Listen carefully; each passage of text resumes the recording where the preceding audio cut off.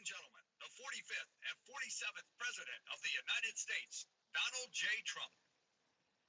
And I'm proud to be an American, where at least I know I'm free. And I won't forget the men who died, who gave that right to me. And I'd gladly stand up next to you. 47th President of the United States.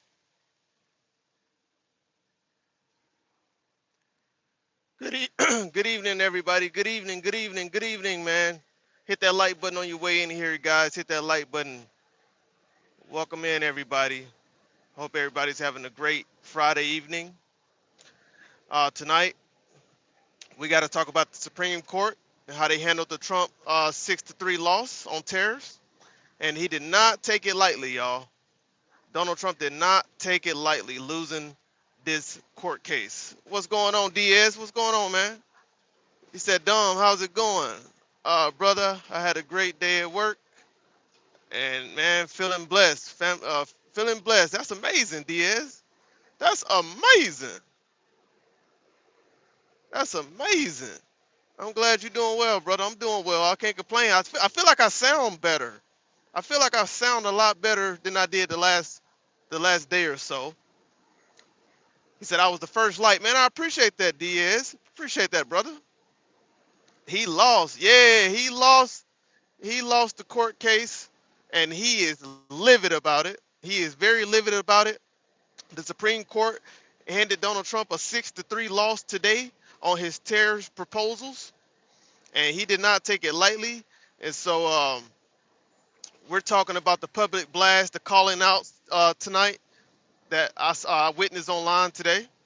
And he also did not a press conference, but he held a briefing today, right after the court made the decision. And it was definitely, it wasn't funny, right? It was hilarious because it's hard to take this president serious sometimes when we're talking about serious issues in our country, right? And everything just seemed like it's a joke to him, right? And this administration does a great job at pointing the finger, right? We never really see this administration take accountability for nothing, anything. When you look at these guys, when you look at the Trump administration, it's very rare that we see them take accountability for anything that doesn't go. It's very rare that we see them take accountability, and that's sort of the issue that I take when it comes to this administration. You know what I mean? So Diaz said, "That's awesome, man. Good thing he lost, brother. That wouldn't have been good for us. It wouldn't have been good for us. Believe it or not, economists have spoke about that. The American people would have paid over 90% of the tariff cost that he was planning on passing. So even though the Trump administration was trying to make us believe that the foreign entities would have had to take on the cost of these sporadic tariffs that he was trying to pass, right? Many of the economists was coming out and saying that that was a lie. The American people would have had to pay 90% of those tariffs that he was passing, right? Those sweeping tariffs, right? And him trying to use loopholes, trying to find every loophole he can in the law to sort of speed up these tariffs was very questionable to me. It was very questionable to me when there's a process anyways to doing this. There was no real emergency for him to make these swift decisions, right? It just wasn't that big of emergencies for him to make those swift decisions. So we're gonna get into the video. What's up with it, Sterling? What's going on, man? What's going on? They blame Biden. Yep, he blamed Biden for everything. And if you we're gonna get into the press conference here in a minute. But when you listen to it, man, the Trump administration, they can never take full accountability for nothing, ever, right? Everything, and granted, granted, this 2025 was their full year, right, of this Trump administration. I get that, right? And so they still want to lean on all the previous administration this, the previous administration that. At some point, in 2026, this administration is going to have to take accountability for what they're doing, the actions that they're taking, right? And the fact that two of his own appointed judges ruled against these terrorists today is showing. It's very telling. It's very telling. So now here's the real question: is this strong? Do y'all think that this is strong leadership coming from the Trump administration? Be honest. Is this strong leadership? Is this or is this a political theater, or is the frustration boiling over? And once we get into this video, I want y'all to ask yourself those questions. Ask yourself those three questions right there, right? Because I'm gonna tell you like this: when the president started attacking the Supreme Court after they check his fucking power, because he swear up and down he's this king, and the right wing swear that he can just impose anything that he want to impose without seeking out the Supreme Court, at least this Supreme Court advice, Congress advice, right, to see if he have the authority to actually push forth these terrors, right? So y'all ask yourself those questions. Y'all ask yourself those questions, right?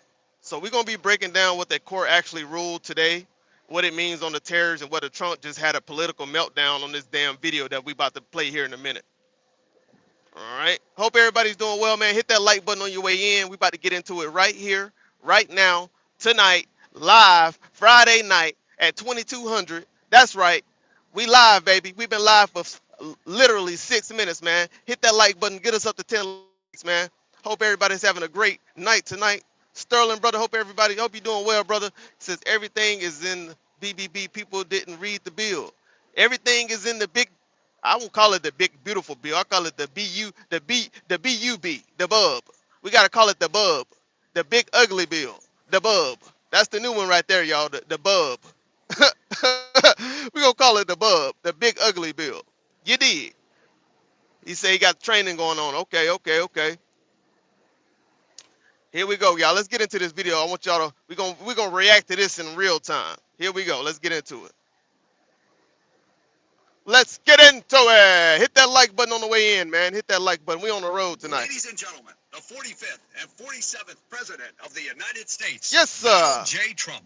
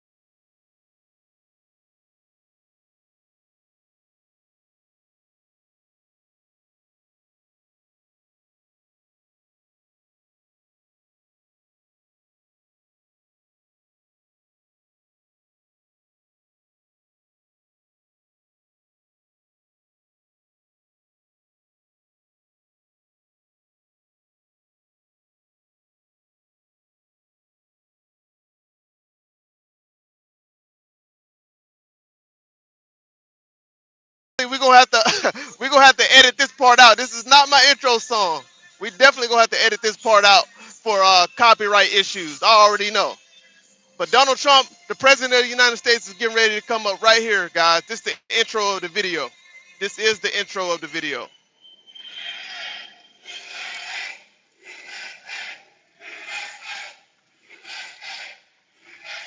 Thank you, everyone. Thank you very much. It's great to see a vibrant place like this. As you know, about a year and a half ago, it wasn't so vibrant. I'm looking at all this brand new steel and equipment that just went up because of our tariffs, because of our president, but because of our tariffs. And I'm thrilled to be back in the great state of Georgia with the men and women of an incredible American company, the Coosa Steel Corporation. For more than 50 years, the hardworking Americans at Coosa Steel have poured out their sweat, blood, and tears to turn into what, look, you wanted to take raw material and you wanted to take beautiful metal and you wanted to turn it into the highest quality steel racks and plates in the business, all stamped with those really beautiful words. You don't see it too much, but now you do again, made in the USA. And this company prospered and grew from humble beginnings in a Georgia manufacturing. What happened is you became, in a very short while, a Georgia manufacturing giant. But then you watch your core business start to fade. I just spoke to your great owner, and he's great, but he got hit by stupid politicians, basically, making specialized steel tire racks dwindle from 2 bustling shifts to 6 days a week down to 1 shift and 1 hour, 1 hour a week. Then you went back up to 2 days, then you went back to 3 days, then you went back to 1 day, then you went down to 1 hour. Because all the business was going to China and other countries from outside. And it wasn't only here, it was other plants also. I assume your friends likewise were having the same Yo, problem. Diaz, he's speaking about yesterday, Diaz, because I had to shut down early yesterday because of the snowstorm. These other countries, they pay for it. It's all subsidized. You don't get too much subsidy. But they drop the subsidized products on our market to try and put Americans out of business, and that's what they were doing. You're lucky you have a man that is so proud of this place, kept it going, barely kept it going. It wasn't easy. You're a lucky guy. But now, thanks to the fact that we got elected on November 5th, and thanks to what I call the Trump tariffs, business at Coosa Steel is booming again. We just spoke, it's booming. And in October, you received your first large order for tire racks since 2014. It was a big, massive order. In fact, this great man right here thought that they made a mistake. He said it can't be possible. No, it's called tariffs. I said my favorite word in the whole dictionary is tariff, and I got in trouble with, look at all the fake news back there. Look at them. I got in trouble. No, I got in trouble with them because I said tariff is my favorite word in the whole dictionary. They said, what about family? What about God? What about wife, children? I said, all right, it's my 5th favorite word. Now I'm okay. They've treated me okay since I did that. They didn't like it when, but it's my 5th favorite word in the dictionary. You're back. You're producing at full speed, 2 shifts a day, and he's going to 3 shifts a day, 6 days a week. And you've got a backlog now that's 7 months long. What a difference. From All right, so Donald Trump said his favorite word in the dictionary is tariffs, right? Right. So he claimed that his favorite word in the dictionary is tariff. He claimed that he understands tariffs to the fullest of the law. Okay, so let's get into what the Supreme Court thought about that today, as they struck down his unlawful, his illegal tariff that he passed underneath uh, this the law on tariffs, section 232 and 301, that was struck down today by the Supreme Court, and 2 of his appointee judges actually struck down in a 6-3 vote.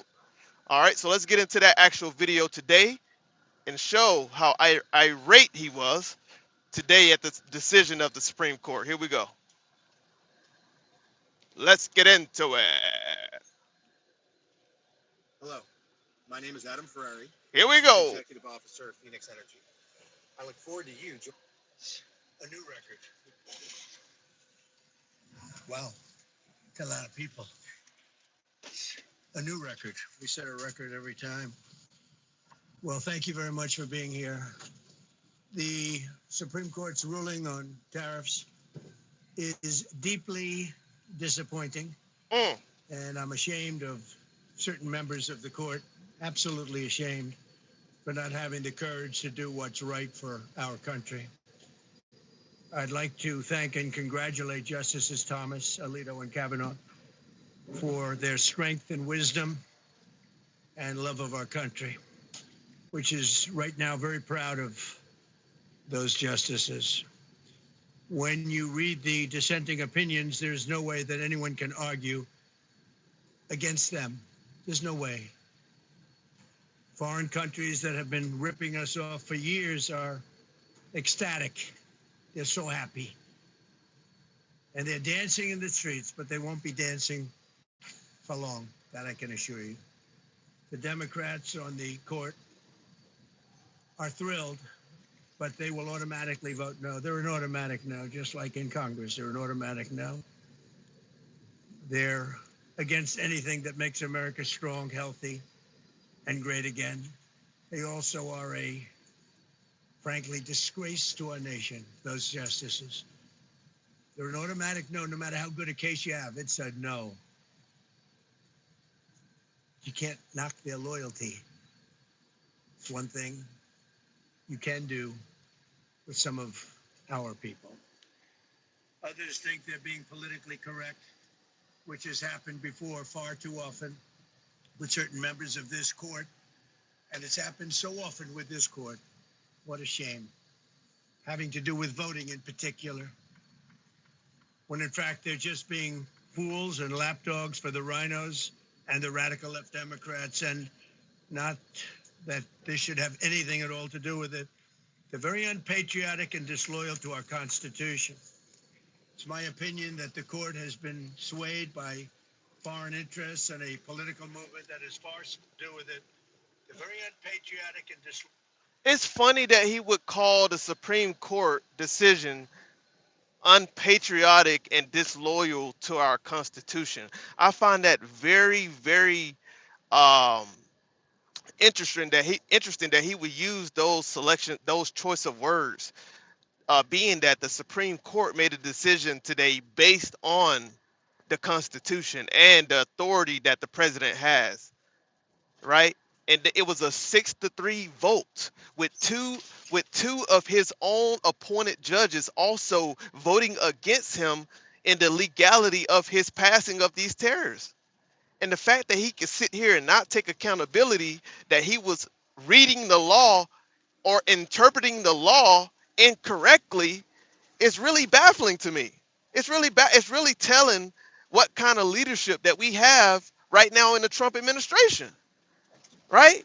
The leaders that would just sit there and not take accountability for them dropping the ball on actually learning how to actually utilize the tariffs, the 1977 section 301, section 332.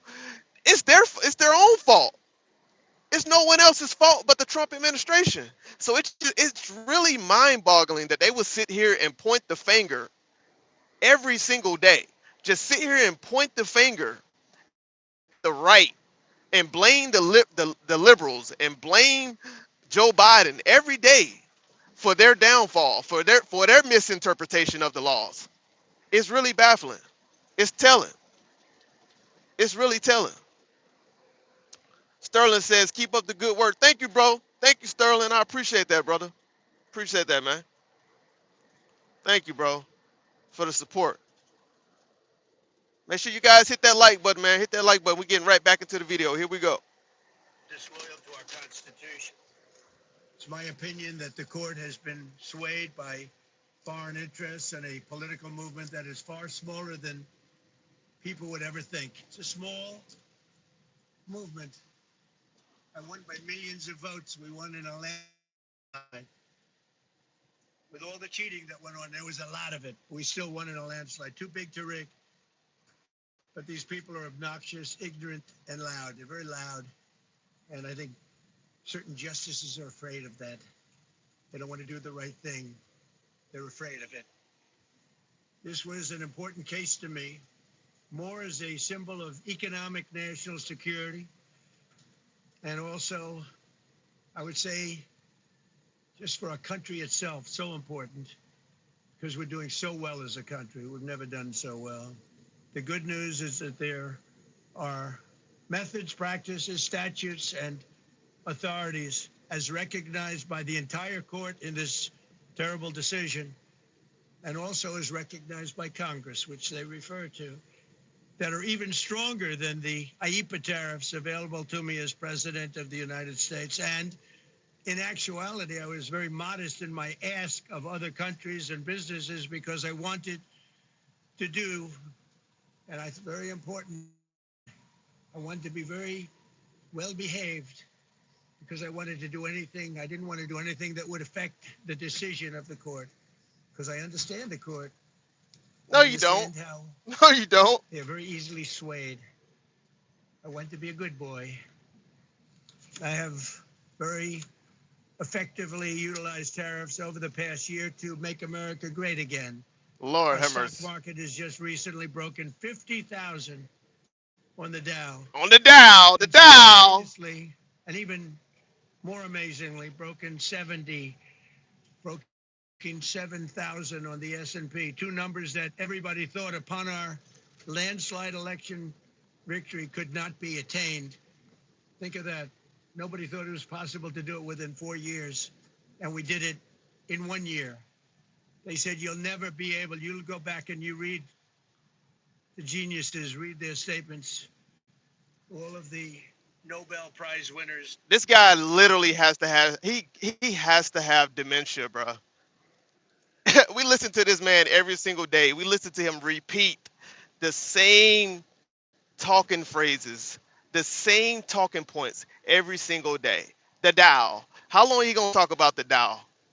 $50,000, the Dow. How long he's gonna say that every day? Even though the Dow is no longer up like that, he's gonna say that he's gonna repeat the same thing every day. No, I'm in Nebraska right now. We are in Nebraska right now, right? And it's so crazy because you got these right wing dweebs, these right wing dweebs going around every day, right? They're so for the Constitution, right? These right wingers are so all pro Constitution, but yet they will go around yelling 4 more years, Trump 2028, Trump 2028 this, Trump 2028 that, right?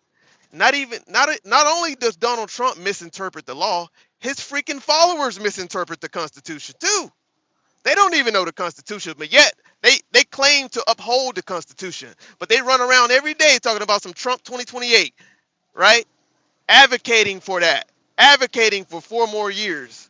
These are some retards, literally. These guys are fucking dumbasses. And that's basically his core following. His core following is a bunch of brainless dweebs, literally brainless dweebs who don't have one sense of what the Constitution says. It's crazy to me. Anyway, let's get back into this embarrassment of a president. Let's go. In economics, they said, no, you couldn't do it in 4 years. Well, we didn't do it in 4 years. We did it in 1 year. We broke every record in the book, and we're continuing to do so. Tariffs have likewise been used to end 5 of the 8 wars that I settled. I settled 8 wars, whether you like it or not, including India, Pakistan, big ones, nuclear, could have been nuclear. Prime Minister of Pakistan said yesterday at the great meeting that we had, the Peace Board, he said yesterday that President Trump could have saved 35 million lives by getting us to stop fighting. They were getting ready to do some bad things. But they've given us great national security, these tariffs have. And together with our strong borders, reduced fentanyl coming into our country by 30%. When I use them as a penalty against but yet, the feds just had a bust in Tacoma, Washington, right? A big fentanyl bust in Tacoma, Washington, from a lot of fentanyl, a lot of pills, a lot of hardcore drugs just entered into the country, right? But yet we supposed to have these strong borders that Donald Trump has built in the southern border of Texas, the southern border of the United States, that this guy has built his campaign on, saying that he has stopped illegal immigrants and all of these hardcore drugs from entering our country in the last 9 months. We have not had anybody enter our country in the last 9 months. That is a complete and dishonorable lie. Literally, that is a lie. Right now, fentanyl is still being moved across our borders as we speak. Right now. Right now. All he does is lie. All he does is lie, no matter what, every day. Every single day. Every day. He lie in our face like we're too dumb to see it. Every day. Yeah, shout out to my moderators, man. Shout out to Sterling, man. Shout out to Connor, man. Shout out to all my people. Lou Hawk. What it do, man? What it do, man? Shout out to everybody. Here we go. This country is illegally sending this poison into our country to poison our youth. All of those tariffs remain. They all remain. I don't know if you know that or not. They all remain. We're still getting them, and we will after the decision. Guess there's nobody left to appeal to. But again, those three people, such respect. I've had a lot of respect for them anyway, but such great respect. But other alternatives will now be used to replace the ones that the court incorrectly rejected. My mom is a moderator too on this channel, so if she see you say that, she gonna bounce your ass up out of here, boy. Get more money, and we'll be a lot stronger for it. We're taking in hundreds of billions of dollars. We'll continue to do so. To show you how ridiculous the opinion is, however, the court said that I'm not allowed to charge even $1. I can't charge $1. Can't charge $1. I would have used 1 penny, but we don't make the pennies anymore. We save money. Can't charge $1 to any country under IEPA. Not $1. I assume to protect other countries. This must have been done to protect those other countries, certainly not the United States of America, which they should be interested in protecting. That's what they're supposed to be protecting. But I am allowed to cut off any and all trade or business with that same country. In other words, I can destroy the trade. I can destroy the country. I'm even allowed to impose a foreign country destroying embargo. I can embargo. I can do anything I want, but I can't charge $1. Because that's not what it says. And that's not the way it even reads. You don't even know how it reads. Anything I want to do to them, but I can't charge any money. So I'm allowed to destroy the country, but we leave it up to Donald Trump to interpret the laws of the land. Trust me, guys, we'll be back in chattel slavery again if we ever leave it up to him to interpret our laws. How ridiculous is that? I'm allowed to embargo them. I'm allowed to tell them you can't do business in the United States anymore. We want you out of here. But if I want to charge them $10, I can't do that. It's incorrect. Their decision's incorrect. But it doesn't matter because we have very powerful alternatives that have been. Freedom of speech has consequences on this channel. Understand that. For those that thought they had us. And they're saying that I have the absolute right to license, but not the right to charge a license fee. So think of that. I have the right to license. It's a very powerful word. In many ways, license is more powerful than tariffs. In fact, I was thinking about using it. But they came up with the idea that I can license, just like the people that were opposing me told them to do, but not the right to charge a license fee. Think of that. Who ever heard of such a thing? What license has ever been issued without the right to charge a fee? You get a license, you charge a fee. It's automatic, but not with this court. But now the court has given me the unquestioned right to ban all sorts of things from coming into our country, to destroy foreign countries. But a much more powerful right than many people ever thought we even had, but not the right to charge a fee. How crazy is that? Our country is the hottest country anywhere in the world right now. And it was a dead country 1.5 years ago under an incompetent president. But now I'm going to go in a different direction, probably the direction that I should have gone the first time, but I read the language. I'm very good at reading language, and it read our way 100%. But now I'll go the way I could have gone originally, which is even stronger than our original choice. Connor, make sure you do not hide anybody from my channel. You, I know you did that. It's all good. I just want to let you know. Uh, do not hide anybody from the channel. All right. You can time them out, but don't hide them from the channel. I want people to be able to come back to my channel. When you hide them from the channel, they no longer can come back, like ever. So don't hide them from my channel. Just time them out. I appreciate you though. Thank you, Connor. Constrained. And it doesn't. He's right. In fact, I can charge much more than I was charging. So I'm going to just start. Although I firmly disagree with the court's holding today, the decision might not substantially constrain a president's ability to order tariffs going forward. That's because numerous other federal statutes, which is so true, authorize the president to impose tariffs and might justify most, if not all, of the tariffs issued in this case. Even more tariffs, actually. Those statutes include, think of that, those statutes include, for example, the Trade Expansion Act of 1962, Section 232. All of these things I know so well. No, you The don't. Trade Act No, of you don't know so well. 1974, Sections 122, 201, 301, and the Tariff Act of 1930, Section 338, all clear. But it's a little bit longer process. I thought I'd make things simple, but they didn't let us do that. I would like to thank Justice Kavanaugh for frankly, his genius and his great ability. Very proud of that appointment. In actuality, while I am sure that they did not mean to do so, the Supreme Court's decision today made a president's ability to both regulate trade and impose tariffs more powerful and more crystal clear rather than less. I don't think they meant that. I'm sure they didn't. It's terrible. And to think that the Democrats who oppose this only because they want to go the opposite way, they like to pack the court. They want to put on 21 people. They want to pack the court, pack the Supreme Court. Maybe they should do it. Maybe they would be better off if they did it. They want to pack the court. They want to do anything to hurt our country.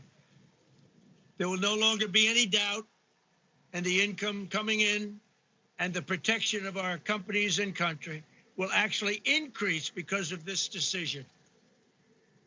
I don't think the court meant that, but it's the way it is. Based on long-standing law and hundreds of victories, and even, as I was pointed out before, even thousands of victories over the years, to the contrary, the Supreme Court did not overrule tariffs. They merely overruled a particular use of IEEPA tariffs. And essentially, it's used to get a fee. I can do anything I want with IEEPA, anything. I just can't charge anybody for it. No, you can't, Mr. President. No, you can't. You can't do anything you want with IEPA tariffs. No, you can't. You don't have the authority, sir. This is who we have as a president, chat. We have an incompetent president who don't understand the law. On tariffs, he don't understand the law on anything.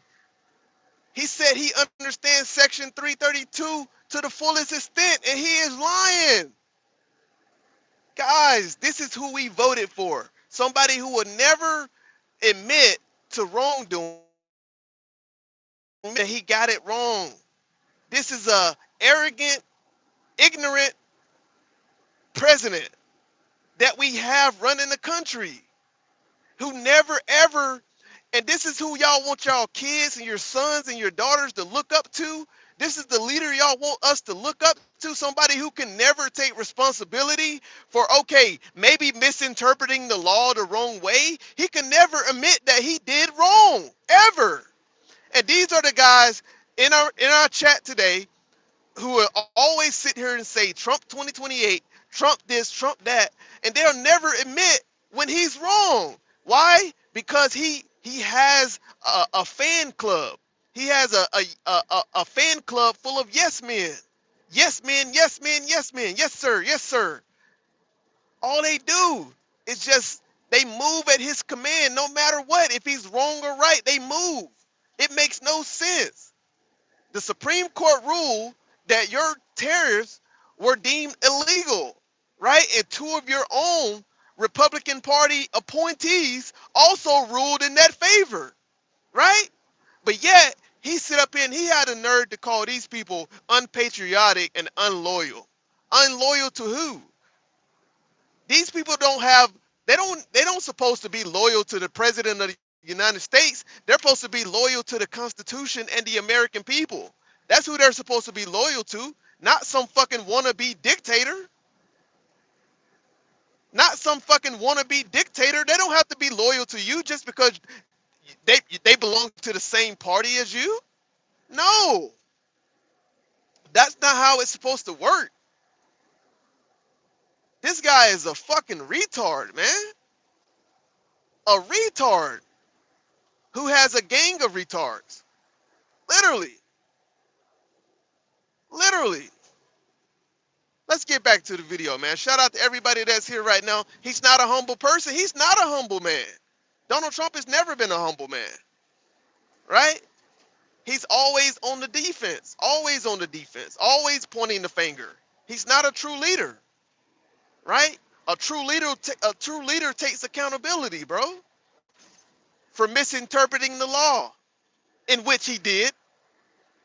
We all know he did it. The economists know he did it. The Supreme Court leaders know he did it. The Republican Party knows he did it. They know he did it, but they'll never say it. Why? Because they're not a party of they're not a party of truth tellers, right? They're not a party of integrity. The Trump administration is not an administration of integrity. It's just not. It's just not. So, here we go. Let's get back into the lies and the complaints and the pointing the fingers. I just can't charge them. It's ridiculous, but it's okay because we have other ways, numerous other ways.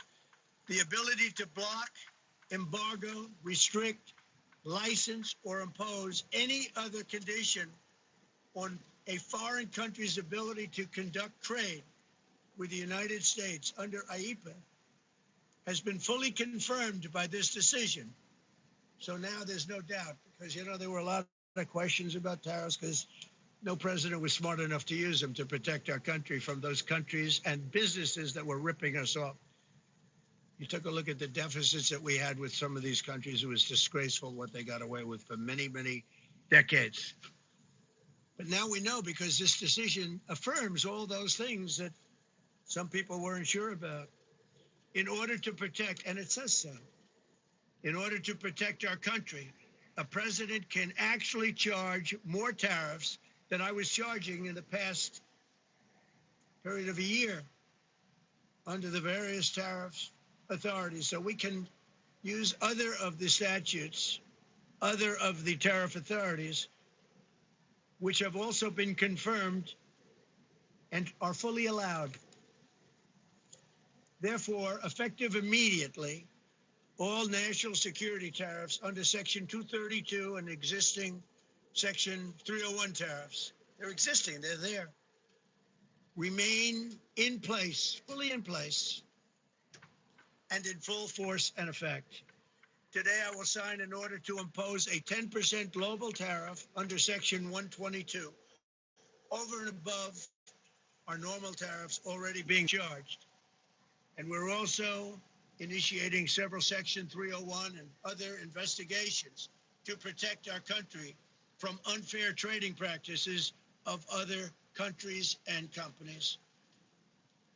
Thank you for your attention to this matter. And I say quite simply, which I've said for a long time, make America great again. And interestingly, we've already made it great, so I don't have to use that, but I don't think we'll ever give up on MAGA. MAGA is always going to be with us. Wait. A few questions, Wait. let us know. Are you serious, bro? We're going forward. If you have a few questions, What the hell? great again at countries and companies. That's what it's about.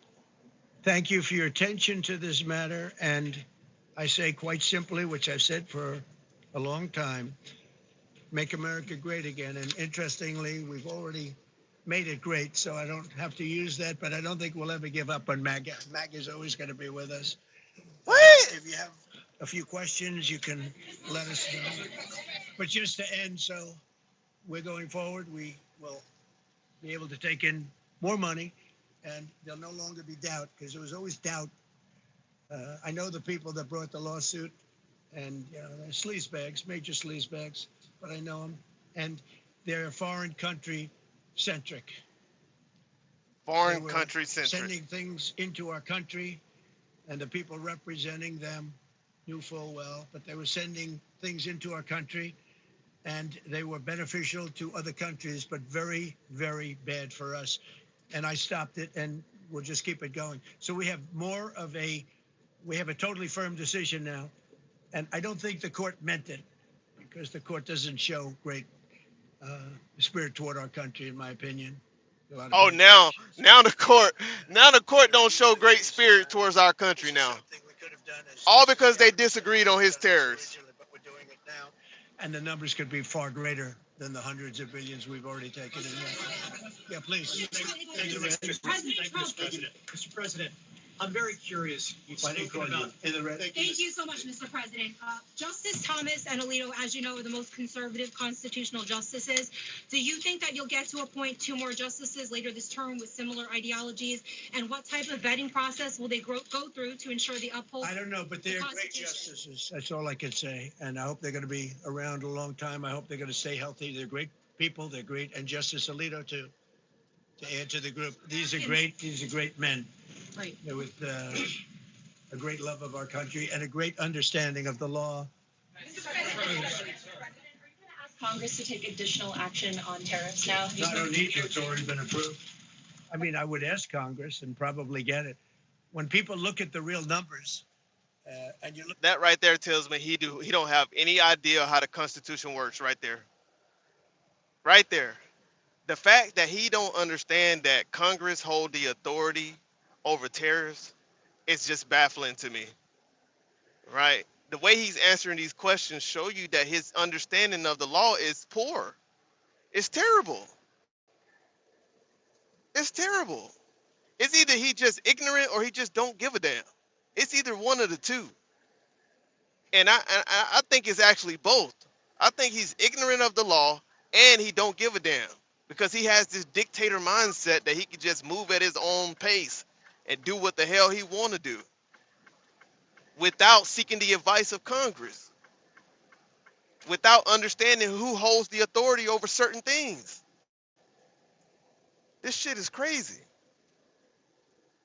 It's a wild work.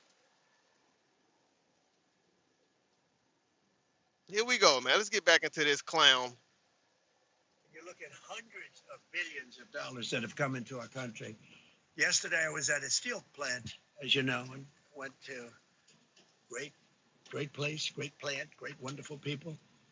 And they were telling me, I said to them, you were there, a lot of the press in this room. Of course, I don't think this plane's big enough to take the press in this room, but a lot of the press right here, we're in Georgia. And I said to the owner, I made a speech at a factory. They make steel products. And I said, how are you? Nice to meet you. How's business? President, I'd love to kiss you. What? This is a very powerful man. I don't want to be kissed by that man. But a very powerful, strong man. He's been in the steel business for many years. His father started it. And he said, sir, I want to kiss you. I said, why? I said, because we were down to working 1 hour a week. And then you came in and imposed tariffs. And all of that foreign junk that they were dropping into our country stopped. And we're now going to double shifts, 7 days a week. And we may be very soon going to 24 hours around the clock, almost 7 days a week. He said, sir, I want to kiss you so badly. And I said, no, thank you.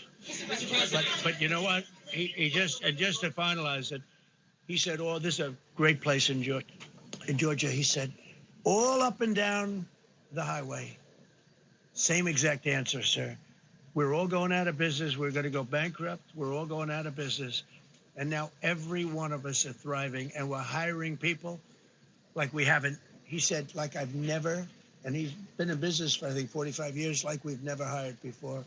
That's because of tariffs. And we're going to keep it going the same way.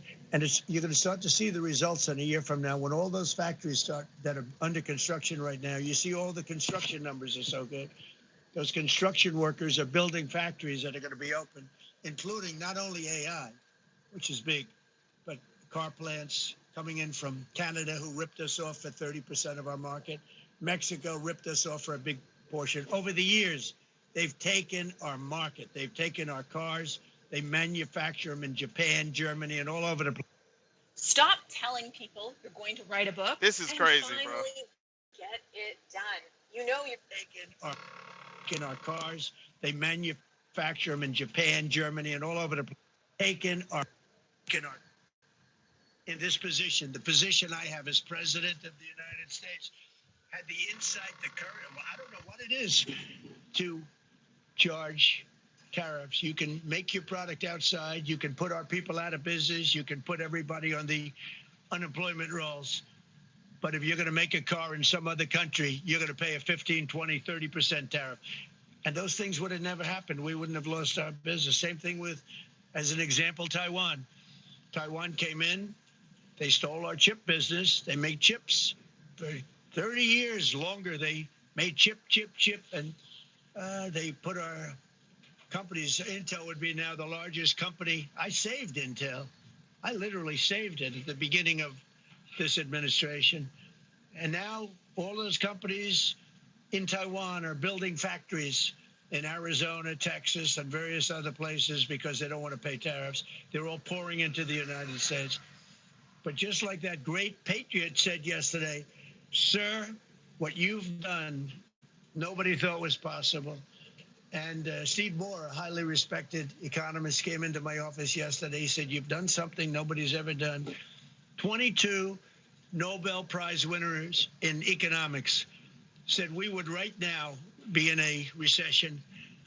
And you said, no, we're going to have a booming country. We're going to have a booming country. You were right. All 22 were wrong. And you were right. This country's booming. And it's booming because of the election on November 5th. And it's booming for another reason. It's booming because of tariffs. Yeah, please, go ahead. This motherfucker can lie through his damn teeth, man. I want to take a second to acknowledge everybody in the chat, man. Shout out to everybody that's here right now. We're sitting at 11 likes, man. We got 20 people in the chat, guys. Hit that like button, man. If you enjoy yourself in here, man, hit that like button. Thank you guys for enjoying the show. Shout out to my moderators, man. I appreciate you guys for doing your thing. We're going to get back into it, man. Do y'all think, yes or no, do y'all think SCOTUS, the Supreme Court of the United States, made the correct decision today to strike down Donald Trump's tariffs? Yes or no? Put it in the chat. Let us know how you feel, man. We'll get right back into the video right here.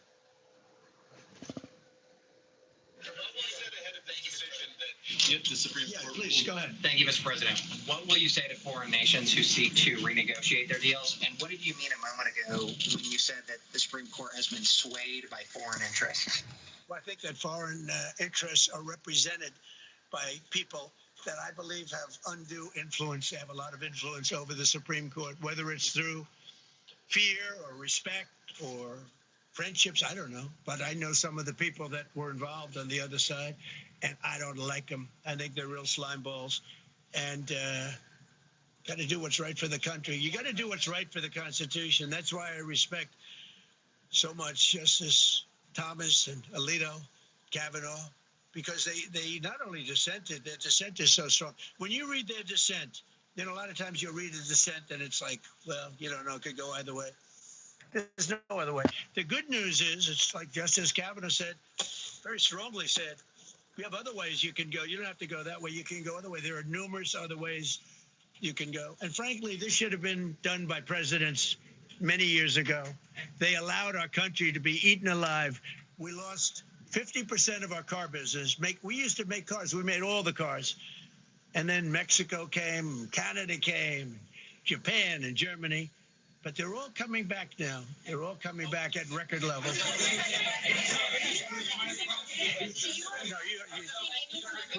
please. I'm not talking to you. I don't talk to CNN. It's fake news. Go ahead. Mr. President, yesterday you made Wow. it's been in a long time. Wow. So now he's stopping the press, y'all.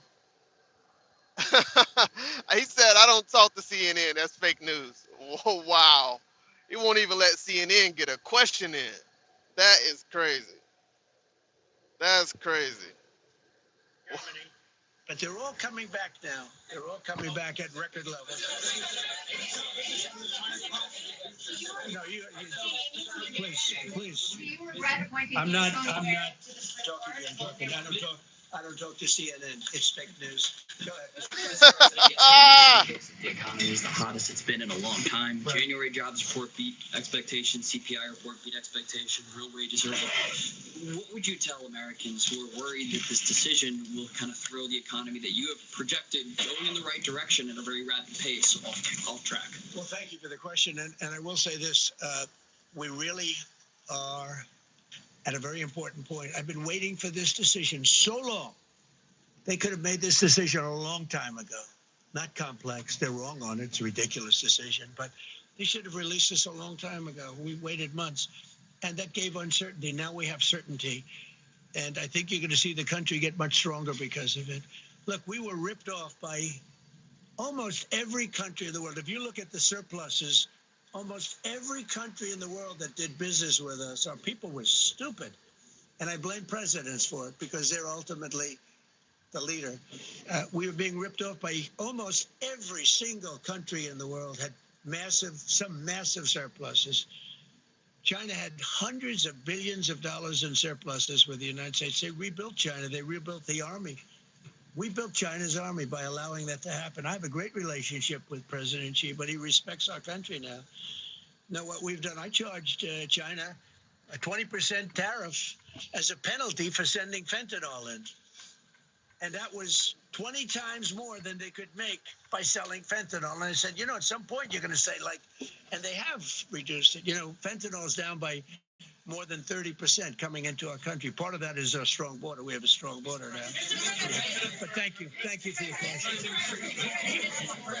Mr. President, sir, you warned once in a social media post that if the Supreme Court did this, shot down your tariffs, the U.S. would be, quote, financially defenseless. Are we financially defenseless? No, because we're doing something in a different way. We're doing something in a very powerful way. And we're using things that some people thought we should have used in the first place. But it's more complicated. It's a little more complicated. The process takes a little more time. But the end result is going to get us more money. And I think it's going to be great. Yeah, please. Peter, go ahead. Thank you, President Trump. So since Liberation Day, there's about $175 billion in tariff revenue that is now in limbo. Do you have to refund $175 billion? Think of it, Peter. Very fair question. They take months and months to write an opinion, and they don't even discuss that point. We've taken in hundreds of billions of dollars, not millions, hundreds of billions of dollars. And so I said, well, what happens to all the money that we took in? It wasn't discussed. Wouldn't you think they would have put one sentence in there saying that keep the money or don't keep the money, right? I guess it has to get litigated for the next 2 years. So they write this terrible, defective decision, totally defective. It's almost like not written by smart people. And what they do, they don't even talk about that. Your question is very basic. That was the first question I asked also to make you feel good. They say, what about all the money that we've taken in? Sir, they don't discuss that. How crazy is that? What you're saying is, are you saying that you don't plan to honor refunds for companies that file for them? I just told you the answer, right? I told you the answer. It's not discussed. We'll end up being in court for the next 5 years. Go ahead, Green. Thank you, Mr. President. When you were talking about the relationship with countries that you have sought trade deals with, do you anticipate that they will seek to renegotiate those?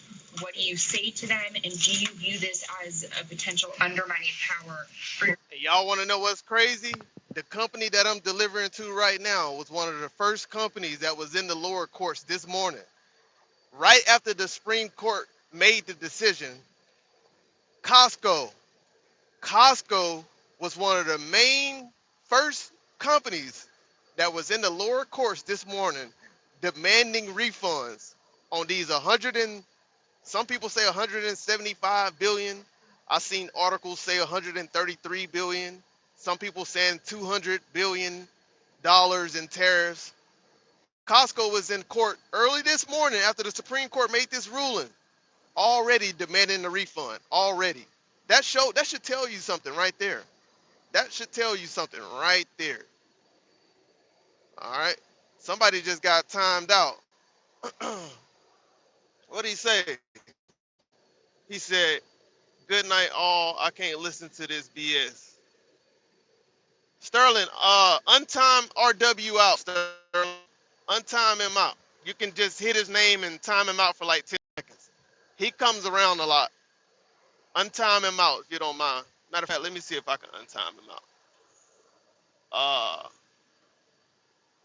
There we go. I just took care of it. Don't worry about it. Like 10 seconds. Do it for like 10 seconds so he can come back. He comes around quite a lot. He's good. He's fine. He's fine. Let's get back into the video. Let's get back into the video, guys. Thank you for being here. Somebody said you want to talk about SCOTUS. What do you want to talk about SCOTUS? You said, do I want to talk about SCOTUS? What are we going to talk about? What's going on? I'm here, DW. What's going on, man? What's up, J Dunn? J Dunn in the building, brother. How you been, J Dunn? Yes, sir. It's been a little while. It's all good, though, brother. Good to see you back, J Dunn. Good to see you back, bro. I hope you're doing well. Yes, sir. Yes, sir. Good to see you, man. With 10% straight across the board, which was the absolute right to do. And that's taking place. It's a lot of money coming into our country. And then during that period of about 5 months, we are doing the various investigations necessary to put fair tariffs or tariffs, period, on other countries. So we're doing that period, but we're immediately instituting the 10% provision, which we're allowed to do. And in the end, I think we're taking more money than we've taken in before.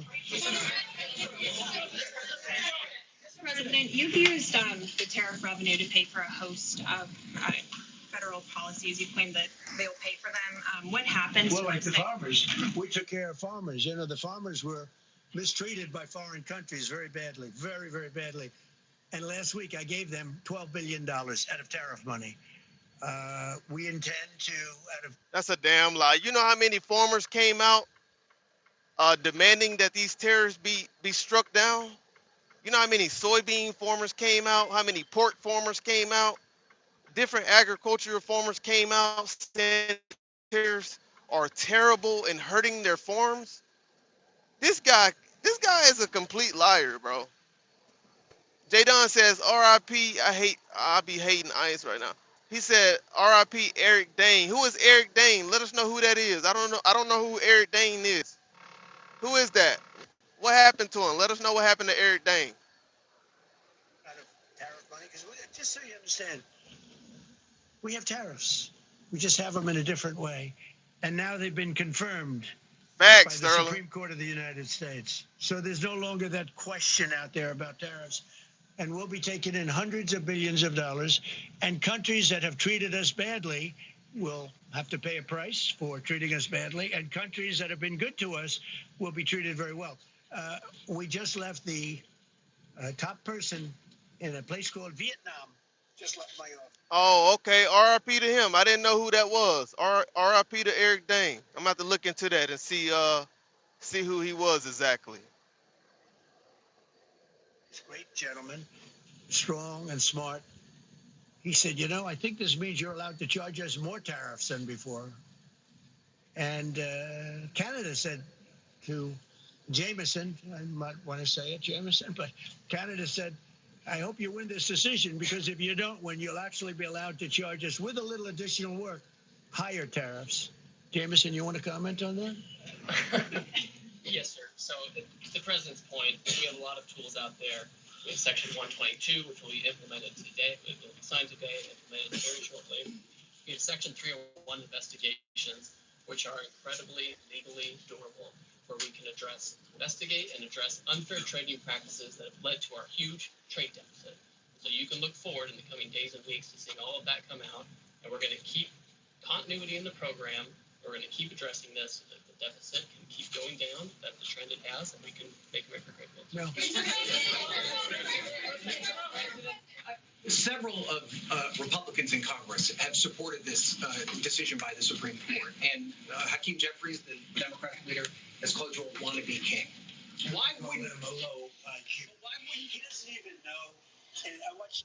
Bro, at this point, bro, when the lower courts already deemed that your tariffs are illegal, it took it this far to go up to the higher courts, right? Some of the brightest lawyers in the higher courts, and they go ahead and strike down these illegal tariffs as well. At this point, the right is just reaching for something to grab onto. That's it.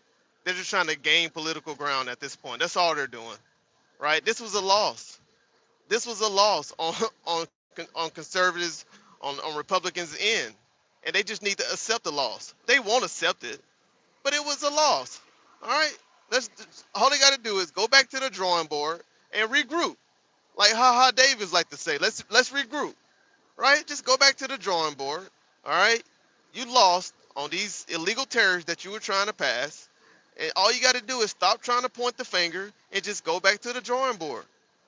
That's it, and follow the law. That's all you got to do. But yet, we have a president who can never take accountability, ever. Said, I got a question. Who is in charge of monitoring Doge to see where the money to and where the money is going? Don't nobody know, bro. Don't nobody know. We leave it up to Scott. I hope it's not what's his name, Scott Bassett. If we're gonna leave it up to Scott Bassett, I think that's his name. That's Trump boy. I hope it's not him. I mean, I don't know, bro. And that's why Trump said this could take 5 years. This could take 5 years to figure out where the money is gonna go. Why? Because everybody lining their damn pockets, man.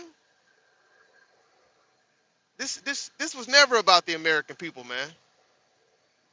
It was never about the American people. Who knows, man? Who knows? They interviewed. The guy doesn't even know what a tariff is. There's been bipartisan criticism. No, not bipartisan. Excuse me. There's several A few Republicans have said that. Yeah, Well, a why few wouldn't people. you just work with Congress to come up with a plan I don't have to push tariffs I have through? the right to do tariffs. Y'all heard that? Y'all heard that? Y'all heard that? Y'all heard what the reporter asked? The reporter asked, why don't you just work with Congress to figure out a solution to pass these tariffs? Right? He said, I don't have to. This, oh my, bro. This is the president that we're dealing with, y'all. This is the president that we're dealing with. Can somebody please go read the law on tariffs? Somebody, please go read the law on tariffs and let me know who has the ultimate authorities on tariffs. Somebody go read it right now and let us know. There are still measures that the president has to take, even if he want to implement these national emergencies under the section 232 and 301. Even if he want to implement those sections of the tariff laws, at the end of the day, Congress still holds the authority, and you still have to have a good justifiable reason to deem that it's a national emergency threat going on. Somebody go read the law and let me know who has ultimate authority over terrorists. You tell me. Maybe I'm tripping. But listen closely to what the reporter just asked the president. Listen very closely. But why wouldn't he doesn't even know And I watched him the other day interview. The guy doesn't even know what a tariff is. But there's been bipartisan criticism. No, not bipartisan. Excuse me. There's several A few Republicans have said that. Yeah, Well, a why few wouldn't people. you just work with Congress to come up with a plan? I don't have to. To push tariffs. I have the through? right to do tariffs, and I've always had the right to do tariffs. And it's all been approved by Congress, so there's no reason to do it. All we're doing is we're going through a little bit more complicated process. Not complicated very much, but a little more complicated than what we had. We'll be able to take in tariffs, more tariffs. And the Congress people, and the Congress, the Canadian tariffs last week. Yeah, There's you- been votes you in the know why? Senate against it. yeah, because we lost 2 Republicans or 3 Republicans because What's up, George? George says, "Long. What's up? Been a minute, man. I've been doing well, man. Just got over a sickness, but I'm doing well, man. Thanks for asking. How you doing, George?"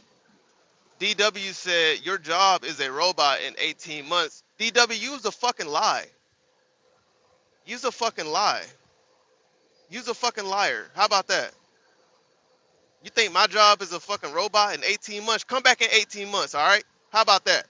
You come back in 18 months and see if that rings true for you. You don't tell me what my fucking job is in 18 months. My fucking job's gonna be the same in 18 months. And you gonna be here crying, wishing that you was doing my job, wishing that you still was doing my job. That's what you gonna be doing. You out of your damn mind if you believe that. You tripping. You out of your damn mind. Better, man. I was tested positive. I had tested positive for common coronavirus. They actually called me today. Uh, the VA called me this morning and told me that my test for COVID-19 came back negative. So I didn't have COVID-19, uh, but I tested positive for common coronavirus. But I'm feeling a lot better. I sound a lot better than I have been the last couple days. So that's a blessing, man. All glory to God for that, man. Shout out to Empathetic. Empathetic said, "I used to love driving long distance, man." Shout out to, what happened, Empathetic? Did you retire? Let us know. My brother Jesse, what's going on, Jesse? How you doing, brother? How's it going? How are you? We're going to get right back into the video here. The video, we don't have much longer on the video, but we're going to get right back into the video. I'm glad everybody is doing well. Doing good, doing good. I'm glad you're doing good, Jesse, especially after all the surgeries you had. I'm glad you're doing good, man. That's good to hear. It's really good to hear. Some stroke, so I can't drive anymore. Oh, I'm sorry to hear that, Empathetic. I'm sorry to hear that, man.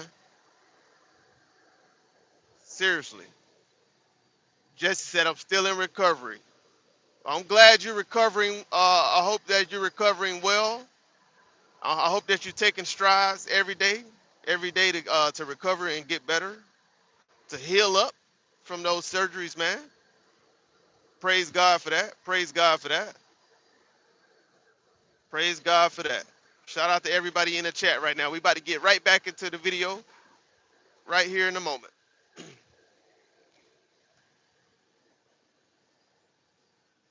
The VA and my wife takes good care of me. That's a blessing right there. That's a blessing. The VA take good care of me. Thank you for your service, empathetic veteran. I don't know what service, Brent, you was part of, but thank you for your service. Thank you for your service. We appreciate you, buddy. they're not good Republicans. What you don't say, see, you don't say, Congress people, is we're going through a little bit more complicated process. Not complicated very much, but a little more complicated than what we had. Praise God, Jesse.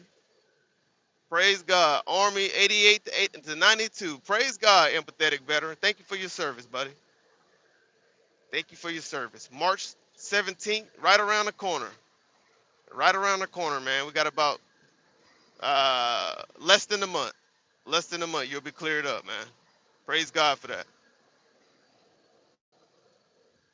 We'll be able to take in tariffs, more tariffs. And the Congress people, and the Voted down Congress, the Canadian tariffs last week. Yeah, There's been votes you in the know why? Senate against it. yeah, because we lost 2 Republicans or 3 Republicans because they're not good Republicans. What you don't say, see, you don't say that we got 215 votes. You need 218 for something to pass. Yeah, sure we do. We might have lost 3 votes. And what was the score on the Republican side? 215-3, right? But you don't say that. We have great unity. There's great unity in the Republican Party, and I hope everyone's going to vote Republican, because otherwise you won't have a country left. Because these people have been they are destroying our country. Please. Mr. President, We have a right to do pretty much what we want to do, but we're going to charge it starting effectively. I think it's 3 days from now. Yeah, please. President, you speak to a lot of factory workers, a lot of manufacturing workers. What does the Supreme Court ruling say? What's that message to those factory workers? Well, I think the factory workers are happy because we're now telling them that they're going to look. The man I met with yesterday, who owned a factory, was out of business. He was out of business, and now he's employing 5 times. In fact, I walked in. He's got a brand new crane. I said, "How old is that crane?" We got it in December. He's allowed to write it off in 1 minute. The great big beautiful act gave no tax on tips, no tax on Social Security, no tax on overtime. He said this great big beautiful bill, frankly, has been the best thing that's ever happened for the workers much more so than for rich people. The only thing it does for rich people, it allows them to hire a lot more people. But when I saw him, and then he said, it's all up and down the line. This is a place in Georgia, all up and down. Other factories doing different, not only steel products, different. He said, every one of us was out of business. We could barely make it. Some of them were down to less than an hour a week. Think of it, 1 hour a week to make just a few little trinkets or whatever they make. Now they're going round the clock. I had it a month ago. I went to. We are in Lincoln, Nebraska. We are in Lincoln, Nebraska tonight, chat. Lincoln, Nebraska. Let me know where you guys are in the chat. Everybody, let me know where you are in the chat. He said, I got to work on my health. I really have a hard time saying no to M&Ms. Lord have mercy. M&Ms are good, man. I'd rather take the pretzel. Give me the pretzel M&Ms. I'll take those over any other M&Ms. I love the pretzel ones. I love the pretzel M&Ms. Thank you guys for being here tonight, man. Much love, much appreciated, man. Hit that like button on the way in, chat. Let me know where you guys are tuning in from down in the chat as we continue this video from the president delivering his speech today as after Congress struck down and deemed that his tariffs were illegal indeed. All right. All right. Somebody said, can you play 96.7 80s Jam local radio? No, sir. You're trying to get me a copyright strike. No, sir. We can't do that. All right. Unless you're going to drop me about 100 super chats in the chat to cover my copyright strikes, maybe we can talk about that. But if you're not willing to drop me some super chats to cover my copyright issue strikes for playing the local radio without permission, then I don't think we're going to move forward with that, buddy. But we're going to move forward with this video right here that we have of the president. All right. Thank you guys for being here. Here we go. Went to Michigan, went to Ford, and I met with Bill Ford, the head of Ford. And we were in one of the biggest plants, an original plant from the early 1900s, where, by the way, I might add this, it's not really relevant, but it's all relevant. Murders are down. Crime is way down in the country. The factories that we're talking about, the people that we're talking about, they are so thrilled with Trump. So whether we charge IEPA tariffs or whether we charge tariffs under a different section, that's what we're going to be doing. There's no way we can ever. This is what happened to our country. This is why we owe $38 trillion. Thank you, Jesse. I appreciate that, man.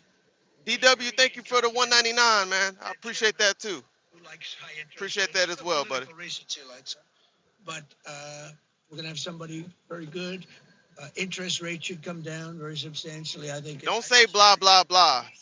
Don't say that. We really got to watch out for copyright strikes. We just can't play radio music like that, man, without getting permission from those artists. For a long period of time. But what's happened is we've made America strong again. We've made America great again. We should pay. As an example, the country of Switzerland, we were getting almost no tariffs from them. We had a $40 billion deficit. And the prime minister called me up. She said, but we are a small country, because I said we're going to raise it to 39% from nothing. That would have rendered them not very successful, as opposed to right now, they're considered elite. But if we put a tariff, And I realized then, she said, but sir, we are a small country. I said, you're a small country with a big deficit. Hello, Dean. How For you doing, us, Dean? you're making a lot of money off the United States. If we do that, a lot of these elite countries, they're elite because we let them make so much money.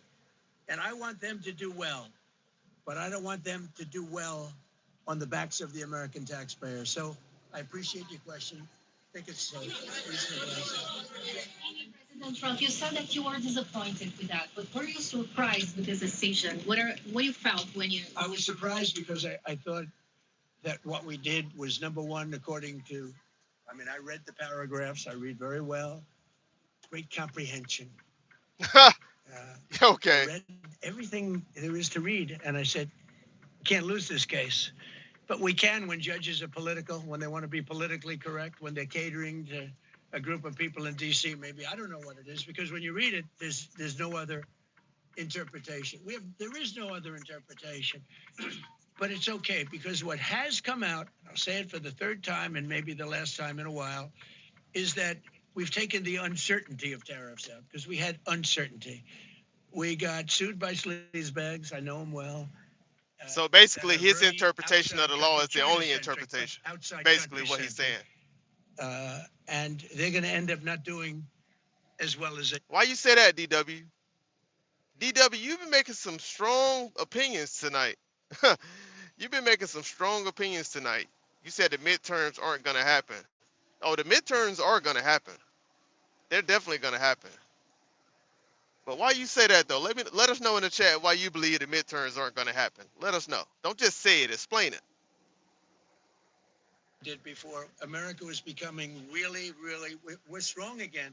Hey, we have the strongest military. I rebuilt the military in the first term.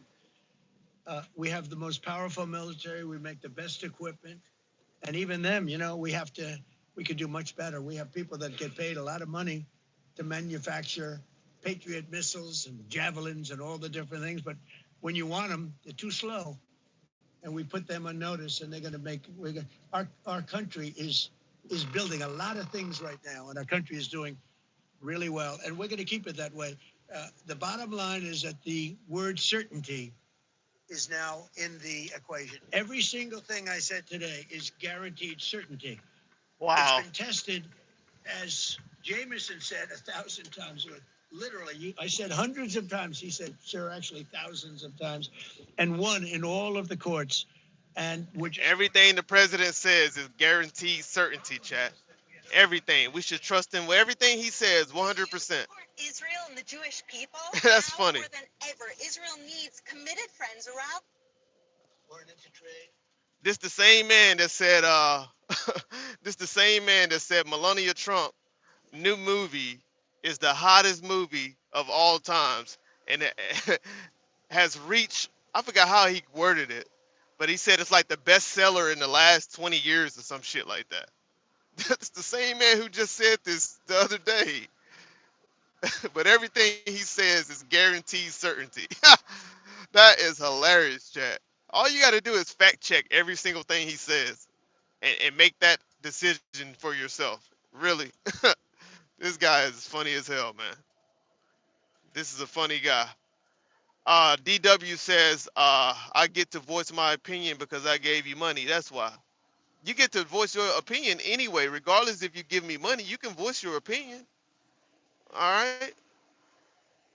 You get to voice your opinion. It has to be respectful, of course. You know what I'm saying? But you've been respectful other than, you said something earlier I didn't really care for, but you've been respectful. You've been respectful, DW. I know you like this channel. I know you like this channel. You've been trolling a little bit, but it's all good. You ain't a full zombie. You like a half zombie. You ain't a full zombie though. You like a half zombie. You like half man, half zombie. maybe they weren't business oriented. Maybe they weren't smart. We had some dummies too, respectfully say we had some real dummies. So we are going to keep it going just as before, probably more so.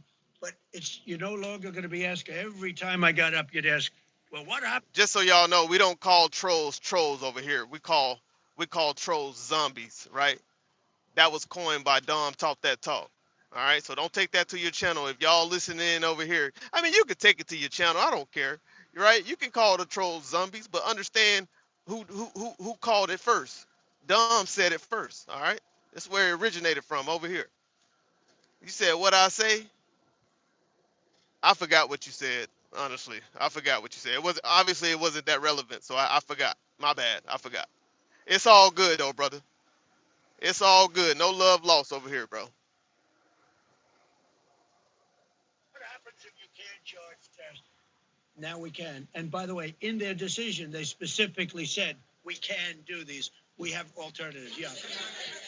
Even on the trade deals that were negotiated using IEEPA tariffs, Yeah. do those stand now, or are they have to be Well, redone? some of them stand. Many of them stand. Some of them won't, and they'll be replaced with the other tariffs. Mr. President, on the Supreme Court justices who ruled against this the policy, striking it down, are they still invited to your State of the Union Yeah. next week? And will you Yeah. speak with them? They are invited, barely. Barely. 3 are happily invited. No, they're barely invited. Honestly, I couldn't care less if they come. Okay. Mr. President, Go ahead. thank you, Mr. President. On the trade deal, which is the framework, which is to be signed with India sometime soon, will that stand now? And on the decision, nothing changes. No, nothing changes. They'll be paying tariffs, and we will not be paying tariffs. Our deal with India is they pay tariffs. This is a reversal from what it used to be, as you know. India, I think Prime Minister Modi is a great gentleman, a great man, actually, but he was much smarter than the people that he was against in terms of the United States. He was ripping us off in India. So we made a deal with India, and it's a fair deal now. And we are not paying tariffs to them, and they are paying tariffs. We did a little flip. So as of now for this, Mr. President. No, the India deal is on. So much, Mr. President. All the deals are on. We're just going to do it different. Mr. President. Thank you so much, Mr. President. I think there's another war that is fought and you should take the credit, which is in Syria. Secretary Rubio, after his meeting in Munich with the Syrian Foreign Minister and the Kurdish General Muslim Abdi, he said that President Trump was directly involved with efforts to stop the fighting between the Kurds and the Syrians. How will your administration will make sure that this peace is sustained? And do you support the idea? Well, it's a very different topic, so I don't want to spend a lot of time. But all I can say is that the president of Syria, who I essentially put there, is doing a phenomenal job. He's a rough guy. He's not a choir boy. A choir boy couldn't do it. But Syria's. Well, they appetite. Well, last night, what you saw last night was definitely real. First and foremost, it was definitely real. But I stayed at the truck stop last night. Woke up and they had cleared the truck stop. They tried to clear the truck stop, but apparently they got the roads cleared out pretty good. So, yeah, man, they cleared the roads. You can see the snow all on the side of the roads right here. They did a good job clearing the roads for sure. Can I even make this turn or no? I'm not even sure if I can make this turn. I think I can. I think I can. I think I can. Yeah, yeah.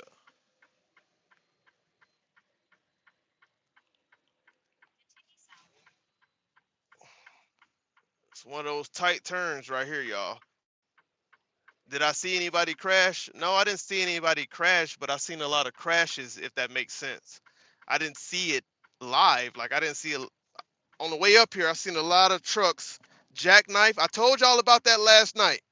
I said those same guys who like to fly when the roads are bad, who like to speed and drive crazy. I said those same guys are gonna be on the side of the road in the median jackknife. And I seen about 3 or 4 trucks jackknife on my way up here tonight. And I seen cars all over the ditch, all in the ditch, all in the median.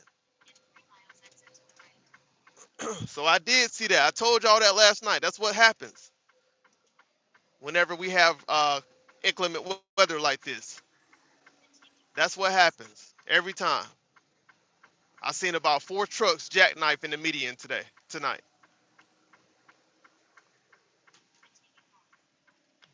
Let's get back to the video. Let's get back to the video. It's almost over with. Then we're gonna move on to a different video.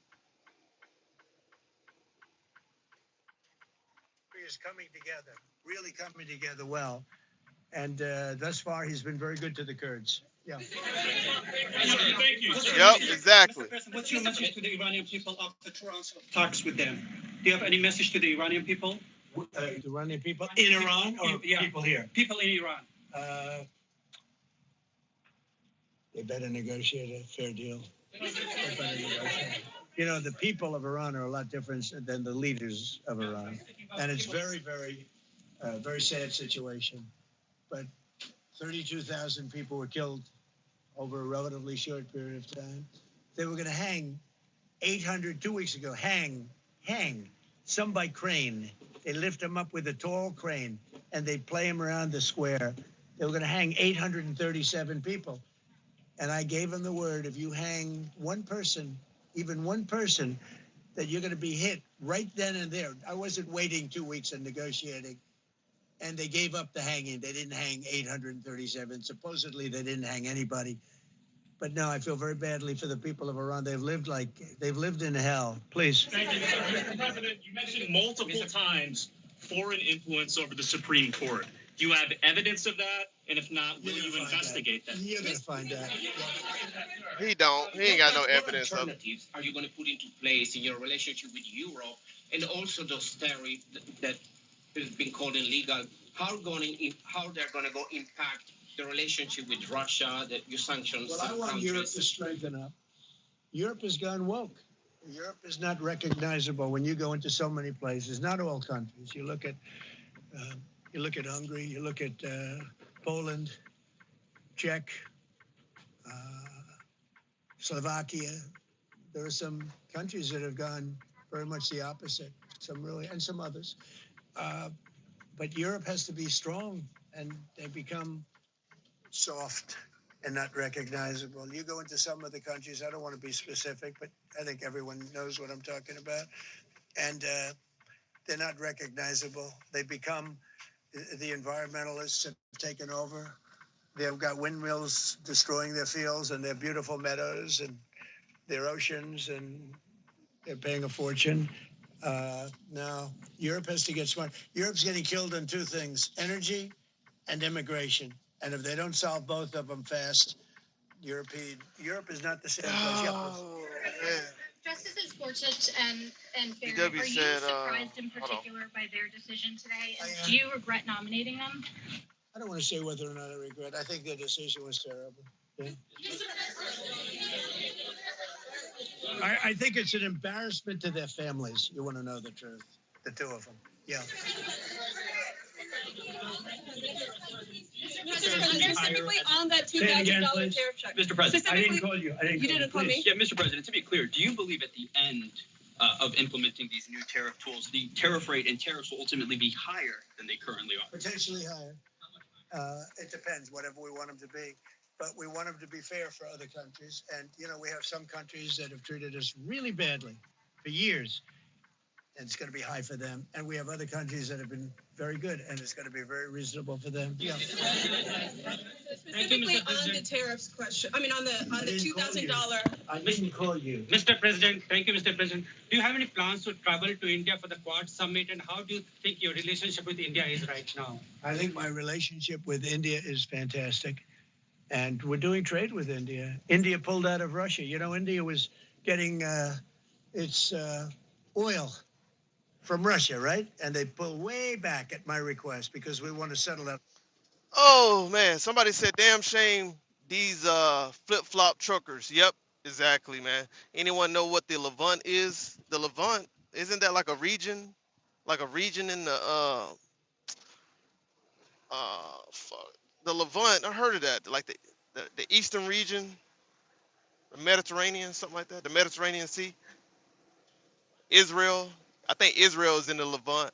I'm glad they opened back up. I'm glad they opened back up the interstate. That snow was coming down heavy last night. I'm saying it definitely was. It definitely was. So your boy had to pull over and get to safety quick. Happy February 21st, 2026. Shout out to you. Dom, is this MapQuest or what? MapQuest or Springer? What are you talking about, DW? DW, what you talking about?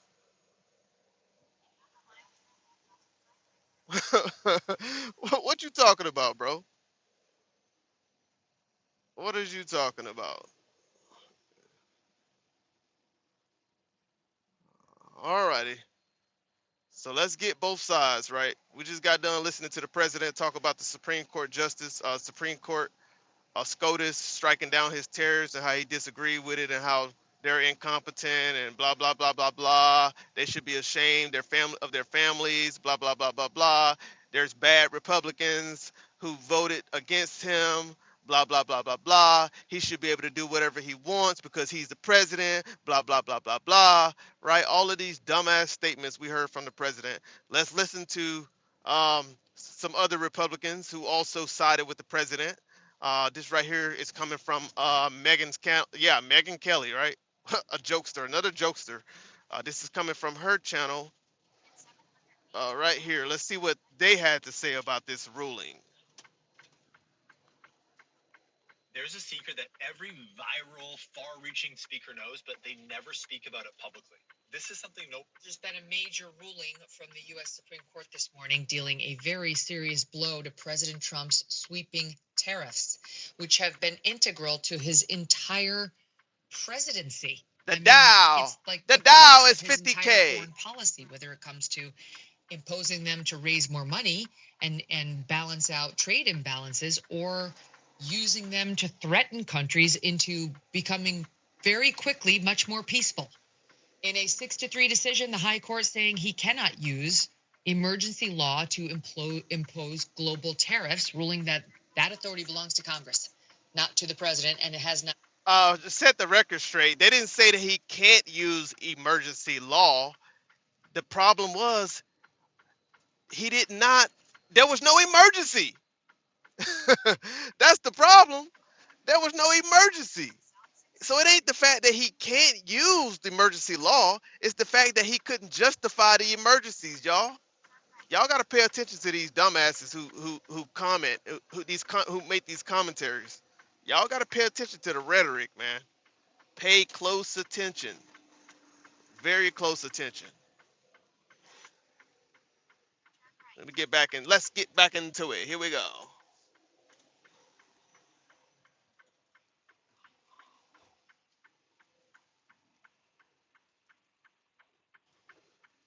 Balance out trade imbalances, or using them to threaten countries into becoming very quickly much more peaceful. In a 6-3 decision, the High Court saying he cannot use emergency law to impose global tariffs, ruling that authority belongs to Congress, not to the president, and it has not clearly been delegated. That's Chief Justice Roberts, Justice Gorsuch, and Justice Barrett siding with the libs. Two of those justices were Trump appointees. The ruling carrying major implications, as I say, for the entire Trump agenda. Here to break it down with us, we're going to spend 10 minutes on this so that we can understand it clearly and what it means for our lives, is legal expert Will Chamberlain. He's senior counsel for the Article 3 Project. Will, welcome back to the show. So what exactly did the Supreme Court rule? They ruled 6-3 that the president cannot use the International Economic Emergency Powers Act to impose tariffs. That's the extent of the ruling.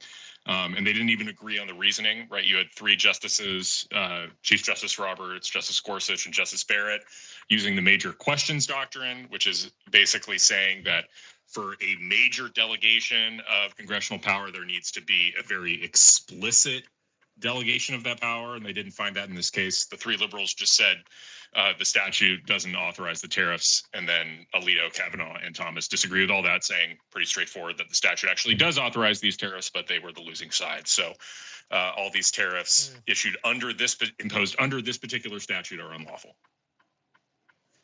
And it's some 200 billion worth of tariffs. I mean, it's a big number that have been issued so far. So what does this mean for all the tariffs that Trump has implemented in the first year of his presidency? Well, it's about 2/3 of the tariffs were imposed under this specific statute. I think the number I saw was something like 175 billion. Everybody who paid a tariff is probably entitled to a refund. The Supreme Court didn't really lay out the process here other than to strongly suggest that all this will go to the United States Court of International Trade. But all the refund litigation, everything that happens there, that's to be decided later. All the Supreme Court decided was that these tariffs were unlawful in the first instance. So are we going to get sued by other countries? Is that who's going to sue us, saying, I want a refund of all the tariffs I paid to the United States? No. Damn, Megyn Kelly, did you do any research before you interviewed this man? I don't think she did any research. The questions she asking are just like, oh, I just heard about this. Let me just throw on the live really quick. It don't sound like she did any research, bro. None. But all the refund litigation, everything that happens there, that's to be decided later.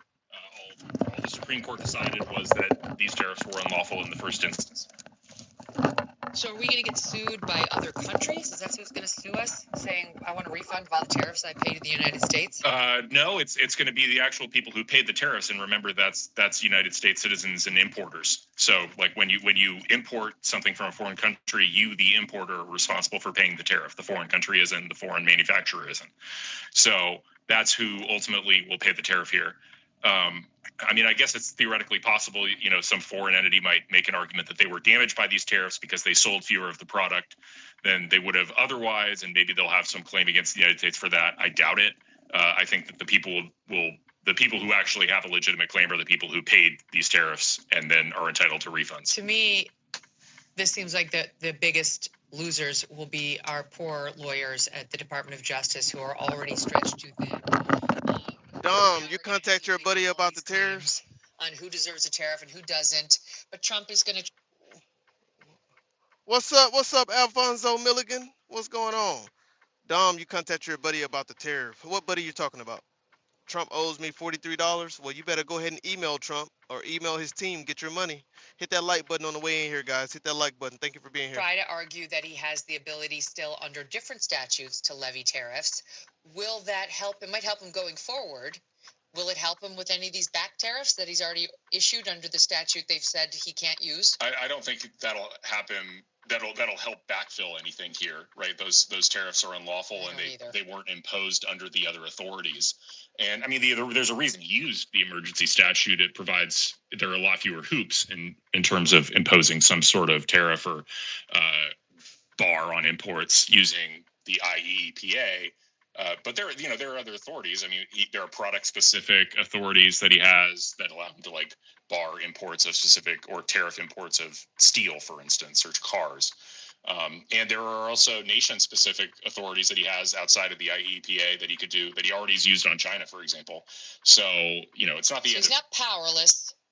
He's not now powerless to issue tariffs. He just cannot do the sweeping scheme that he's been doing, where he's been using them as a carrot and a stick. To do a whole bunch of things, including stop fentanyl from crossing into our borders, just stop countries like India and Pakistan from having a war, and to right the trade imbalance that he walked into, that he inherited when he became president, and now all of that is into question. So on a go-forward basis, he does have some possible tariff schemes he can impose. Retroactively, maybe not so much. So what would you say is the net effect of this on the Trump agenda? Well, it weakens it. I mean, there's just no getting around that. It's a bad ruling for the Trump administration. It's really bad for the country because the tariffs are a key part of the president's arsenal in negotiating with foreign countries. And if foreign countries know that Trump is a little more handcuffed in how he can impose tariffs, then there will be more reluctant to make concessions in trade negotiations. It's as simple as that. I think Justice Kavanaugh had the best of the argument here. I thought Congress clearly delegated this authority to the president, and it makes sense that they would, because tariffs are so interwoven with our economic negotiations with foreign countries that you want the president to have the flexibility and the credibility to be able to impose tariffs when he needs to. So yeah, I think this was a bad ruling from the Supreme Court. No, and it's gonna hurt the president. Is it devastating? No, but it's gonna hurt the president and it's gonna hurt the country. We had good old Alito and Thomas siding with the conservative POV, and Justice Kavanaugh, who's been more moderate, saying, yep, I'm with these guys. And then you had Gorsuch and you had Amy Coney Barrett going with John Roberts to side with the three libs on this. I will say, what do you make of this Gorsuch quote? Because I like this. I don't love a hugely powerful executive because I'm always thinking about who's coming next, right? I certainly don't want to see a hugely powerful Gavin Newsom or AOC or Gretchen Whitmer. And here's what Gorsuch wrote. A ruling for him here, meaning the president acknowledges, would afford future presidents the same latitude he asserts for himself. So another president might impose tariffs on gas-powered automobiles to respond to climate change, or really on virtually any imports for any, quote, emergency any president might perceive. And all of these emergency declarations would be unreviewable. Just ask yourself, what president would willingly give up that kind of power? This is what Gorsuch does. He reels you in with comments like that make you think about AOC and my gas-powered car. Do you think that that's a real concern? I mean, like that if we allowed the president to have this kind of tariff power to himself, that it was basically a slippery slope where it was going to get expanded to. DW, man, what are you talking about, bro? DW, what you talking about? You bringing up Star Wars, man? We doing a political show? If I had to genocide a Star Wars species, like, bro, what are you talking about, bro? We ain't gonna genocide nobody, man. We ain't gonna genocide the fucking the clones, the droids, none of them. We ain't gonna genocide none of them. All right. Hope everybody doing well in the chat. Hit that like button while you here right now, man. Hit that like button while you here. Give us a thumbs up, man. Let us know where you're tuning in from in the chat. What state, what country, where you're tuning in from right here, right now. Let us know. All right. I know we ain't gonna genocide my boy Yoda. We ain't gonna genocide Yoda. Indeed, not at all. Anyways, man, let's get back to the video. Micromanage our lives by a more aggressive Dem president next. I mean, possibly, but the president's always checked by political accountability, right? He's accountable to his voters. He has to win half the country. And if Congress doesn't like the extent to which the president is using the power granted to him, they can always change the statute. I mean, the fact that Congress has basically exceeded, I'm not sure if exceeded is the right word. I know there's been some fighting over these tariffs, but, you know, I mean, again, Congress has the ability to write this own laws. This is not a constitutional case. This is a statutory interpretation case. So I kind of find Gorsuch's sort of reassurances unimpressive, I guess would be the right word. It's a statutory interpretation case. I thought Kavanaugh had the better interpretation of the statute. All the dissenters had it right. And so, you know, obviously, yes, the president should only be able to exercise the authority given to him by Congress. The real question and dispute was how much authority did they give him? Right. So if we don't like that amount of power, take it up with the U.S. Congress. If you believe this statute did, in fact, delegate the power to issue these tariffs to the president, it wasn't about how bad or good that might be. It was about did they or didn't they? Well, this court has found they didn't. And that was predictable. I mean, if you watch the oral argument, and I know the DOJ was expecting a loss here. They've been trying to plan for it. The president's unhappy, but she get on my nerves. I can't stand her sometimes. I just can't. Ugh. I really can't. I can't listen to her for too long. I'm sorry. Just a weirdo. If you're a Christian thinking about starting a business, don't. Starting a business is a terrible idea. Actor Woody Harrelson. What's up, Gary? Gary says, where are you at, Dom? I am in Lincoln, Nebraska. Lincoln, Nebraska. Let me know where y'all tuning in from in the chat, man. I'm in Lincoln, Nebraska right now. Shout out to everybody in the chat. Let's get into the video. Actor Woody Harrelson has not held back on Donald Trump. He wanted Jesse Ventura, trying to convince him to be his vice presidential running mate to run for the Democratic, for presidency. I sat there and I listened to this guy go on and on about everything he owned and how much money he had. But either way, he goes on and it was so demoralizing listening to this guy that I just had to walk outside and take a deep breath for a while. Because you're getting dirty. You're getting dirty. I felt dirty. Yeah, I felt like I wanted, if there was a place I could take a shower. Yeah. He says, I'm worth about $4 million, but I know that when I die, my children are going to fight over it. You know? And I thought, well, okay, he said something, you know. He's like a boxer who does all the name calling and all the grandstanding and the self-promoting, and yet he can't box. Even sharing anecdotes from a dinner the two shared. Note who Harrelson sat next to in this next piece of video. He's a fraud. He lies. He cheats people. Everything that comes out of his mouth virtually is a lie. And he's a con man. Yep. And if you look at what he's done with his career and how he's tricked people into things, it's abhorrent. The idea that that man could be president of the United States is abhorrent. I can't not hate somebody who bilks innocent people out of money, life savings. And we've seen it. With that Trump University, he took people's money, $35,000, wiped these people out, and is being sued for it. He steals money from charities and curries political favor. I'm apoplectic, to be honest with you, and I don't understand. That boy said he's apoplectic. Apoplectic? Somebody look that word up. What that word mean, y'all? I don't know what that word means. He said, I'm apoplectic. What? Yo, that word went slap over my head just then, y'all. I ain't gonna act like I know what that word means. I'm apoplectic. What in the helly? What the helly? Winter has been meaning there. Yep, winter has been crazy here. It was 65 degrees in North Carolina today. Ooh, wait, 65 degrees, man. More like 25 here.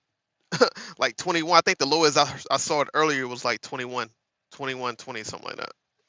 That boy said apoplectic. Somebody, what does that word mean? Somebody let me know what that word means. From charities and curries political favor.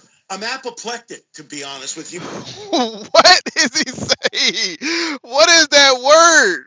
Somebody said yes, Apple stupid. Yo, he said I'm apoplectic. Hold on, what? Apoplectic. Apoplectic.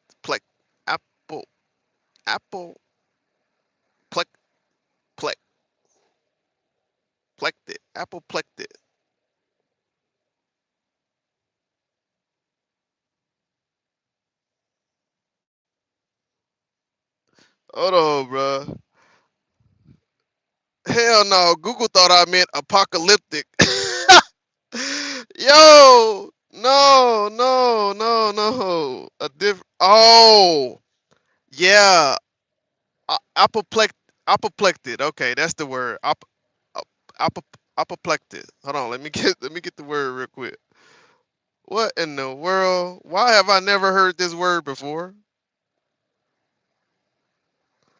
Yeah, how you say that word? Extremely angry. What? Why do you gotta use that word? Why you just can't say furious or livid? Why you gotta go and use that big ass word? Apoplectic. Buddy said I'm apoplectic, goddamn. Hell no. That boy said I'm apoplectic. Hold on, let's go back. With you, and I don't understand these people out and is being sued for it. He steals money from charities and curries political favor. I'm apoplectic, to be honest. I'm apoplectic. I ain't never heard nobody use that word in a sentence before in my 35 years on Earth. Ever. I see you made it out of the Flying J. Yes, Pam, I did, Pam. I made it out, Pam. I made it out. It was hell on earth, but I made it out.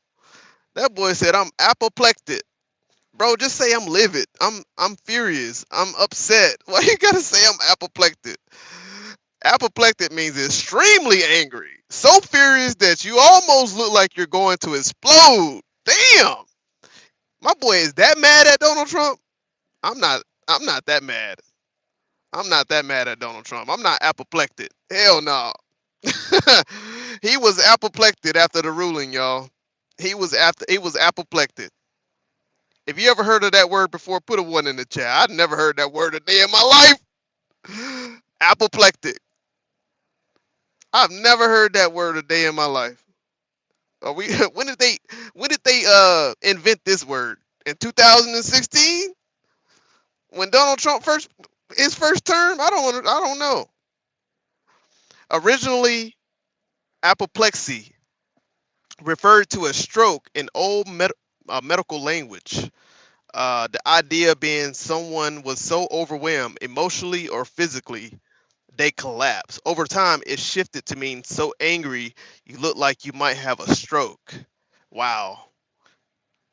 Wow. Well, I'll tell you who looked apoplectic today after that Supreme Court ruling. Donald Trump definitely looked apoplectic today. We learned a new word today, y'all. Apoplectic. If you knew what that word meant, put a one in the chat. If you didn't, put a two. Let us know if you knew what that word meant. I didn't know what it meant. I ain't gonna lie to y'all. I'm not the smartest apple on the tree. Apoplectic. Yeah, man. Yeah. Let's get back into the video. I like hearing Buddy say it. Let's hear him say it again. Hold on. Be honest with you, and I don't understand how the American press is not apoplectic from charities and Said I'm glad to see you're safe. Thank you, Pam. I'm glad to be safe too. The roads were definitely clear on the way here, but I seen some black ice on the road. You got to be careful, right? You can't clear that ice up overnight, but it was fine nonetheless. I'm glad that we made it to safety tonight for sure. Curry's political favor. I'm apoplectic, to be honest with you, and I don't understand. That boy said I'm apoplectic. I'm apoplectic. Somebody spell it in the chat. Don't go Google it. Who can spell apoplectic right now? Let's have a spelling bee test. Anybody right now can spell apoplectic. Put it in the chat right now. Don't go Google it. Nope. Let's see right now. You got 5 seconds. Don't go Google it. Just type it in the chat. Apoplectic. Who can spell it? Apoplectic. Who can spell it? Where you at? Come on now. We got 18 people in the chat. Who can spell apoplectic? Don't go Google it either. Up, 5 seconds already up. Y'all cheated. Y'all cheated. I know you went to go Google it. I know you did. I know you went to go Google it. Yep. Now we got 17 people in here, so one person went to go leave to go back to go Google it real quick. I ain't stupid. I'm apoplectic that you thought I was stupid. My boy said he apoplectic, y'all. These people out and is being sued for it. He Apoplectic. That's a good guess, Pam. Pam, that's a good guess, but that's incorrect. I'm sorry. That's incorrect. You can go Google it now, but that's definitely incorrect. But that's a good guess though. That's not too far off, but it's close though. It's close. It's close. What's up, Bernard? What's going on, man? We talking about this strong word, apoplectic. We got people in the chat don't want to participate in the spelling bee tonight. Somebody come on now. Who can spell apoplectic? Put it in the chat. Let's go. steals money from charities and Curry's political favor. I'm apoplectic, to be honest with you, and I don't understand how the American press is not apoplectic. He made sure he used that word correctly. I'm talking about I'm apoplectic. I'm apoplectic, to be quite honest with you, and I'm upset that the American press are also not apoplectic. It's like he almost been trying to use that word in the sentence for like weeks. He been waiting to use that word. Like he couldn't wait to drop it. He dropped that word like he was dropping an album, chat. Like he was dropping an album on a Friday in the summer. Like, I can't wait to drop this word. Apoplectic. That's a strong word right there, y'all. We learned a new word today. At least I did. From charities and Curry's political favor. I'm apoplectic, to be honest with you, and I don't understand how the American press is not apoplectic. This Oh shit. He couldn't wait to use that word. I'm telling y'all, man. I love it. I love it. Pam said I figured. Yep. from charities and curries political favor. I'm apoplectic, to be honest with you, and I don't understand how the American press is not apoplectic. This is dangerous, what this guy is doing. He's a liar. He's a misogynist. He's a racist. He's a homophobic. You name it. You name it. And the fact that he is running for president of the United States in America is, you can't say the words. It's beyond comprehension, beyond belief. Delayed. I thought he was gonna give us another word. The fact that he is running for president is I thought he was gonna give us another strong word like apoplectic, right? Apoplectic. Yep, I was only off by one. Yep, you just needed the O. You just needed the O. You just needed the O. I told you was real close to getting it right. You was real close to getting it right. One letter you was off. One letter. Jason said, I'll vote for him. Shout out to Jason. Shout out to Jason. Thank you for being here, Jason, man. Hit that like button on the way in. Here we go. Back to the video. Ha! If you can spell apoplectic, put it in the chat, y'all. If you can spell apoplectic, put it in the chat. Rob Reiner. I used to dream about being a Secret Service agent, but then that passed when I realized the character that I liked on television was actually an actor playing a Secret Service agent. And so I did. I wanted to be an actor from fairly young, not as young as Bree. You know, I was like, actually, I was in college by the time I really thought that's what I wanted to do with my life. Okay. But luckily, I didn't become a Secret Service agent. I'd be having to protect Donald Trump right now, and that just wouldn't sit well. No, you would have a very big job right now to do. Yeah, I'd be wanting to slip him some cyanide instead of jumping in front of a bullet. I shouldn't say these things. Should not be saying these Okay, things. well, I guess, well, it's out there. If there's one thing about Woody, he's honest. To be clear, the clip of Harrelson going over the dinner story was so bad that at the time he claimed he had to go step outside and smoke a J. Here it was in further detail. Speaking with Esquire, Harrelson said, so we all met at Trump Tower, sat down, Melania was there, only she wasn't his wife yet. And it was, let me tell you, a brutal dinner, 2.5 hours. Fun part was watching Jesse's movies, he would continue. Now, at a fair table with 4 people, each person is entitled to 25% of the conversation, right? I'd say Melania got about 0.1%, maybe. I got about 1%. And the governor, Jesse, he got about 3%. Trump took the rest. It got so bad, I had to go outside and burn one before returning to the monologue monopoly. Are you the parent of a high school student? Hi, I'm Dr. Sean Patel, founder and CEO of Prep Expert. And as seen on Shark Tank, I've helped over 100,000 students improve. Woody would go on to say, listen, I came up through Hollywood, so I've seen narcissists. This guy was beyond. It blew my mind. He did say one thing that was interesting, though. He said, you know, I'm worth $4 billion. Or maybe he said $5 billion, one of those numbers, I forget. Anyway, he said, I'm worth however many $1 billion.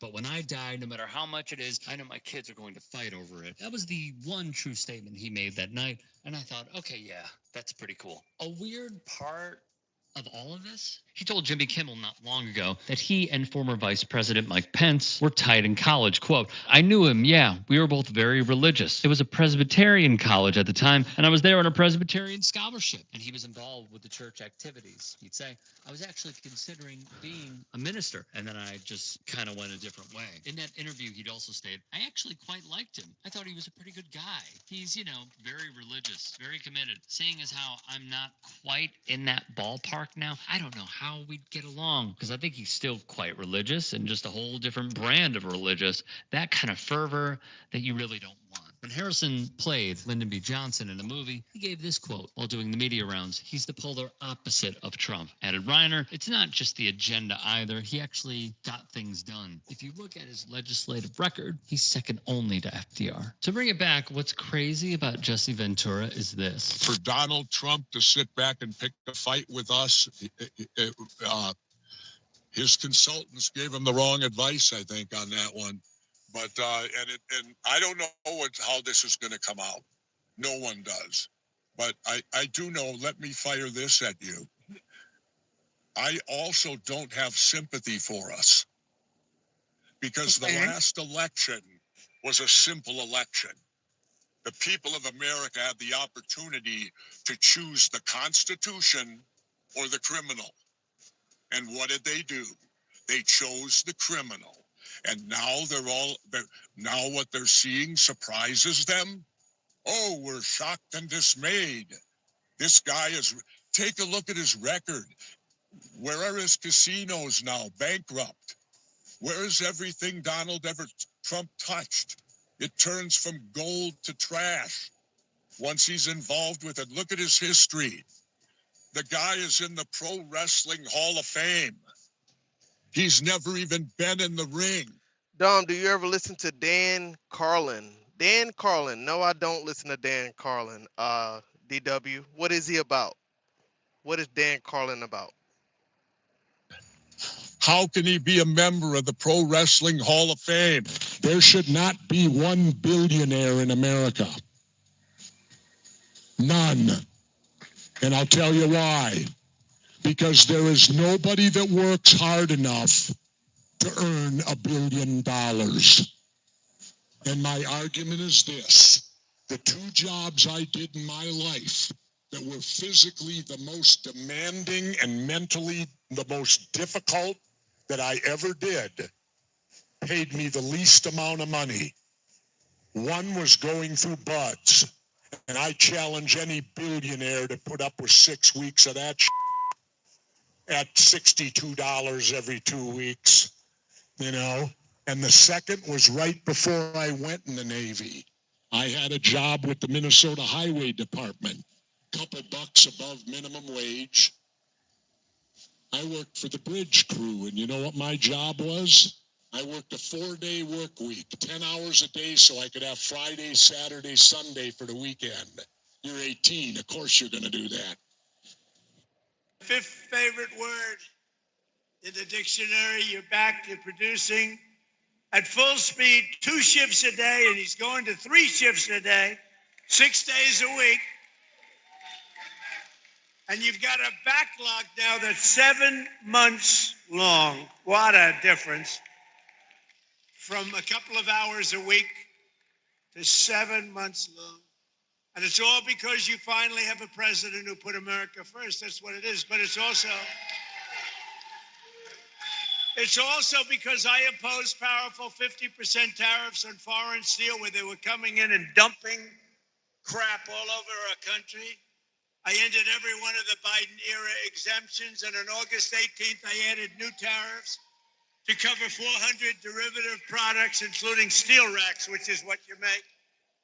So I say congratulations, and what a great comeback. This is a comeback that 2 years ago, right, you were almost, I don't want to say out of business, but you were almost out of business. I guess he said you can say it. You were close. He was borderline.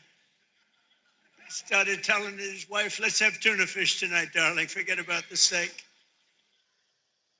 But stories like this companies are right now playing out in cities all around the country, towns, villages, all over the country. And to think I have to be in the United States Supreme Court for many, many months, waiting for a decision on tariffs. Without tariffs, this country would be in such trouble right now. Without tariffs, this country would be like your company was 2 years ago. What a difference it made. And you know who brought the cases against us? People that are China-oriented, people that have business in China, that want to rip us off and keep ripping us off, and the tariffs had stopped us. And not only China, other countries too. People from other countries like Canada and others, they sue us. Canada has ripped us off for years. Not anymore, they're not. And I'm waiting for it to... What does that say? Miss Chev says, I didn't order anything. It's not me, it's probably behind me.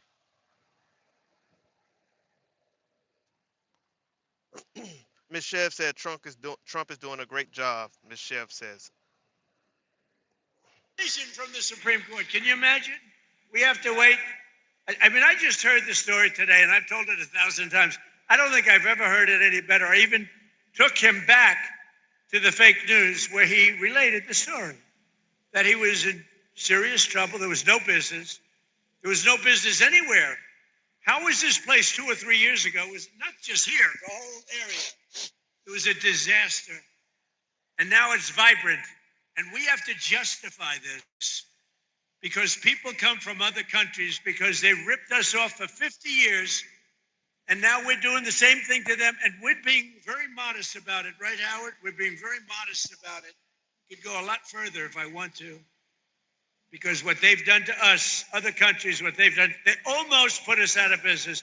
And I'll tell you, if I didn't win this election, and if you had a moron like Kamala or a moron like Sleepy Joe Biden, if you had these people back, our country would have been finished. We wouldn't have had a country.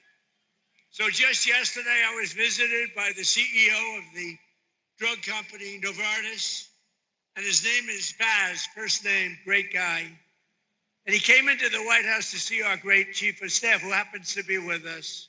Where's Susie? Susie's with us someplace. She is great. First female chief of staff and the best chief of staff.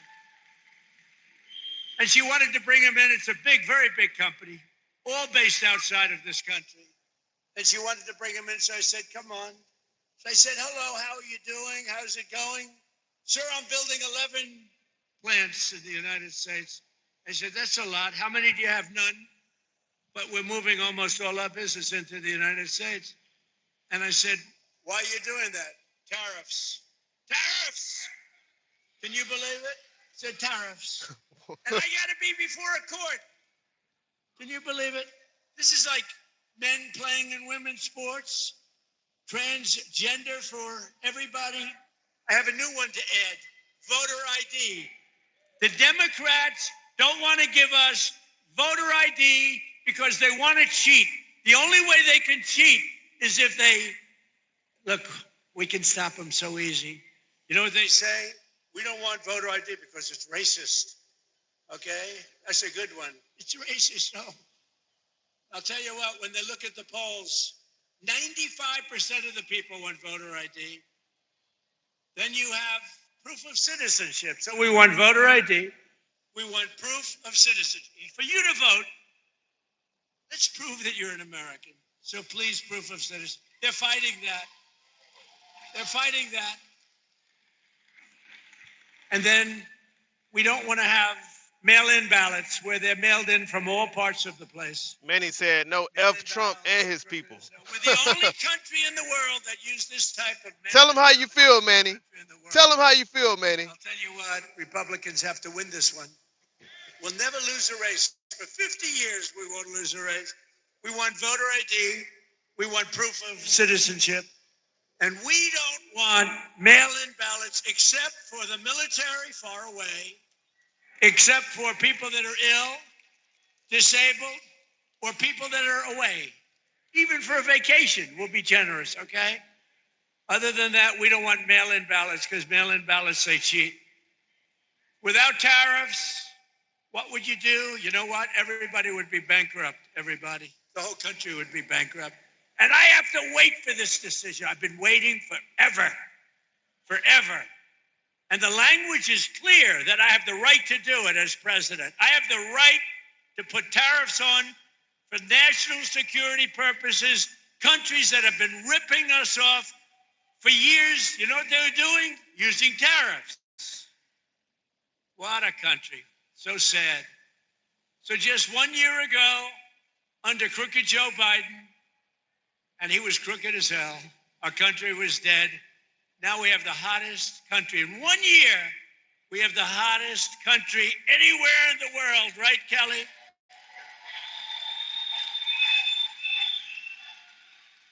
Remember when I used to say, Fuller sort of reminded me, I listened to your speech, very good.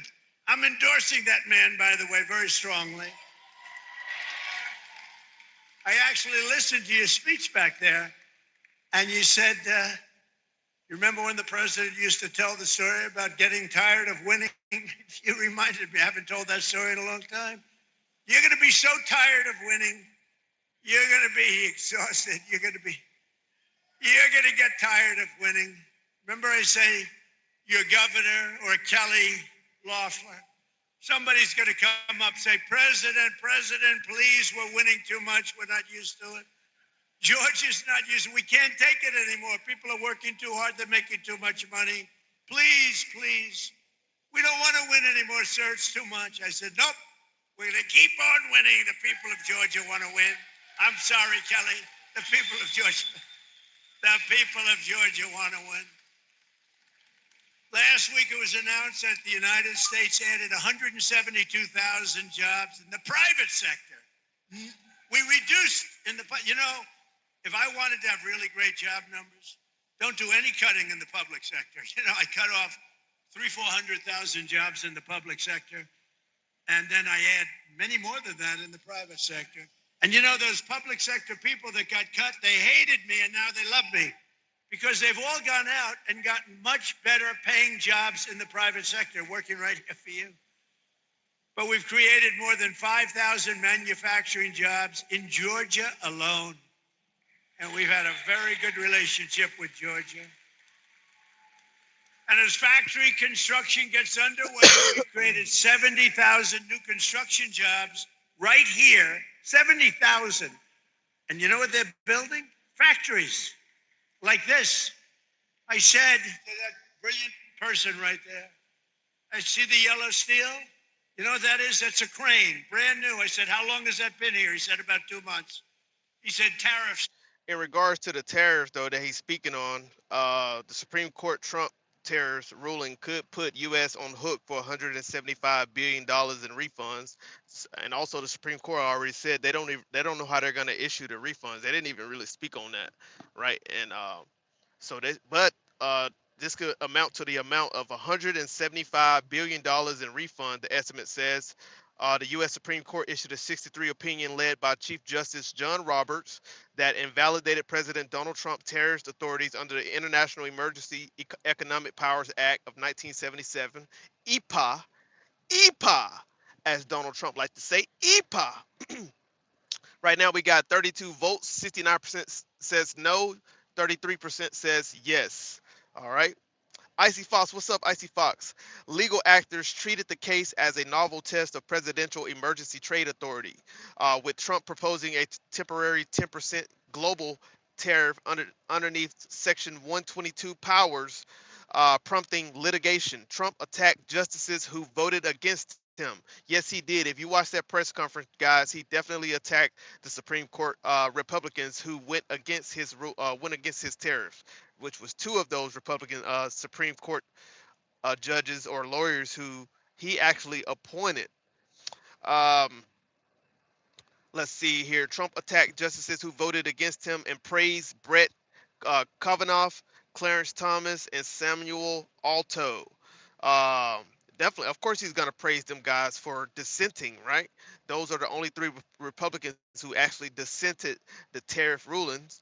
Let's see, with CNN, Christy Holmes saying he is clearly angry, right? He is clearly apoplectic. That's a new word we learned tonight, chat. Apoplectic. All right. He learned the ruling while meeting governors and immediately signaled a backup plan while Congress faces a 150-day window to extend any implemented tariffs. A report asks whether dissenting justices will attend the State of the Union on Tuesday, February 24th. Okay, so we have a date for the State of the Union. We have a state for the date of the Union, for the State of the Union, which is next week, actually, Tuesday, February the 24th. And right now, a lot of Democrats are actually boycotting the State of the Union. Can y'all believe that? Yes, the Democrats are pushing to boycott the president's State of the Union address that is scheduled next week. Put a 1 in the chat if you knew that he had a State of the Union address coming up next week. Put a 1 in the chat. Icy Fox says, so were are your what? Retype that again, Icy. Retype that again. That sentence is not correct. What are you trying to ask me? All right. A reporter asked whether dissenting justices will attend the State of the Union on Tuesday, February 24th, amid the political stakes from the court's ruling, which Trump criticized. All righty. He criticized that. So we're gonna get Lakefront Brewery says it missed out on at least 400,000 in revenue due to Trump's tariffs. All right. So let's read into this article right here. Y'all wouldn't believe it. You wouldn't believe it. We definitely have some companies coming out. Understand that Costco came out early this morning, yesterday morning. Yesterday morning now. Costco came out and announced that they were already in the lower courts this morning looking to get refunds due to Donald Trump tariffs that were imposed uh, globally. All right, so now we have a lakefront brewery. All right, Lakefront Brewery says it missed out on at least $400,000 in revenue due to Donald Trump's tariffs. The owner says the Supreme Court decision Friday is a positive for people exporting. All right. Milwaukee, the Supreme Court ruled in a 6-3 decision Friday that President Donald Trump did not have the authority to impose tariffs without congressional approval, declaring most of the sweeping tariffs he enacted in 2025 as what? As illegal. Trump's administration had argued that the tariffs were imposed using emergency powers due to trade deficits with foreign countries. All right, the president angrily spoke out against the ruling later Friday in the news conference. Yes, he did. Yes, he did. Icy Fox says, where are your trucking lives? Man, I've been trucking live all night. Where were you? Icy Fox, I've literally been trucking live all night. I've been trucking live all night. Nerdy says he doesn't need congressional for tariffs. Yes, he do. Yes, he do, Nerdy. Go back and read the law on tariffs. Congress have the ultimate authority. I pledge you to go back and read the law, buddy. All right. Anyways, moving forward. Um, yes, he do. You don't believe that, then you just don't believe the law. You don't believe the law. That's all it is. All right. All right. All right. Not arguing with a dumbass. Go read the law. I'm not arguing with you unless you go read the law, buddy. All right. So, the Trump administration had argued that the tariffs were imposed using emergency powers due to trade deficits with foreign countries. All right. The president angrily spoke out against the ruling later Friday in the news conference. How ridiculous is that? I'm allowed to embargo them. I'm allowed to tell them you can't do business in the United States anymore. We want you out of here, but I want to charge them $10. I can't do that, Trump told reporters. The ruling has created more uncertainty for some American businesses, including Lakefront Brewery in Milwaukee. Russ Kilch, president of Lakefront Brewery, said the tariffs enacted by Donald Trump early last year led to Canada stopping its purchase of our beers. Right? So Donald Trump actually hurt a lot of people. That's why Costco was in court this morning demanding refunds. They were in court this morning demanding refunds already. Shout out to Stacy. Shout out to Dr. Balls. Shout out to Icy Fox, man. Good morning to everybody. Good morning to everybody. All right. Good morning to everybody. Alrighty. So this company out of Milwaukee is letting us know that they lost a lot. They lost almost $400,000 in revenue due to Donald Trump's tariffs because Canada was not buying their beers anymore. Wow. Wow, wow, wow. All right, president of blah blah blah. You're talking a couple $100,000, $500,000 that went to Canada that we don't have any more sales. All right, that loss accounts for about 4% of their revenue. All right. The CEO of Lakefront Brewery calls the Supreme Court ruling a positive for exporters, but he doesn't expect Canada to resume buying their beer anytime soon. Rebuilding the relationship will take time. All right, so that's only one. That's only one of many people who are affected by these illegal tariffs, right? Since Donald Trump liked to use the word illegal all the time, well, guess what? His tariffs were imposed and implemented illegally, and that was deemed to be true in the Supreme Court ruling. You can argue all you want with the court of law, but the court of law said that his ruling, the court of law says that his tariffs that were implemented in 2025 were deemed to be illegal. Go argue with the law, go argue with your grandmother, go argue with your daddy, go argue with your Uncle Clever, whatever, whoever you want to argue with, go argue with them. Go argue with them. Go argue with them. All right, go argue with them. Let's see here. Supreme Court ruling. Blah blah blah blah blah. They're still upset with us. It'll take a while, he said. Also on Friday, Trump announced new tariffs through a different statute. All right, today I will sign an order to impose a 10% global tariff under Section 122 over and above our normal tariffs already being charged. So, right, so Donald Trump is already imposing tariffs. This is like talking to somebody who don't listen to understand, they listen to respond, right? This is the type of president that we have in office right now. Understand that we have a president who don't listen to understand anything. He listens to respond. This is exactly how he's reacting to these tariffs right now, and this is why he's already proposing another 10% global tariff right now without actually sitting back, looking at what happened, right? How he can actually build a relationship with Congress and go through the proper channels to figure out if these tariffs, which tariffs he can actually use legally, which tariff he have authority to use, and work with Congress to actually implement those tariffs into the economy, right? This is not the type of president that we have. We have a dictating president. We have a president that want to move on his own decisions. We have a president that want to move on his own dime, who want to do things Donald Trump's way. He don't want to do things in a bipartisan way. He don't want to do things in a way that benefits the American people as a whole. He want to do things that only benefits his billionaire friends. That's it. He only want to do things to benefit his billionaire friends. That's it. That's all. That's it. That's all. Let me read a couple comments right here, right now. What's going back to Dr. Balls said, I'm depressed. I'm sorry you're depressed, Dr. Balls. I'm not here for politics. I'm here to chill with my friend Dom because he makes me happy. Alrighty. You welcome in. It's hard to find Dom at a time where he is not talking politics.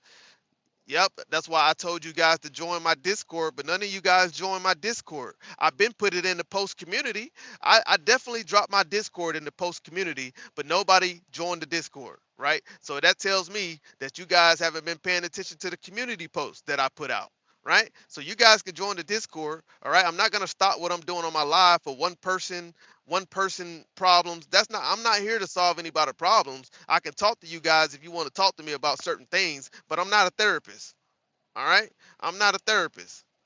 All right? I'm just not. You guys want to talk to me offline about certain things, join my Discord. But right now when I'm doing my shows, man, I'm doing my shows. And this is my niche. This is what I'm leaning towards. All right? Yeah, they know very well the tariffs are illegal and they are making billions of dollars. Facts, Dennis. Facts. You already know. And right now, they don't know how these refunds are going to be distributed back to the American people, back to the businesses. That's why Costco was in the lower courts this morning. Costco was in the courts this morning trying to figure out who gonna pay them this money back. Who gonna pay them these billions of dollars back that they lost in these illegal tariffs that he implemented into our country. All right. Nerdy says, yourself, American. Biden didn't even know where he was. Okay, I don't understand why the right wing people always got to bring up Joe Biden, right? Joe Biden he's done for. He's gone. He's not even the president anymore. You're right. We understand that he had cognitive declines. Okay, everybody understand that Joe Biden uh, had problems. Okay, nobody negates that. Nobody argues that point. I don't even know why they make that point. like it's a valuable point to make. It's so retarded. All right. Nerdy says he's helping Americans stop lying. Okay, even though top economists deemed that those tariffs was going to affect 90% of Americans, that we were going to have to pay these tariffs, not the foreign entities that Donald Trump uh, initially claimed who were going to be paying these tariffs. The American people were going to be paying these tariffs. All right, so you're absolutely false. You're absolutely wrong. Does this mean that we aren't getting $2,000 tariff rebate anymore? Man, that sucks. You're not, Roger. I'm sorry he lied to you, right? We know Donald Trump is a freaking pathological liar, right? He is the most uh, he lied more than any other president in American history. Okay, Trump has a fear of inconveniences. Facts. I don't have the Discord, but I would try to. Yep, download Discord. Blah blah blah blah blah. What do we do in Discord? We chat in Discord, right? We can chat. We can talk about different things, and we can talk about things there when I'm offline in Discord, right? So go ahead and go to my community post and make sure you sign up for Discord. It's free. It's free of charge. I'm not charging anybody anything. It's just Dom Talk That Talk. It's a community of my fans and my subscribers and the people that love me. You can join my Discord and we can talk about anything you want to talk about. All right. All right, Dr. Balls, have a great night. Have a great night. Blah blah blah. Mechanic Dream said Discord monkey business. Not necessarily. Wait till after taxes, then do the poll again. Why I gotta wait till after taxes? The American people have already spoken. We got 108 votes right now, and 62% of the people do not think that Donald Trump is doing a good job. All righty. Fun fact: anyone that says the Americans are paying tariffs aren't being true with you. All right. Okay.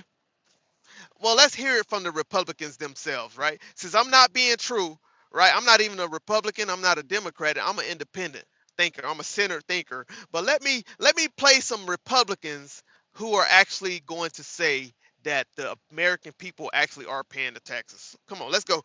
I love proving people wrong, especially dumbasses like Nerdy, whatever your name is, Nerdy, who thinks he knows everything. Watch this chat. Watch this chat. This is coming from the right wing conservatives right here. Here we go. Watch this, y'all.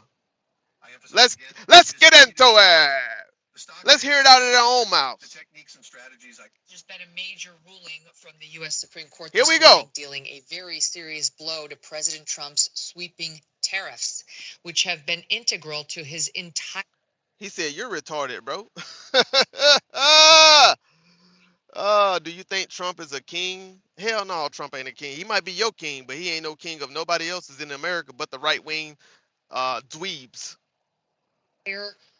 Presidency. I mean, it's like the crux of his entire foreign policy, whether it comes to imposing them to raise more money and balance out trade imbalances, or using them to threaten countries into becoming very quickly much. And Megyn Kelly is so slow. Like I don't even understand why she have a platform. This lady is so slow. I swear to God, I can't stand this lady. She is the slowest lady I ever listened to in my life. And shout out to the women out there. I have nothing against women, but this lady right here is slow. Slow as hell. I'm talking about slow. Anyway, let's get back to it. More peaceful. In a 6-3 decision, the High Court saying he cannot use emergency law to impose global tariffs, ruling that that authority belongs to Congress, not to the president, and it has not clearly been delegated. That's Chief Justice Roberts, Justice Gorsuch, and Justice Barrett siding with the libs. Two of those justices were Trump appointees. The ruling. Oh, two of those justices was what? Hold up. Two of those justices was what? Trump appointees. So you got two Supreme Court justices that were Trump appointees who also deemed that he did not have the authority. He did not have the authority, chat, to impose those tariffs in 2025. Damn. Not the Republicans disagreeing with y'all. Hold on. Let's get back to it. Carrying major implications, as I say, for the entire Trump agenda. Here to break it down with us, we're going to spend 10 minutes on this so that we can understand it clearly. And what's up, Marquise? What's going on, man? How you doing?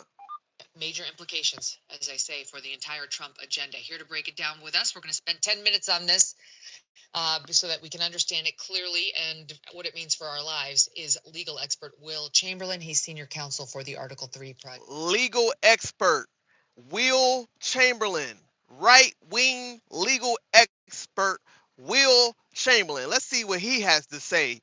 Let's see what he has to say, since my boy right here, nerdy derpy, believes that the president has the ultimate authority to enforce tariffs, right? Even though the law disagrees with his ass. Let's see what the expert has to say. Come on, chat.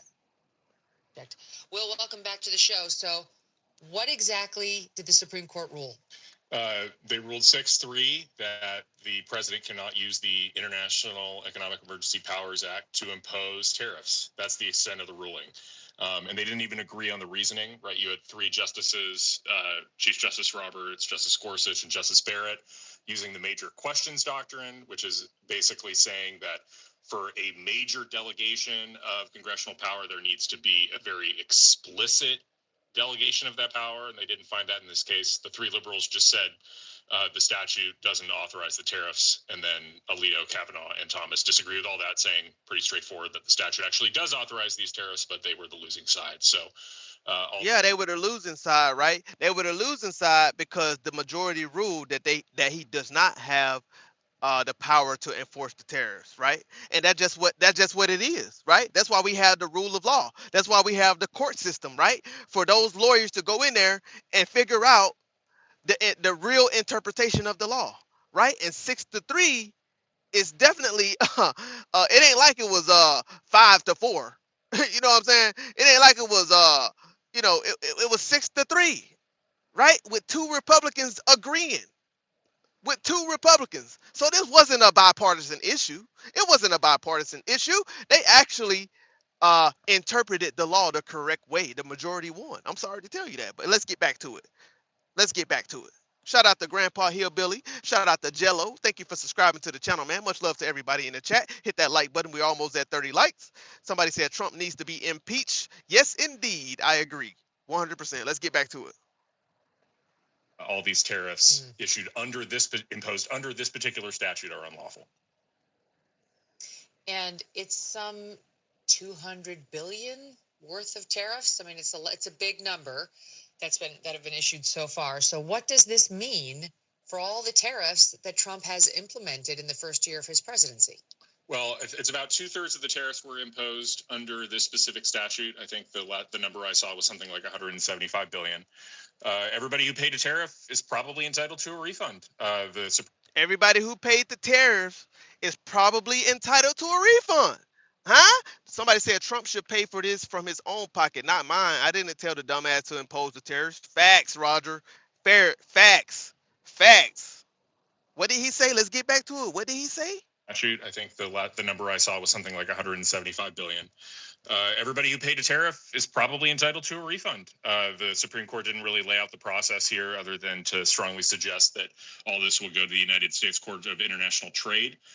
But all the refund litigation, everything that happens there, that's to be decided later. All the Supreme Court decided was that these tariffs were unlawful in the first instance. So where is the money just going to be floating at? What is later? Later, 5 years, 3 years, 2 years? What is later? Right? When are these people going to get their money back? It's funny that he can just make things happen without Congress approval, right? And then they come back and deem that these things were illegal, that he illegally implemented these tariffs, right? And now 175 billion dollars later, right? The money has already been spent. Now people got to wait how long?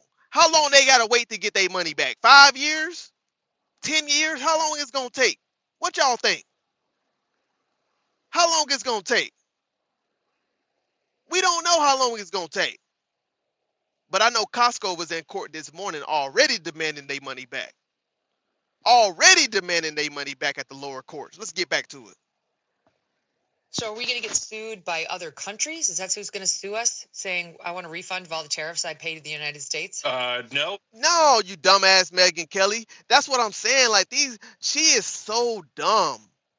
You can tell how dumb Megyn Kelly is just by the questions that she asking, right? She's asking these questions, hoping that this guy would sort of create a narrative to help out Donald Trump in a way.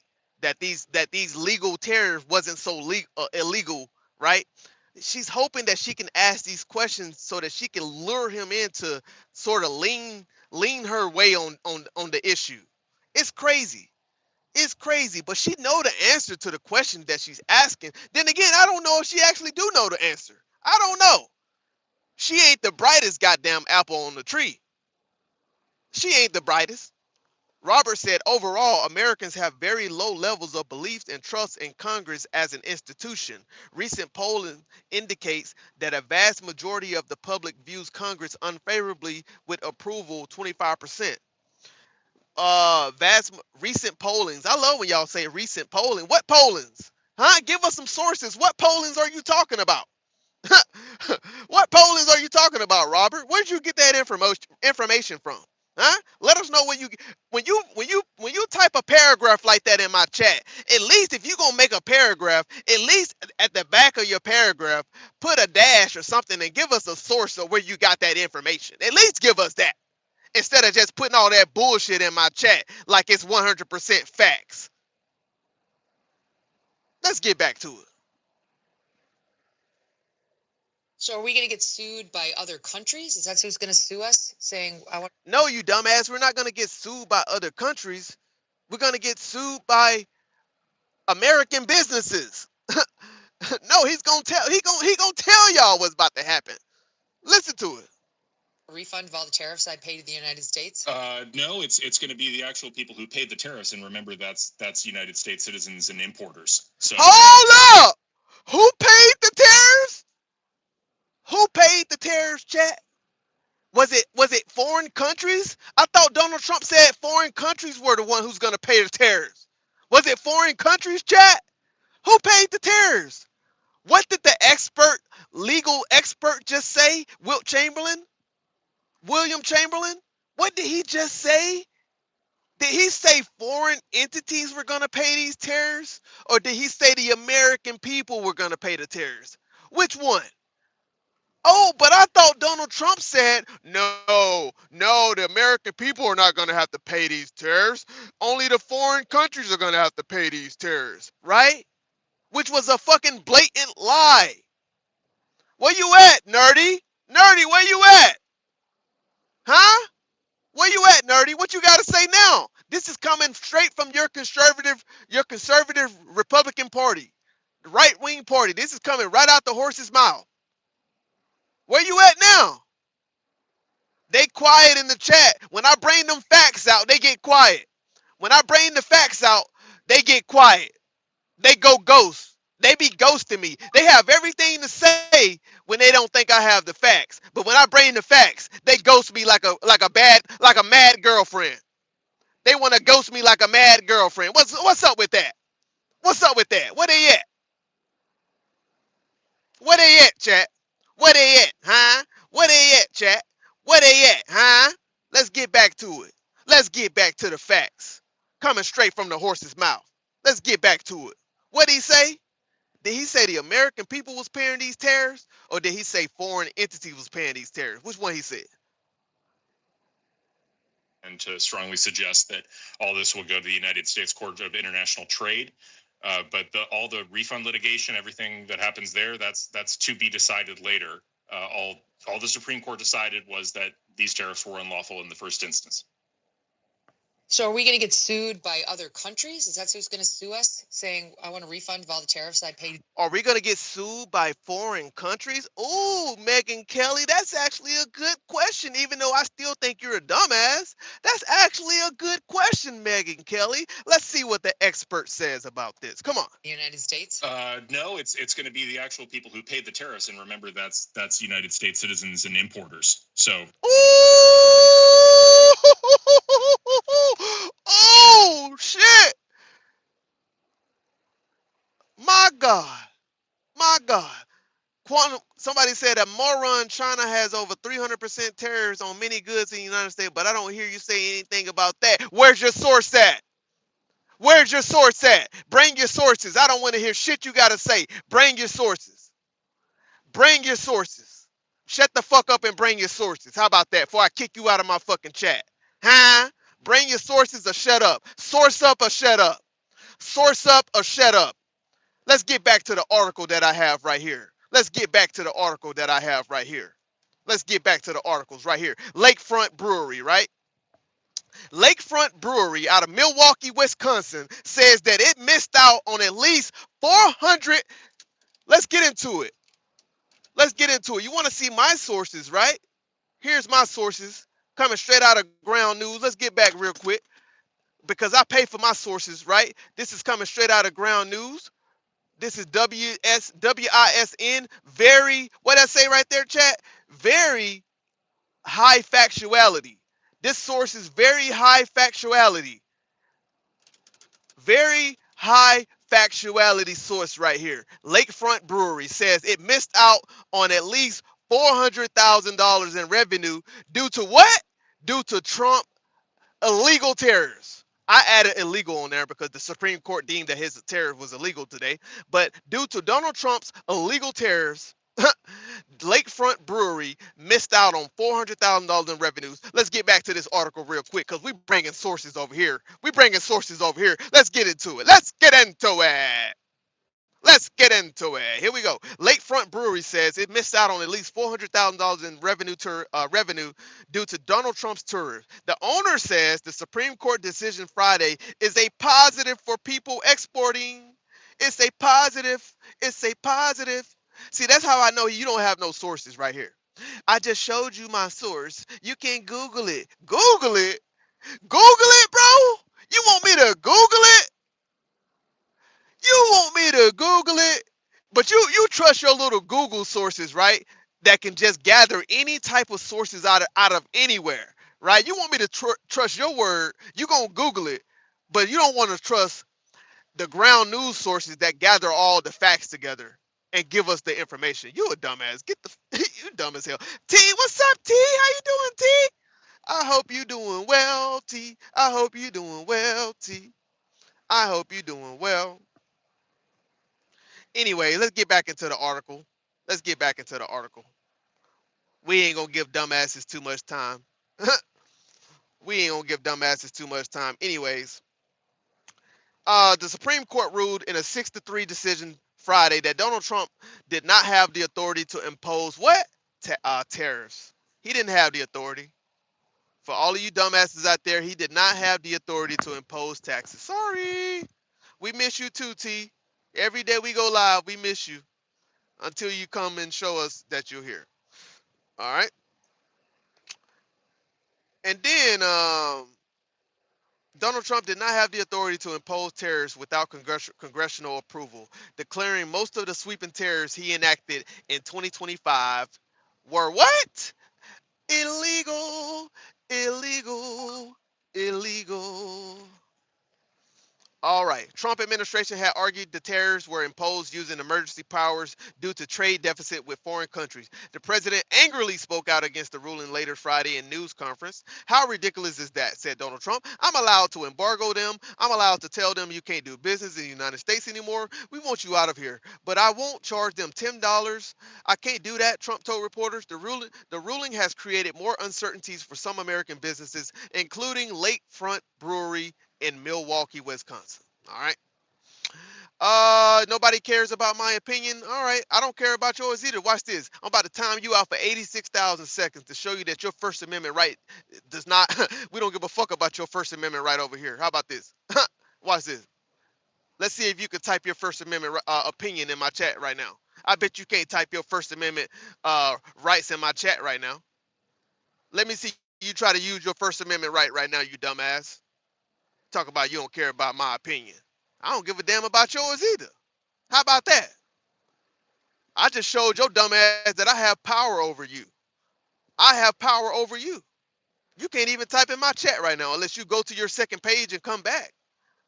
Go to your second page and come back.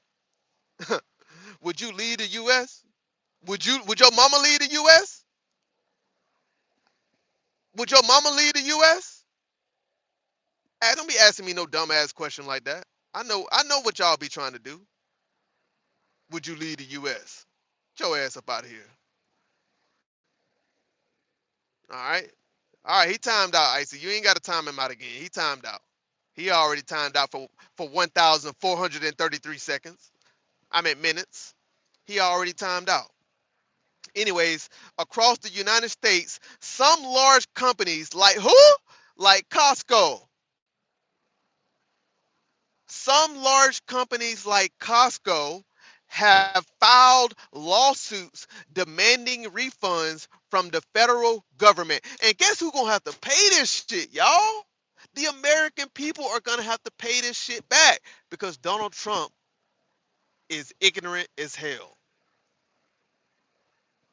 Because he wanna move at his own discretion. He wanna move at his own pace, right? However, the owner of Lakefront Brewery doubts he will receive any compensation for his loss in revenue. All right, I'm not expecting any refund, he said. In response to the tariff last year, Lakefront Brewery increased product sales in other areas in 2025 to avoid laying off employees. Despite the latest news, the owner said he is not changing anything yet and will wait to see what happens. All righty. All righty. So y'all see that's what's going on right here with these tariffs right here. Do you think Kamala would have done a better job? I don't know. I don't know if she would have done a better job. She's not the president. That's my answer to your question. I don't know. IDK. IDK. And I'm okay with saying that. I'm okay with telling you guys I don't know. Will we ever know? We don't know if we ever would know. We don't know. All right. So the Illinois governor, J.B. Prisker, sends bill for 8.68 billion refund to Trump after Supreme Court tariff ruling. All right. So the governor of Illinois have sent a bill for $8.6 billion in refund to Trump after the Supreme Court tariff ruling. The governor is demanding President Trump refund the state of Illinois for more than $8 billion after the U.S. Supreme Court struck down his sweeping reciprocal tariffs on Friday. The court ruled 6-3 that the International Emergency Economic Powers Act, or EPA, as Donald Trump likes to say, EPA, does not authorize the president to impose tariff, and that's a fact. I hate to tell you guys, he is not authorized to impose tariffs. All right, and that was proved in court today. Go argue with the courts. If you disagree, you disagree with the court decision, not mine, not my opinion. All right, it's not an opinion actually. It's just a fact. It's just a fact. Do you think Biden did a good job? Not really. I mean, he was declining. He was cognitively declining. He couldn't really do a good job. The man was losing his mind. So no, he did not do a good job. Was it his fault? No, it was not his fault. He was battling age. Right? It was the American people fault because I never voted for him, but it was the American people fault for voting him in office in the first place, knowing that he was declining mentally, right? Knowing that his health was declining. All right. Now businesses are pressing the Trump administration to issue tariff refunds, and Governor Pritzker has joined in on their call. In a letter to Mr. Trump that Pritzker shared publicly, he wrote to Donald Trump, this is the governor of Illinois, your tariffs, taxes wreaked havoc on farmers, enraged our allies, and sent grocery prices through the roof. This Monday, your hand-picked Supreme Court justices notified you that they are also unconstitutional. Unconstitutional. All right, and that's just what the Supreme Court ruled. Right? You can argue with the Supreme Court. Go argue with SCOTUS. Don't come here and argue with me. Go argue with SCOTUS. Go argue with the courts, the court of law. Right? They the one who made this decision, along with two Republican justices, huh? Donald Trump appointees also disagreed with his tariffs. But I digress. I digress. Somebody said Trump is doing a great job. Do you think Biden, blah, blah, blah? Are you independent? I'm centered. I'm centered. He also went on to say, on behalf of the people of Illinois, I demand a refund of $1,700 for every family in Illinois. There are 5,105,448 households in my state, bringing the total damages you owe to $8.6 billion. So the governor of Illinois is also issuing a refund or demanding a refund from Donald Trump to the residents of Illinois to the amount of $1,700 for every family in the state of Illinois. This letter and the attached invoices stand as an official notice that compensation is owed to the people of Illinois, and if you do not comply, we will pursue further actions. Wow. Wow. So he's being sued by Costco. He's being sued by the governor of Illinois. We're going to find out who else is suing the Trump administration for these illegal tariffs. These illegal tariffs. All right. And the owner of Lakefront Brewery didn't say that he want anything back. Right. He just told us that he's losing $500,000 in revenues due to these illegal tariffs. Right. So Donald Trump is causing the American people to lose money. He is causing the American people to lose money implementing these illegal tariffs. Right? Here we go. Pritzker also released an invoice already marked past due, delinquent, and with a note. Illinois families paid the price for illegal tariffs at the grocery store, at the hardware store, around the kitchen table. Tariffs are taxes, and working families were the ones who aided them. That's all facts right there, y'all. That is all facts right there. Why are you sitting out in your car staring at snow? All right. Why are you on my live staring at my live? Did you ask yourself that question? Why are you on my live staring at the snow? You dumbass. Anyways, let's get back to the article right here. Pritzker is among President Trump's most vocal critics. Right? Thank you very much, T. Thank you. I appreciate it, T. And the two have clashed frequently. Last year, as Donald Trump announced he was sending the National Guard and federal agents to Chicago for immigration enforcement, Pritzker demanded he back down, saying, "Mr. Trump, do not come to Chicago. You are neither wanted here nor needed here." All right. After Mr. Trump suggested using cities like Chicago as military training grounds, Pritzker compared him to Russian President Vladimir Putin and called for invoking the 25th Amendment. There is something genuinely wrong with this man, and the 25th Amendment ought to be invoked, Pritzker said at the time. Trump posted on Truth Social in October that Pritzker and Chicago Mayor Brandon Johnson should be in jail. All right. The governor of Illinois shrugged at the comments. He shrugged at the comments, saying, "Look, he's a coward. He says a lot of things to the camera.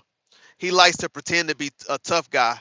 Come and get me. Come and get me." He's demented, literally unhinged. This is somebody who is so insecure that he lashes out pretending that he can come arrest people for no reason at all. He can't. He isn't going to do it. Taco. Trump always chickened out. He called him a taco. Taco, taco, taco. Trump always chicken out. Damn, he called him a taco, chat. Damn. Somebody said if you support Trumpstein, you support Epstein. You can't say different. Damn. Insecure. America wants a simp as a president, and Trump ain't playing that. All right. The Trump administration has regularly singled out Illinois as the Democratic-led state that has abruptly cut off from federal fundings for programs like public health and HIV prevention to child care and social services. All right. So those are two articles right there. The Lakefront Brewery also said that they're missing out on $400,000 in revenue due to Trump's tariffs. Illinois governor is suing Donald Trump administration right now for $8.6 billion to give $1,700 back to the Illinois families in Illinois. All right. News Nation. So News Nations came out of Chicago. The U.S. government could owe $175 billion in refunds after tariff rulings. The government could owe $175 billion, chat. $175 billion. All right, so the Illinois toy company that won its legal challenge at the Supreme Court is now waiting to be refunded for tariffs it paid. And that toy company is called what?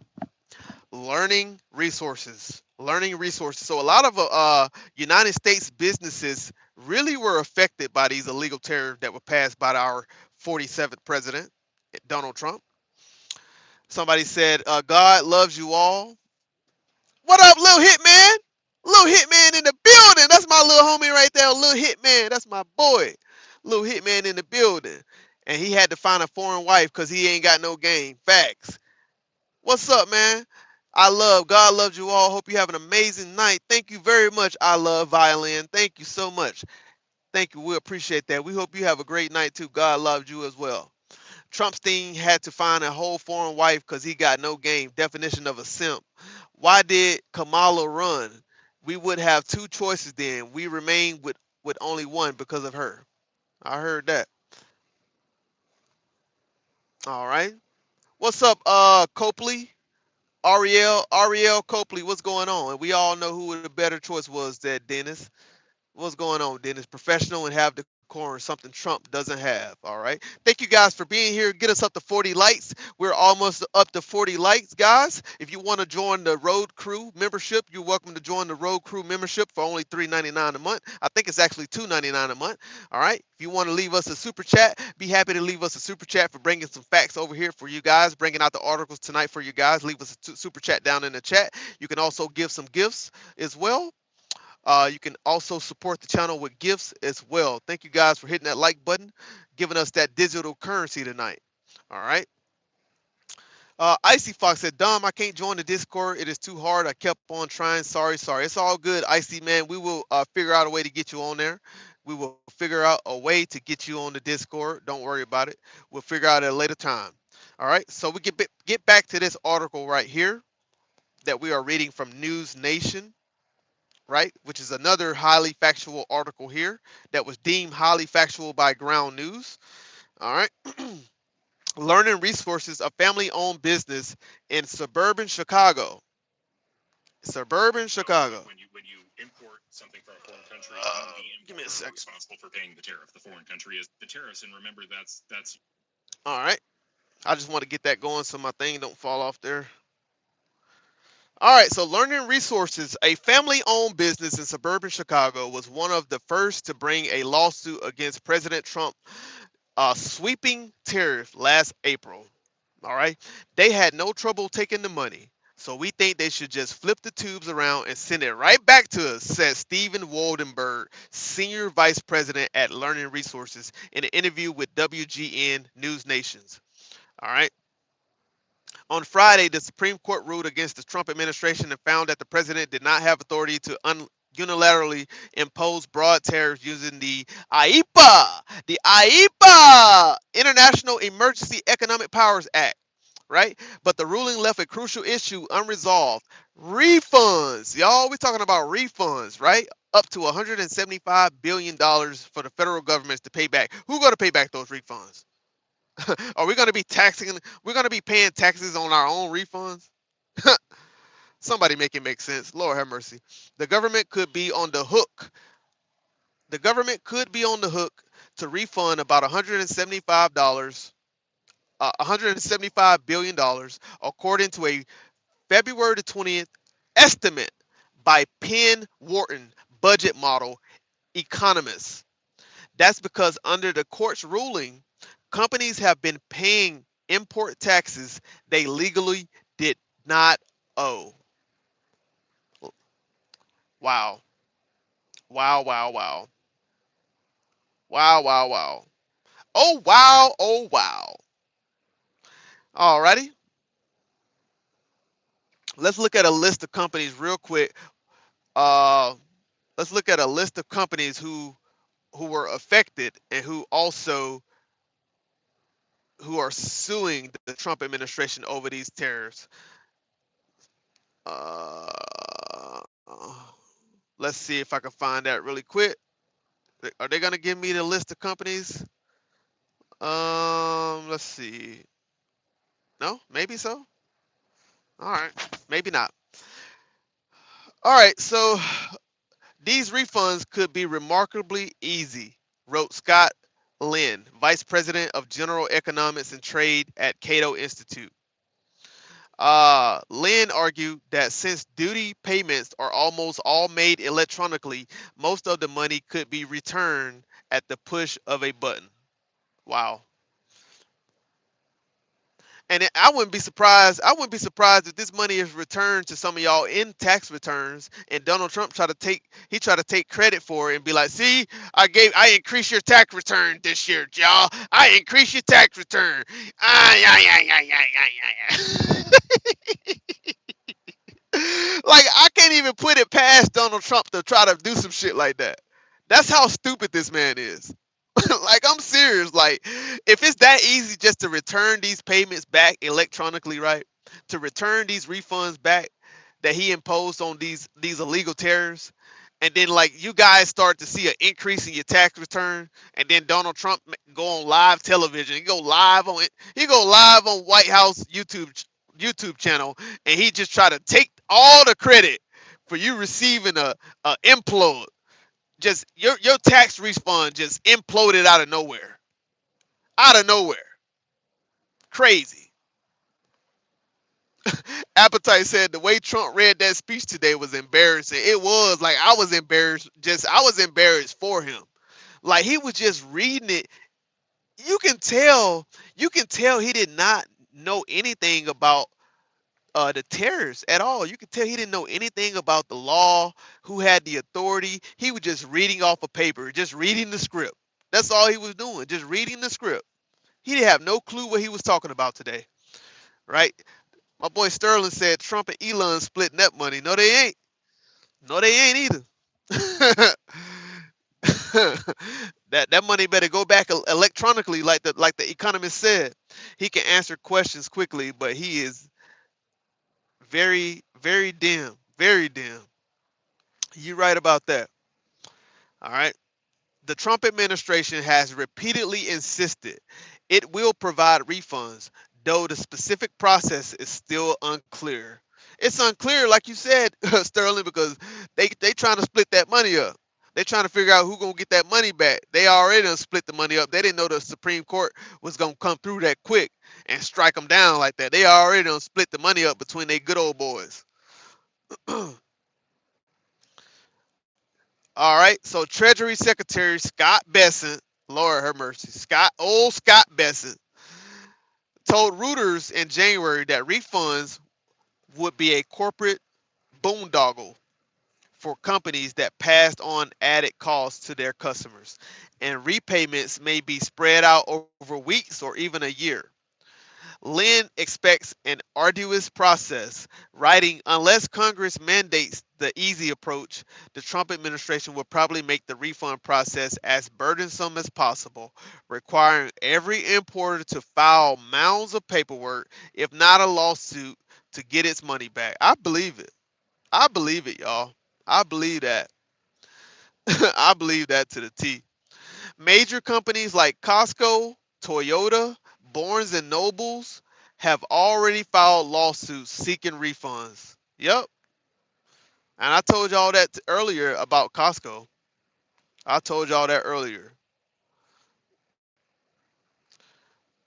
For now, Woldenberg says he's taking the Trump administration at his words that the tariffs will be refunded. We'll let the lower courts decide how the tariff refund process should play out. So we'll see if that's actually true. We'll see if that's actually true. Right now, we got 360 votes. Is Trump doing a good job? 60% says no, 40% says yes, out of 360 votes. All right. All right, so that's the end of that article right there, guys. We bring in the articles to you. We bring in all of the information to you, what's going on about the tariffs and the Supreme Court decision today and what they ruled. All right, let's get back to the video, because Megyn Kelly asked a very important question, even though she's a dumbass, but she asked a very good question this time. So let's get back to the video. For his presidency. Well, it's about Worth of tariffs. I mean, it's a big number that have been issued so far. So what does this mean for all the tariffs that Trump has implemented in the first year of his presidency? Well, it's about 2/3 of the tariffs were imposed under this specific statute. I think the number I saw was something like 175 billion. Everybody who paid a tariff is probably entitled to a refund. The Supreme Court didn't really lay out the process here, other than to strongly suggest that all this will go to the United States Court of International Trade. But all the refund litigation, everything that happens there, that's to be decided later. All the Supreme Court decided was that these tariffs were unlawful in the first instance.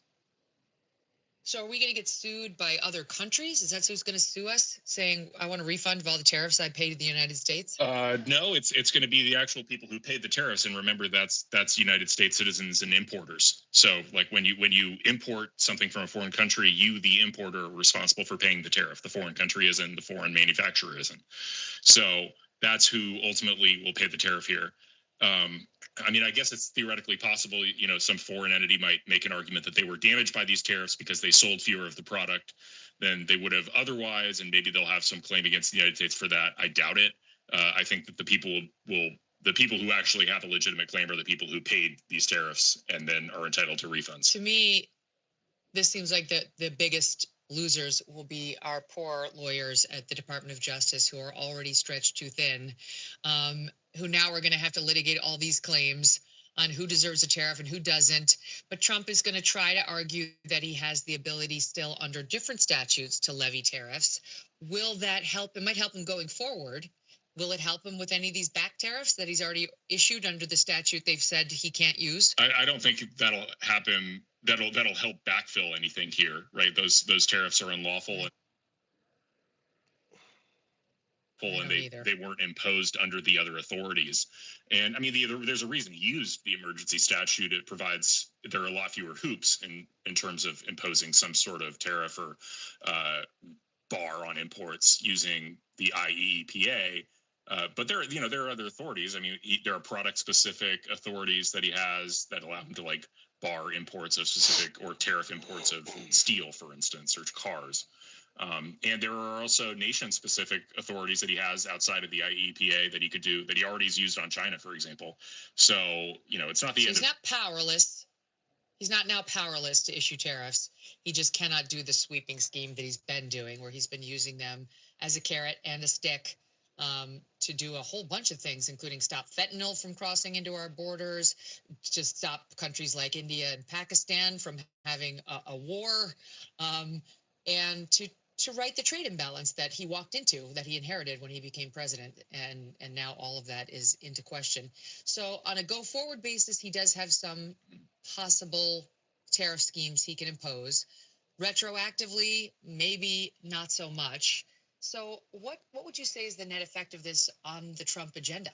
Well, it weakens it. I mean, there's just no getting around that. It's a bad ruling for the Trump administration. It's really bad for the country because the tariffs are a key part of the president's arsenal in negotiating with foreign countries. And if foreign countries know that Trump is a little more handcuffed in how he can impose tariffs, then there will be more reluctant to make concessions in trade negotiations. It's as simple as that.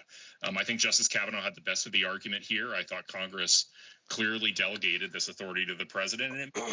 So let's get into this article real quick. Inflation rose. This is a ground news summary real quick. We won't get into an article right here to read about the economy just for a second, guys. Because you know me, I like to bring sources. I don't like to copy and paste.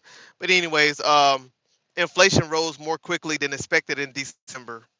All right, on Friday, the BEA reported the personal consumption expenditures price index rose 0.4% in December and 2.9% year on year, while core PCE increased 0.4% monthly and 3% annually.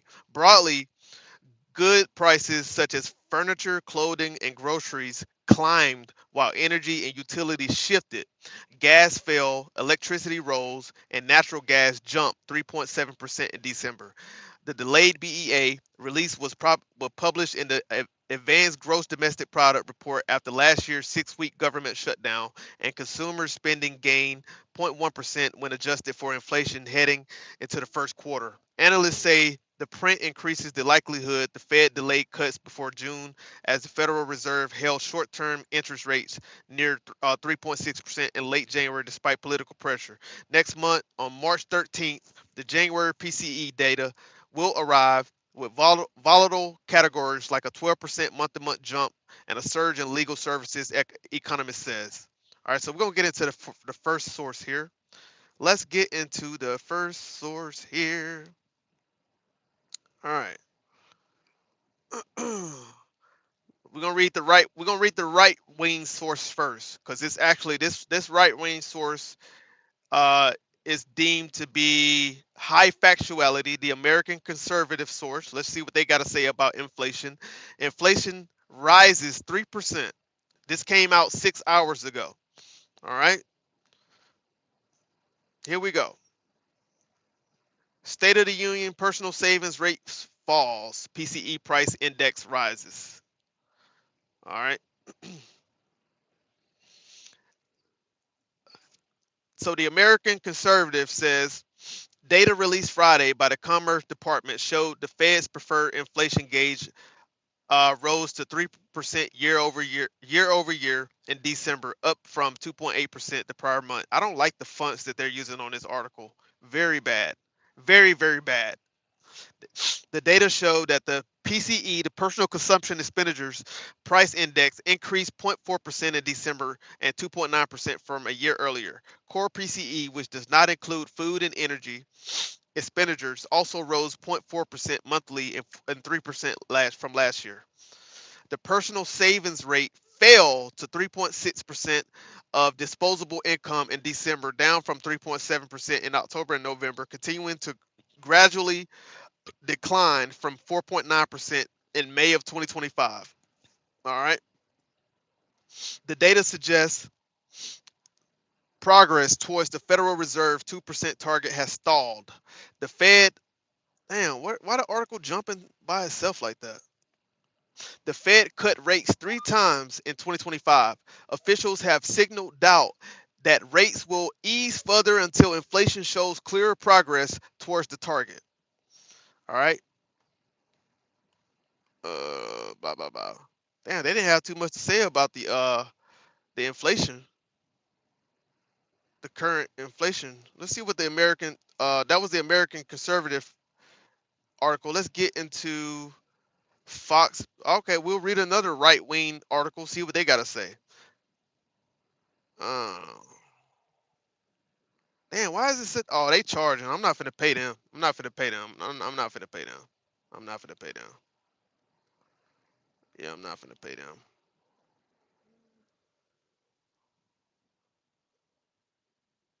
So my buddy in the chat said that we're experiencing a GDP growth, right? He didn't tell you how much of a growth, right? He didn't tell y'all how much of a growth. It's barely a damn percent of a growth. It ain't even a whole percent of a growth. I think it's stalled, right? He said low inflation, that's a lie. That's a lie, right? And healthy stock market, right? Because the Dow rose over 50,000, right? So they still stuck on the 50,000 that the Dow rose. I don't know. These guys are so disingenuous, bro. You can't listen to nothing they say. Unhealthy unemployment numbers. This guy is a clown. This guy is a clown, y'all. Y'all can't listen to some of these conservatives. They so disingenuous sometimes. A lot of them are. A lot of them are, y'all. A lot of them are so disingenuous. Let's see what we can get into right here, y'all. Give me a second right here. We're going to play this. Makes sense that they would, because tariffs are so interwoven with our economic negotiations with foreign countries that you want the president to have the flexibility to be and the credibility to be able to impose tariffs when he needs to. So yeah, I think this was a bad ruling from the Supreme Court. No, and it's gonna hurt the president. Is it devastating? This how you know that his mind, right? How can you sit up there and say that this was a bad ruling, right? But in the same breath, agree that it was illegal for Donald Trump to impose the tariffs. So earlier, he actually, in the same breath, he agreed that it was illegal and that the American people will have to pay back these taxes, these tariffs. But in another breath, he says that this was a wrong decision by the Supreme Court to rule. This crazy. It's crazy, man. These conservatives are so disingenuous, man. They'll tell you the truth in one breath and then lie in another breath. It's crazy. No, but it's going to hurt the president and it's going to hurt the country.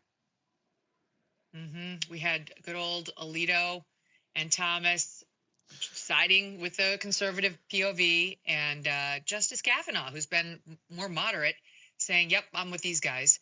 And then you had Gorsuch and you had Amy Coney Barrett going with John Roberts to side with the three libs on this. I will say, what do you make of this Gorsuch quote? Because I like this. I don't love a hugely powerful executive because I'm always thinking about who's coming next, right? I certainly don't want to see a hugely powerful Gavin Newsom or AOC or Gretchen Whitmer. And here's what Gorsuch wrote. A ruling for him here, meaning the president acknowledges, would afford future presidents the same latitude he asserts for himself. So another president might impose tariffs on gas-powered automobiles to respond to climate change, or really on virtually any imports for any, quote, emergency any president might perceive. And all of these emergency declarations would be unreviewable. Just ask yourself, what president would willingly give up that kind of power? This is what Gorsuch does. He reels you in with comments like that make you think about AOC and my gas-powered car. Do you think that that's a real concern? I mean, like that if we allow the president to have this kind of tariff power to himself, that it was basically a slippery slope where it was going to get expanded to micromanage our lives by a more aggressive Dem president next. I mean, possibly, but the president's always checked by political accountability, right? He's accountable to his voters. He has to win half the country. And if Congress doesn't like the extent to which the president is using the power granted to him, they can always change the statute. I mean, the fact that Congress has basically exceeded, I'm not sure if exceeded is the right word. I know there's been some fighting over these tariffs, but, I mean, again, Congress has the ability to write this own laws. This is not a constitutional case. This is a statutory interpretation case. So I kind of find Gorsuch's sort of reassurances unimpressive, I guess would be the right word. It's a statutory interpretation case. I thought Kavanaugh had the better interpretation of the statute. All the dissenters had it right. And so, obviously, yes, the president should only be able to exercise the authority given to him by Congress. The real question at dispute was how much authority did they give him? Mm-hmm, right. So if we don't like that amount of power, take it up with the U.S. Congress. If you believe this statute did, in fact, delegate the power to issue these tariffs to the president, it wasn't about how bad or good that might be. It was about did they or didn't they? Mm-hmm. Well, this court has found they didn't, and that was predictable. I mean, if you watch the oral argument, and I know the DOJ was expecting a loss here. They've been trying to plan for it. The president's unhappy, but I think he's got some other tricks up his sleeves. International disputes, inflation, rising national debt, digital currency. There is a never-ending list of reasons gold has risen over 700% in the last 20 years. And a never-ending list of reasons smart Americans... All right, we're done listening to Megan Dumbass. We're done listening to Megan Dumbass. All right, so that's what the right wingers had to say about this whole ordeal. Let's listen to some left wingers too, because they're not off the hook as well. We got 412 votes. Is Trump doing a good job? 413 people have voted on the poll today. 60% says no, 40% says yes. So the American people have spoken, chat. They have spoken. Let's get into what Chuck Schumer has to say about Donald Trump reactions today to the Supreme Court justice decisions. Here we go. Choose your character.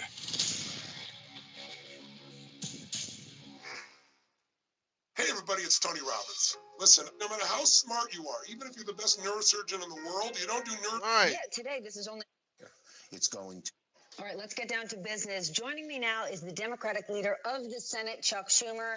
This is quite a day. I'm honored you could join me. First, put the president aside. Your reaction to today's Supreme Court ruling. First, the Supreme Court did what everyone knew was the right thing. When Trump used this so-called emergency doctrine, which never mentioned tariffs at all, everyone knew that if the court was ruling correctly, they would throw it out. But it's thrown America into chaos. All of the promises that Trump made is going to bring back manufacturing jobs, they're lower. It's going to lower prices, prices are higher. It's going to create a new way of bringing, a trade deficit's worse. Everything, it's been a disaster for the American people. And Stephanie, here's the amazing thing. The number one thing people in America care about is rising costs. Tariffs have caused them. Trump didn't mention costs in his whole speech. He just rambled. He just went on and on. He sort of like was... Oh, you mean his response today? Yes. Yes, let's talk about his response.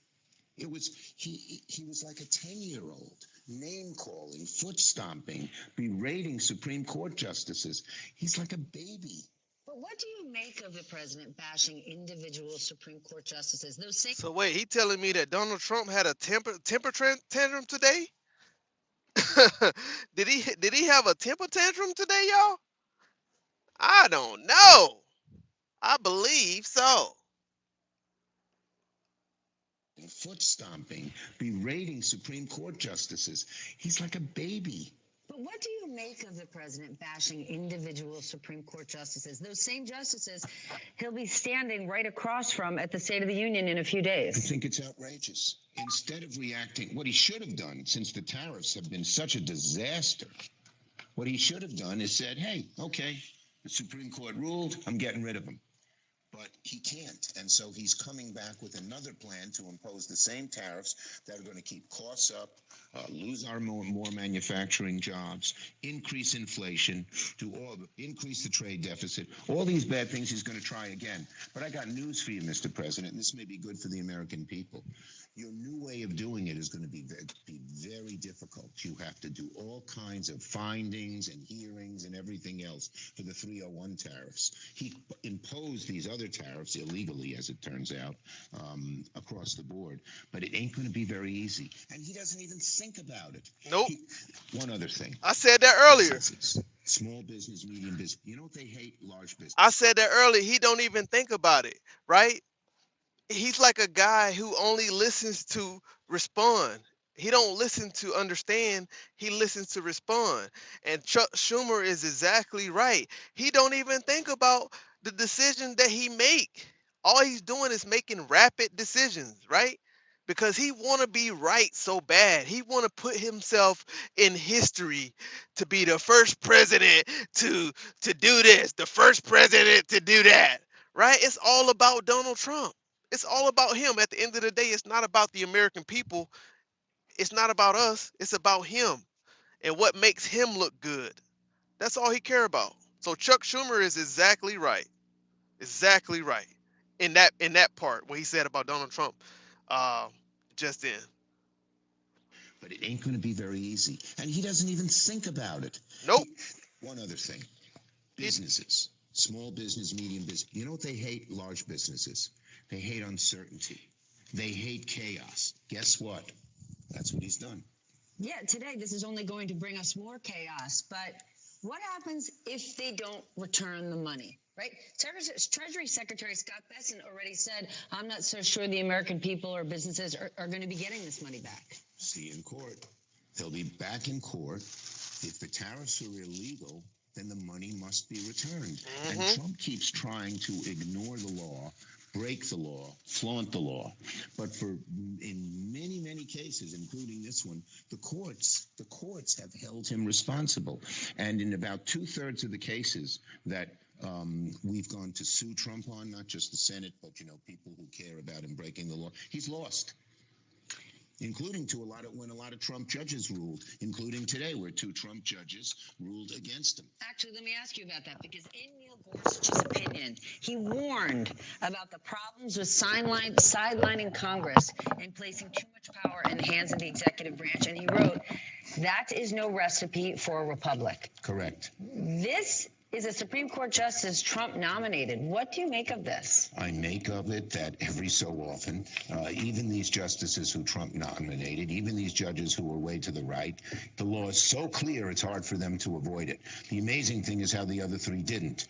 But It's Congress that's always had the power on tariffs. And right now, I would urge my Republican colleagues, some of them don't like the tariffs. We've had some bipartisan legislation. Most of them don't like the Well, tariffs. but some of them are brave enough to vote against Trump's tariffs. And we have some bipartisan legislation. And I hope that this court decision will bring enough Republicans on board that we can say once and for all, tariffs belong with the Congress, not with the White House. Okay, but what does hope mean, right? Mitch McConnell put out a very aggressive statement against the president in favor of the Supreme Court's position. Does this mean you're going to get on the phone this weekend and start calling your Republicans? We are, yes, we are right now talking about how we can join with Republicans to reassert Congress's power. We tried to do it previously. They didn't join us. They were afraid of Trump. They must join us now because the law is so clear. Let me tell you something. If they're going to do what's right for the American people, they'll join us. There's so much heat on these tariffs everywhere you go. Everywhere I went in New York State, whether it's in New York City, the suburbs, or in rural Republican upstate New York, people complained about these tariffs. Small businesses were going under because of these tariffs. People were paying through the nose because of these tariffs. Our tourist season in Canada, you know, so many Canadians come down to the Finger Lakes, was kaput. The tariffs have been a disaster. And Trump... There's not a lot of TV interviews that include the word kaput. I'm so glad Chuck Schumer is here. Well, what about the people of New York? Because J.B. Pritzker, governor of Illinois, sent an invoice to the White House today saying we would like to see a check for $1,700, a tariff refund check for every person in the state of Illinois. Should the people of New York State be getting something similar? Absolutely. And why not? I mean, the bottom line is these were illegal. They were always illegal. It hurt people badly. It's hurting Trump himself in the eyes of the American people. He ought to, you know, once he ought to admit he made a mistake. He ought to admit he's harming the American people. And he ought to, he should have taken advantage of this decision to say, bye-bye tariffs. I can't do them anymore. The court says they're no. But he can't do that. He never admits he's made a mistake. But again, I just want to go back to the point I made before. Not to mention that it's raised the costs of people. Is just incredible because it's been one of the main reasons that costs have gone up. It's one of the main reasons Americans are so unhappy with the economy and their economic plight. And he's in this bubble. He doesn't even understand that. Do you know why? Because he loves the tariffs, I believe, so much because they are the thing until now that lets him at least live like a king. Business leaders come into the White House, go to see Commerce Secretary Lutnick every day, offering the president gifts and offerings, all because they're trying to get exemptions, right? You've got all of these lobbyists hanging around the hoop, getting paid by businesses just to get a meeting with Lutnick. So the president loves the tariffs. Is there anything you and your colleagues can do going forward, or a bill you want to introduce to stop the grift that we're seeing day in and day out around these tariffs? Is just one example. There is so many examples of corruption. So what are you going to do over and over and over again? First, there are all kinds of court suits that we have worked with. I've been plaintiff in a few of them with so many of these great lawyers, and we win most of the cases. And second, the bottom line is that we should withhold Trump's ability legislatively to do these tariffs. Again, the Republicans have an obligation to do that. They should join us now. Now's their opportunity because they know when you talk to them privately, they know how bad the tariffs are for the American people. Well, today is a win, at least for the Constitution. It's a win for small business, for the American consumer. The president's speaking at the State of the Union on Tuesday night. A number of Democrats have already said they're not going to attend. What is your position on this? As of now, because I respect the whole institution, but I don't respect Donald Trump one bit, I will go. But the bottom line is there are a lot of my colleagues who aren't going to go. What do you think about that? I think that's fine with me. Everyone should make his own choice. As the Democratic leader, I am going to go as of now, but who knows what will happen in the next few days. My last question.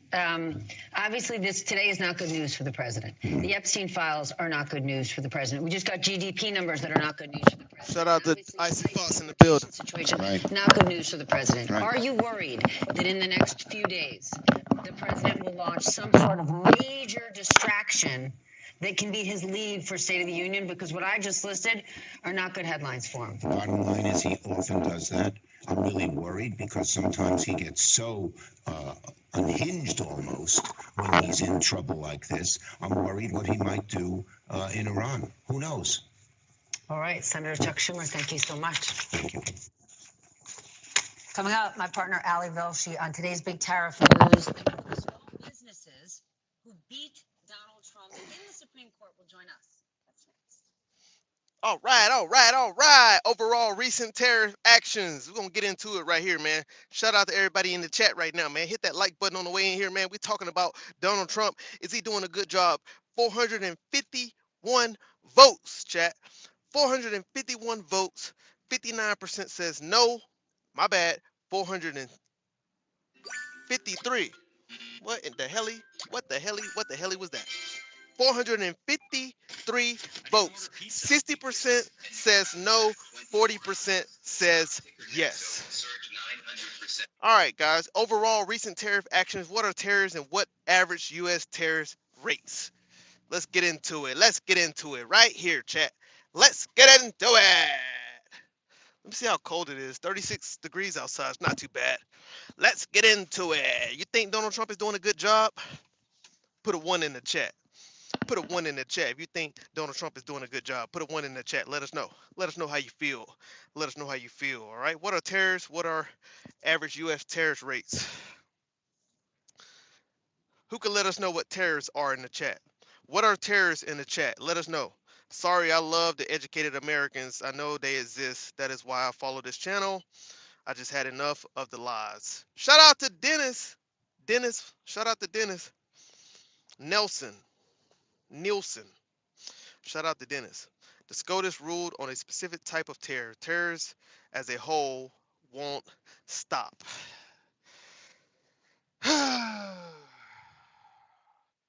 what specific type of terrors? All right. What specific type of tariffs are you talking about? OFM1. Which one is it? Let us know which one is it. Why is this article spreading out so wide? Why is it doing this? This is crazy to me. I'm about to go crazy. What happened? Why did it do that? Here we go. Somebody said tariffs are regressive taxes, import taxes. All right. Overall, what are tariffs? What are the average U.S. tariff rate? Tariffs or duties or taxes assessed on imports of foreign goods paid by importers to the United States government and collected by U.S. Custom and Border Protection. CPB. Current U.S. tariff rates may be found in the harmonized tariff schedule maintained by the U.S. International Trade Commission, ITC. The U.S. Constitution grants Congress, here's the key word, the U.S. Constitution grants who? Congress, the sole authority to regulate foreign commerce and therefore impose what? Tariffs. But through various trade laws, Congress has delegated authority to the president to modify tariffs and other trade restrictions under certain circumstances. All right.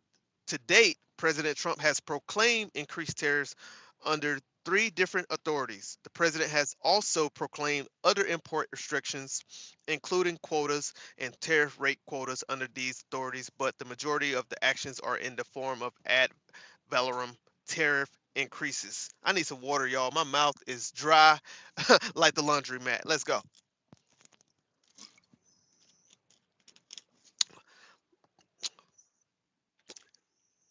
Smile says impeach the regime now. Took into look into who bought tariff refunds like Lutnick family. They knew very well the tariffs were illegal. Did y'all see him standing next to Donald Trump today? Did y'all see Howard Lutnick standing next to Donald Trump today? It was so hilarious.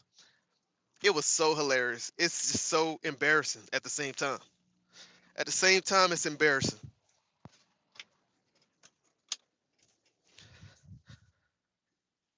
It's quite hilarious, y'all. It is quite hilarious for sure.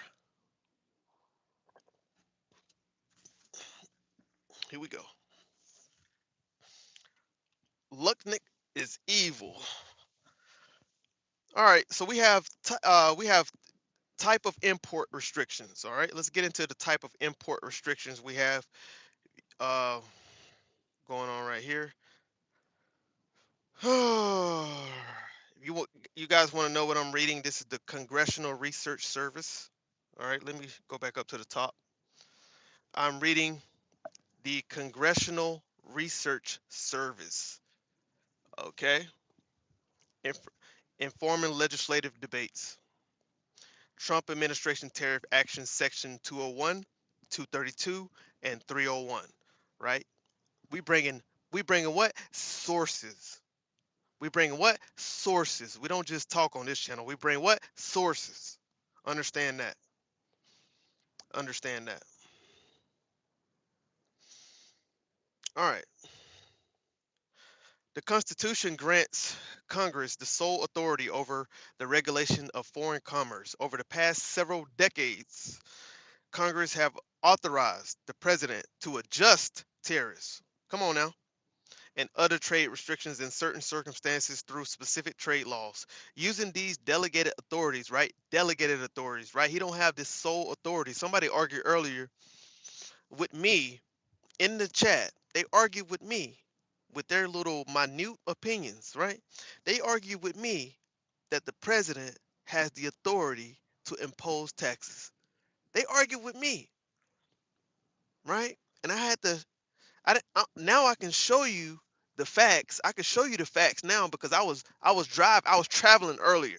You know what I'm saying? I was traveling earlier, right? So I was just telling this clown that, right? We got 464 votes, right? We got 464 votes. 59% says no. All right. But we're reading from what? We're reading from the Congressional Research Service, right? This is my source right here. All right. This report prepared by members and committees of the Congress. All right, you can get this report right here at crsreports.congress.gov, R45529. You can find this same report online on the government website. Yeah, you can go find the same source, right? The Constitution grants who? Congress, the sole authority over regulations of foreign commerce. Over the past several decades, Congress has authorized the president to adjust tariffs and other trade restrictions in certain circumstances through specific trade laws. Using these delegated authorities under three trade laws, President Trump has imposed increased tariffs, largely in the range of 10 to 25%, on a variety of U.S. Let me make sure that this speaker doesn't go off. We gotta make sure that this speaker doesn't go off in case we want to play some videos here. In case we want to play some videos. After helping over 700 people. All right. Largely, overall tariffs aren't good economic moves, so I don't know what he's thinking. Right. Largely in the range of 10 to 25% on a variety of U.S. imports to address concerns related to national security, injuries to competing industries, and China's trade practices on forced technology transfer and intellectual properties rights. Among other issues, several U.S. trade partners argue that these tariff actions violate existing U.S. commitments under multilateral and bilateral or regional trade agreements and have imposed tariffs on U.S. exports in retaliation.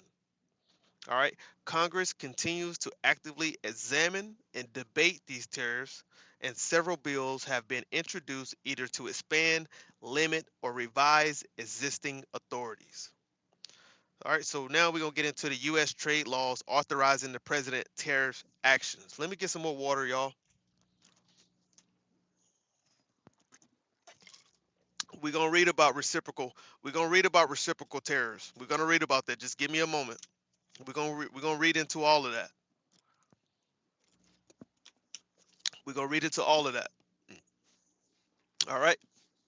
Section 201 of the Trade Act of 1974 allows the president to impose temporary duties and other trade measures if the U.S. International Trade Commission determines a surge in imports is a substantial cause or threat of serious injuries to the U.S. industry. The problem was the president imposed these tariffs, these emergency tariffs, and he couldn't prove that there was an emergency. He couldn't prove it. That's ultimately why he got shut down. All right. Section 332 of the Trade Expansion Act of 1962 allows the president to adjust imports if the Department of Commerce finds certain products are imported in such quantities or under such circumstances as to threaten to impair United States national security. Section 301 of the Trade Act of 1974 allows the United States Trade Representative to suspend trade agreement concessions or impose import restrictions if it determines a U.S. trading partner is violating trade agreement commitments or engaging in discriminatory or unreasonable practice to or that burdens or restrict U.S. commerce. All right. Hit that like button. We're almost at 40, guys. Hit that like button. We are almost at 40. Put a 1 in the chat if you're being educated. If you're learning something new today, put a 1 in the chat. If you're not, put a 2 in the chat. Maybe you already know all of this. I don't know. I'm learning as well, too. So let's go. The president's recent tariff action raised a number of significant issues for Congress. These issues include the economic effects of tariffs on firms, farmers, and workers, and the overall U.S. economy, the appropriate use of delegated authorities in line with congressional intent, and the potential implications and impact of these measures for broader U.S. trade policies, particularly with respect to the U.S. role in global trading systems.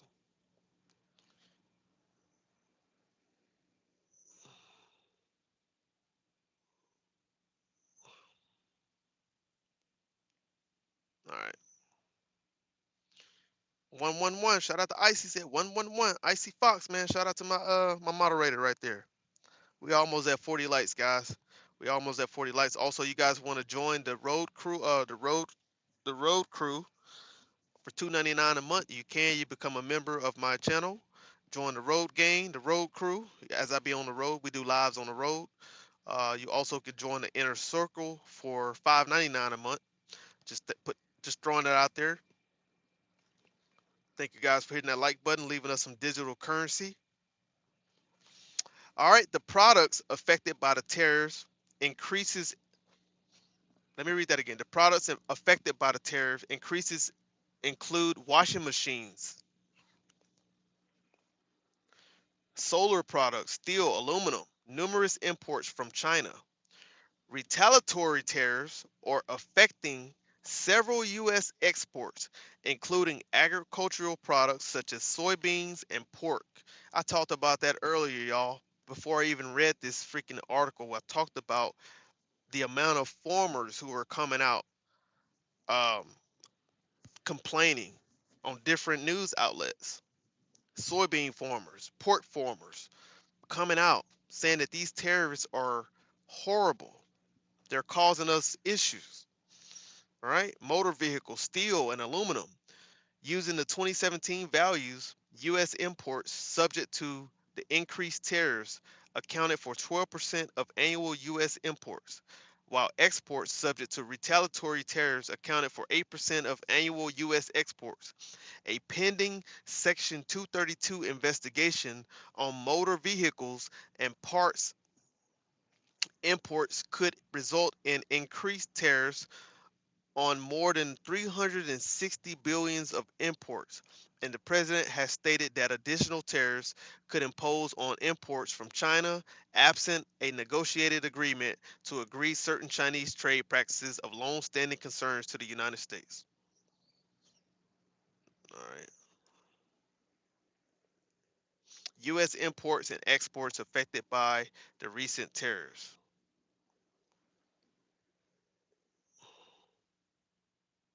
So is that how much it cost us? Washers, solar products. Look like underneath section 201. This is a graph right here that they're showing. All right. What it do, Waylon?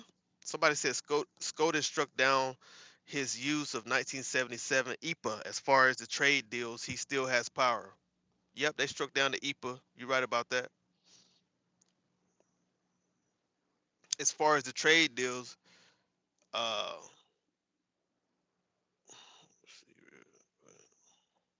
he still has power. Yeah, because he what he's still gonna have to move. He's still gonna have to tread lightly though, because what he just we're gonna read something too, because they say he implemented a 10% global tariff. Let me see if I can find that article. Yep, here's another one right here. Trump signs global tariff, 10% global tariff, says it will take effect almost immediately. At the White House, President Donald Trump signed a 10% global tariff to replace the EPA, what he just put in the chat. The EPA duties after the U.S. Supreme Court struck them down, saying it would start in about 3 days.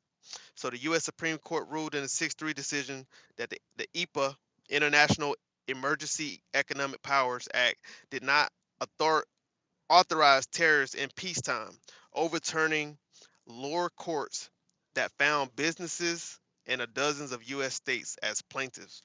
Administrative officials said they will initiate Section 301 investigations and Section 232 probes, but these require formal steps that generally take months, potentially delaying tariff changes.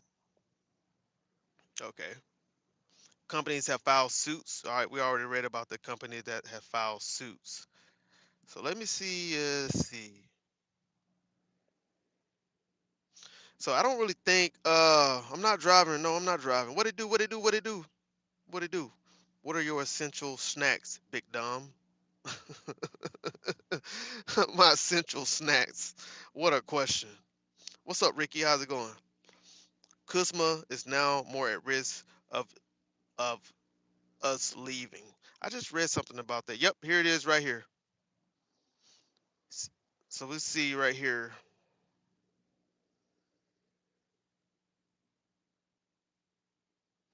Is this thing gonna ever pull up, bro?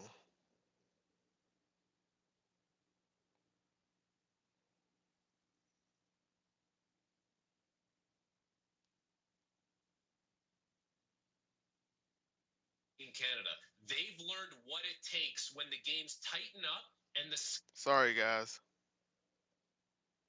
All right, so Kuzma,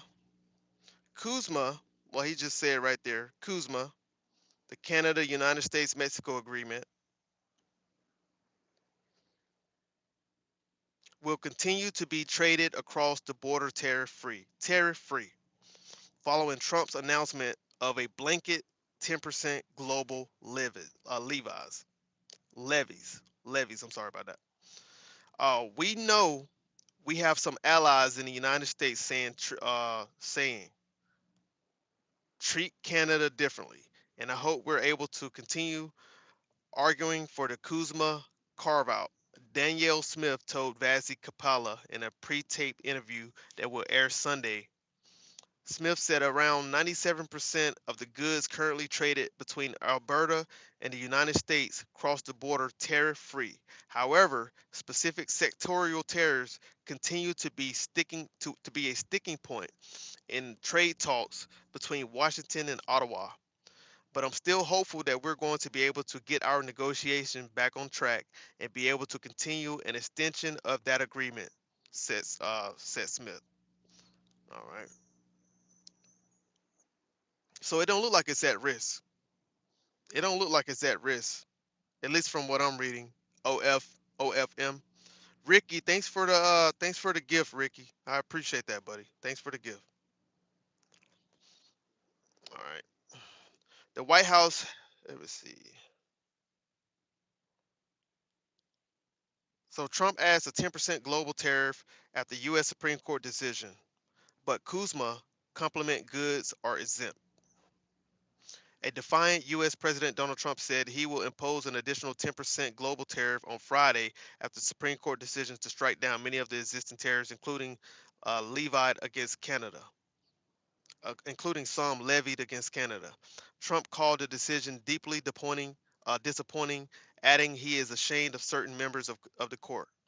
Meanwhile, several Canadian premiers, including Ontario's Doug Ford, Alberta's Danielle Smith and British Columbia's David Eby praised the court decision, with some hoping it gets negotiations on the Canada-United States-Mexico trade agreement, the CUSMA, back on track.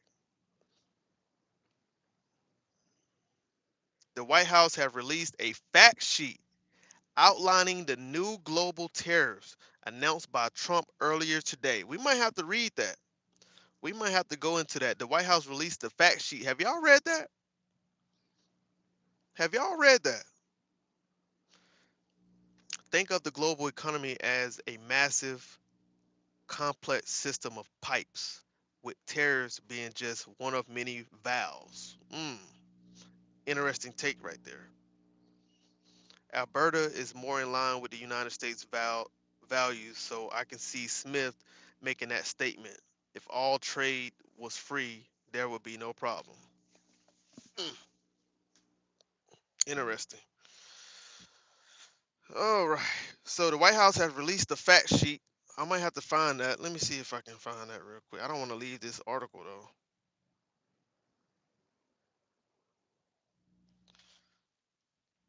Let's see if I can find that real quick. See if we can find that.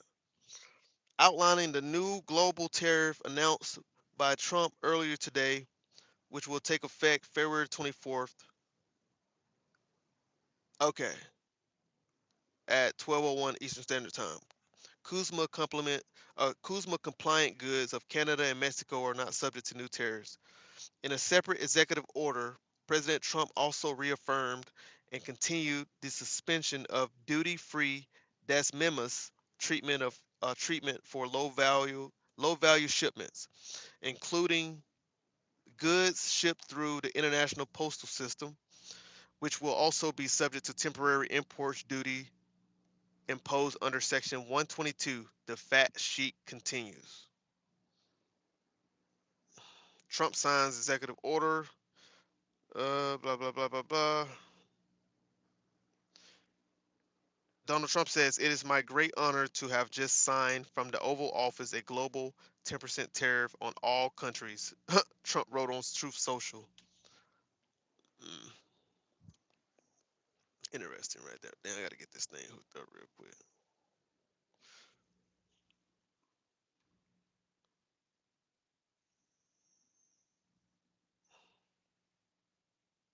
Thank you all for the gifts, man. Thank you for the likes. I'm just trying to get this Wi-Fi hooked up real quick. Get this Wi-Fi hooked up.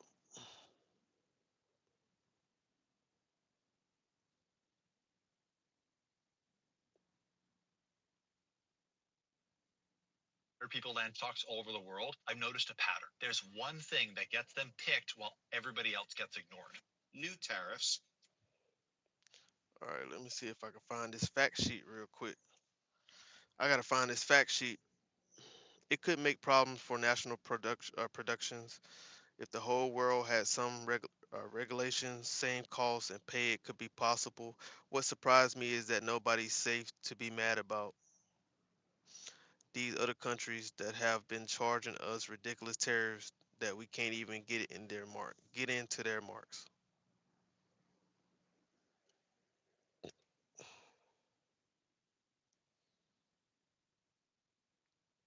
Let me see if I can find this fact sheet real quick.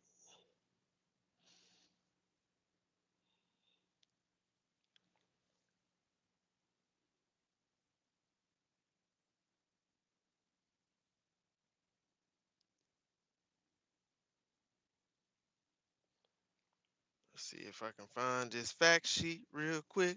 This fact sheet real quick. This fact sheet real quick, real quick.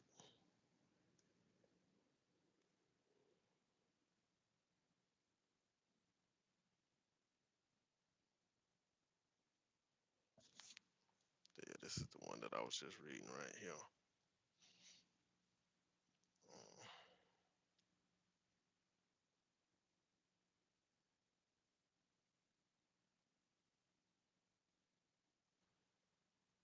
There it goes. The White House. Here we go. WhiteHouse.gov fact sheet. President Donald Trump imposes a temporary import duty to address Fundamental international payment problems. We found the fact sheet, chat. We found the fact sheet on the White House website. We almost at 40 likes, guys. Get us up to 40 likes. Thank you so much for hanging out with me. All presidents do good in some aspects and bad in others. Blah, blah, blah. Blah, blah, blah. Y'all going crazy in the chat.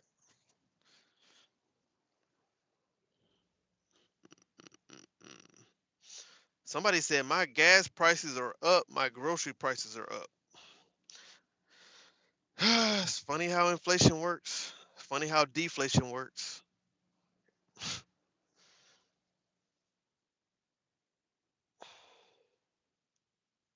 It's funny how people think inflation works. Inflation is never really stagnant. Inflation is never really at the same speed. You know what I mean? Sometimes it speeds up, sometimes it slows down. Or sometimes it maintains speed, but you know, it just depends on where you are. Fact sheets. Here we go. Protecting the U.S. economy and natural interests. Today, President Donald Trump signed a proclamation imposing a temporary import duty to address fundamental international payment problems and continue the administration's work to rebalance our trade relationship to benefit American workers, farmers, and manufacturers.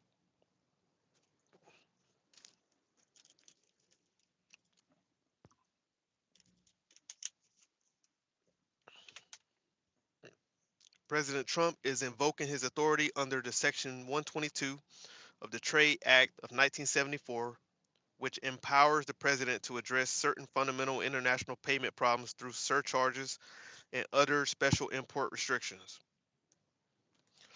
By taking this action, the United States can stem the outflow of its dollars to foreign producers and incentivize the return of domestic products production. I don't know why he didn't do this in the first place, y'all. I don't know why he didn't do this in the first place.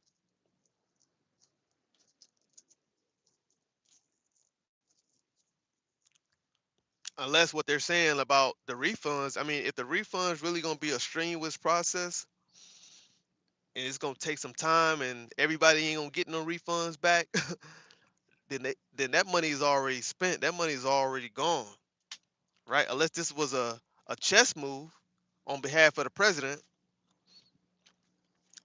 If it was a chess move to do it the way he did it initially, instead of going about it this way in the first place, I don't know.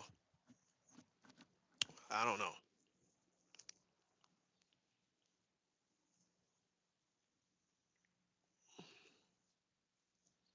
Anyways, um, by taking this action, the United States can stem the outflow of its dollars to foreign producers and incentivize the return of domestic products. By increasing its domestic production, the United States can correct this balance of payments, the balance of payment deficit, while also creating good paying jobs and lowering costs to consumers.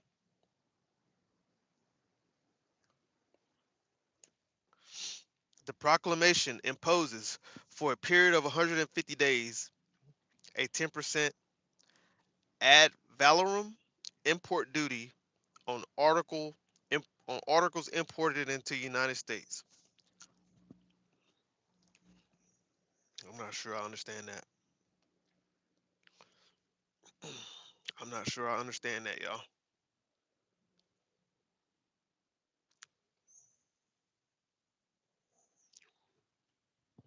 Oh, okay.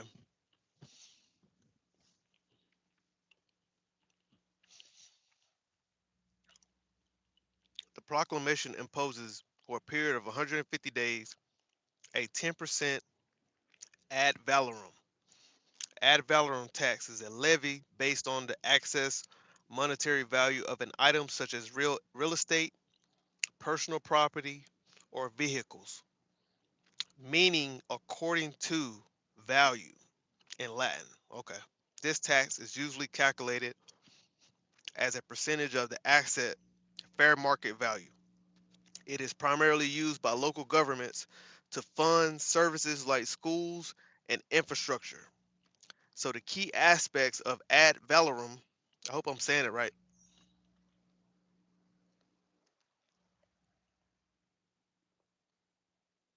The key aspect of ad valorem tax purpose. The purpose is to generate revenue for local and state governments to pay for public services. Gotcha. Common examples are property tax, vehicle tax, transactional taxes. Benefits, it's a stable, reliable revenue source for local government and is considered progressive because it is based on wealth. Drawbacks, the assessed value may not reflect immediate market changes, and the tax can be burdensome if the asset, like a home, does not generate the income. Mm, interesting, interesting, interesting. Mm. So by taking this action, the United States can stem the outflow of its dollars to foreign producers and incentivize the return of domestic production. By increasing domestic production, the United States can correct its balance of payment deficit while also creating good paying jobs and lowering costs for consumers. The proclamation imposes for a period of 150 days a 10% ad valorem tax import duty on articles imported into the United States. The temporary import duty will take effect February 24th. That is his State of the Union address on Tuesday. All right. That is when he is holding his State of the Union address. Some goods will not be subject to the temporary import duty because of the needs of the United States economy, or in order to ensure the duty more effectively addresses the fundamental international payment problems facing the United States, including certain critical minerals, metals used in currency and bullions, energy and energy products, natural resources and fertilizers that cannot be grown, mined, or otherwise produced in the United States, or grown, mined, or otherwise produced in sufficient quantities to meet domestic demands, certain agricultural products, including beef, tomatoes, and oranges, pharmaceuticals and pharmaceutical ingredients, certain electronics, passenger vehicles, certain light trucks, certain mediums and heavy duty vehicles, buses, certain parts for passenger vehicles, light trucks, heavy duty vehicles, and buses, certain aerospace products and informational materials, example given books, donations, and accompanied baggage. In addition, the following goods will not be subject to the temporary import duty: all articles and parts of articles that currently are or later become subject to subject 232 or 232 actions. The USMCA compliant goods of Canada and Mexico, and textiles and apparel articles that enter duty free as a good of Costa Rica, the Dominican Republic, El Salvador, Guatemala, Honduras, Nicaragua, Nicaragua, Nicaragua. I don't know how to say Nicaragua. I know it's Central America. I don't know how to say it though. Under the Dominican Republic, Central America Free Trade Agreement. Don't y'all laugh at me for butchering that country. I'm sorry. All right. Ha ha ha ha ha. Get your laughs out. Get your laughs out. Get your laughs out. Get your laughs out. No lot lizards tonight. Nope, not tonight. In a separate executive order or ever. No lot lizards ever. In a separate executive order, President Trump also reaffirmed and continued the suspension of duty-free des minimis treatment for low-value shipments, including goods shipped through the international postal system, which will also be subject to temporary import duties, right? Temporary 10% global tax ad valorem imposed under Section 122. In addition to In addition to today's actions, the President has directed the Office of the United States Trade Representative. UTR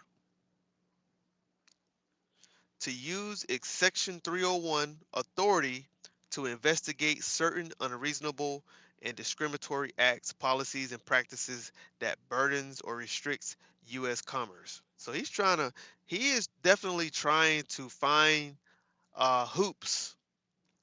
He is trying to find some hoops in order to pass the rest of these tariffs, for sure. Addressing fundamental international payment problems, the United States faces fundamental international payment problems, in particular, a large and serious balance of payment deficit.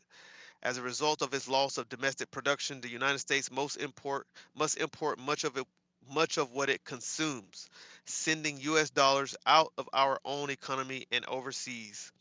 A measurement for the US balance of payments is the current account, which tracks the three ways a country can make money: selling goods and services overseas, or the trade balance of goods and services, return on investments or labor, or the balance on primary incomes, and voluntary transfers like remittance, or the balance on secondary income.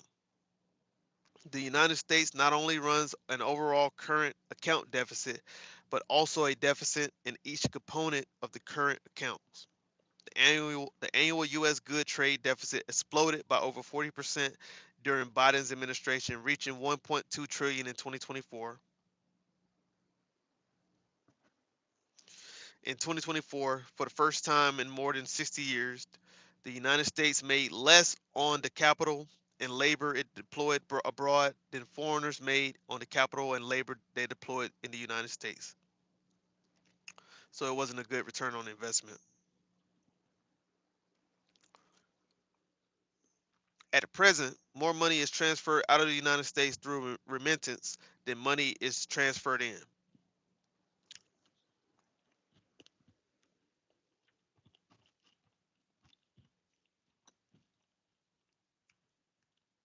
Somebody said we live in North Carolina and our prices have been coming down. I mean, you got to be blind not to see it, or you don't go out anywhere. Are we cooked after the Supreme Court tariff decision? We won't know, Ronald. We won't know. This is going to take time. This is all a process. This is not something that just, I mean, some people already came out. Some companies already came out and said they're projected to lose money. They've already lost money in revenues for the tariff that he implemented in 2025. Lakefront Brewery was a company out of Milwaukee, Wisconsin. They came out right after the right after Congress struck it down. They came out and said that they was losing $500,000 in revenue because of Trump tariffs. So it just depends on who you are, man. It depends on who you are. And that's why Donald Trump was using IEEPA to tariff. We have a giant deficit on trade.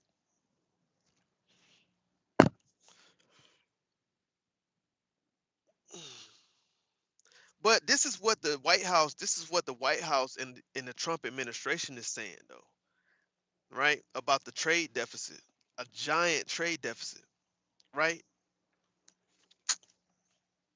That's what they're saying.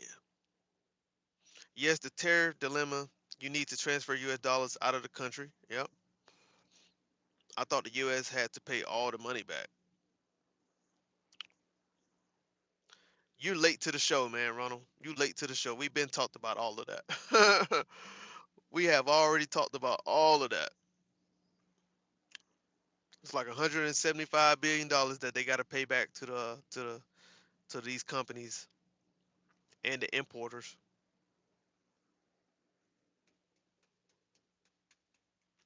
Yes, you are cooked.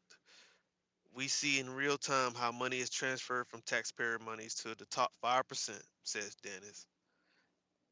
Trifins, not tariffs. Yep. I don't know how to say your name, bro. OFM 1209. OFM said that's a fact. We had a deficit since the 70s. Well, that seems like this been a problem that's been brewing over time. Right? That's been a problem. This is a bipartisan issue. You know, this administration constantly point the finger at the last administration. But what about the administration before that? What about the administration before Obama? What about the administration before Bush? This has been a problem since the 70s. This has been a bipartisan issue. Apparently, ain't nobody trying to solve the damn problem. And people will say, well, Donald Trump is trying to solve the problem, but Congress ain't letting him do it. But Donald Trump got to actually follow the correct steps to do it. He got to follow the correct steps to do it, y'all. Oh my gosh. My goodness. Oh shit. Ah.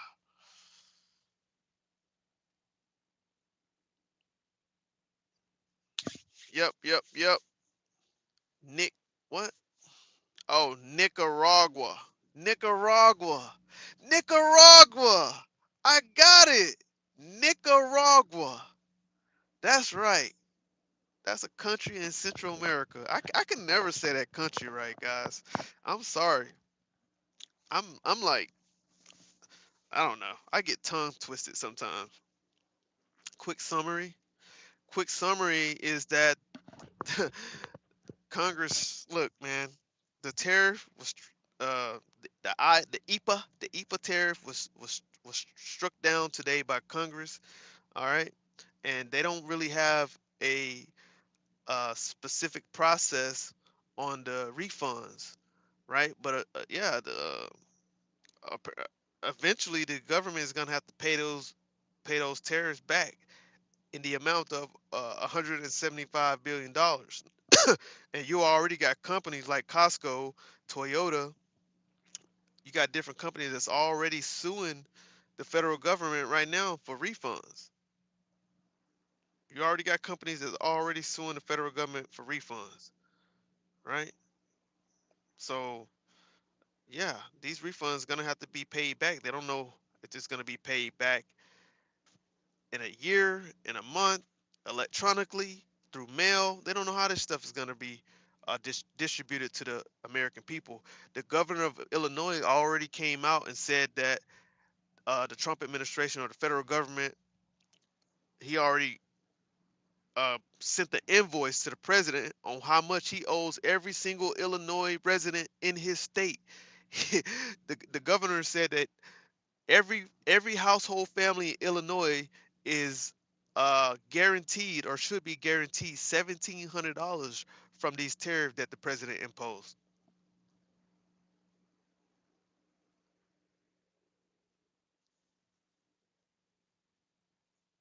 So he's already came out and said that. Anyways, um,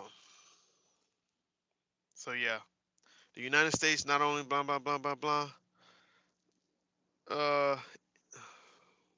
in 2024, for the first time in more than 60 years, the United States made less on the capital and labor it deployed abroad than foreigners made on the capital and labor.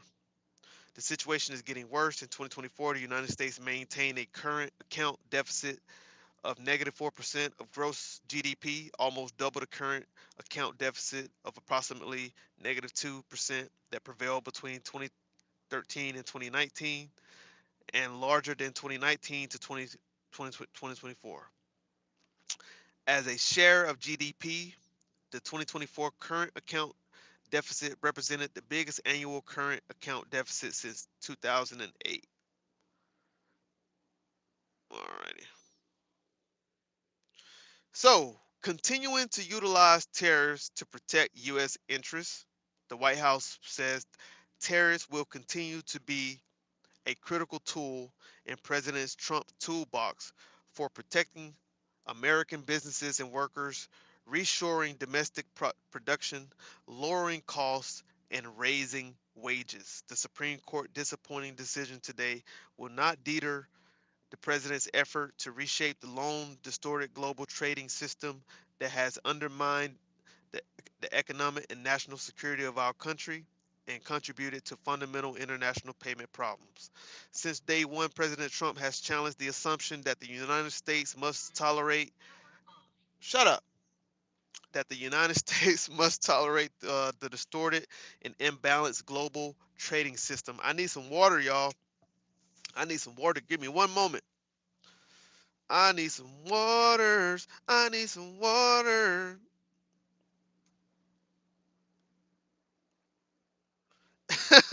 Johnny said Trump owe me 10 billion for my border peace setup. Not 10 million. 10 billion, you said. Hold on, y'all. Let me grab some water real quick. Hold on. Hey, my boy Johnny said Trump owe me 10 billion, y'all. Not 10 billion. I don't think he owe you the whole 10 billion, my boy. Not the whole 10 billion. Need some water, damn it. Give me some water. Hit that like button and send me some water, y'all. Hit that like button. We just having fun, man. Hit that like button, guys. Send some gifts to your boy. We reading a lot tonight. We've been reading a lot. We've been going over the tariffs, man. Somebody said look into ISO 2022 Swift banking system going crypto digital.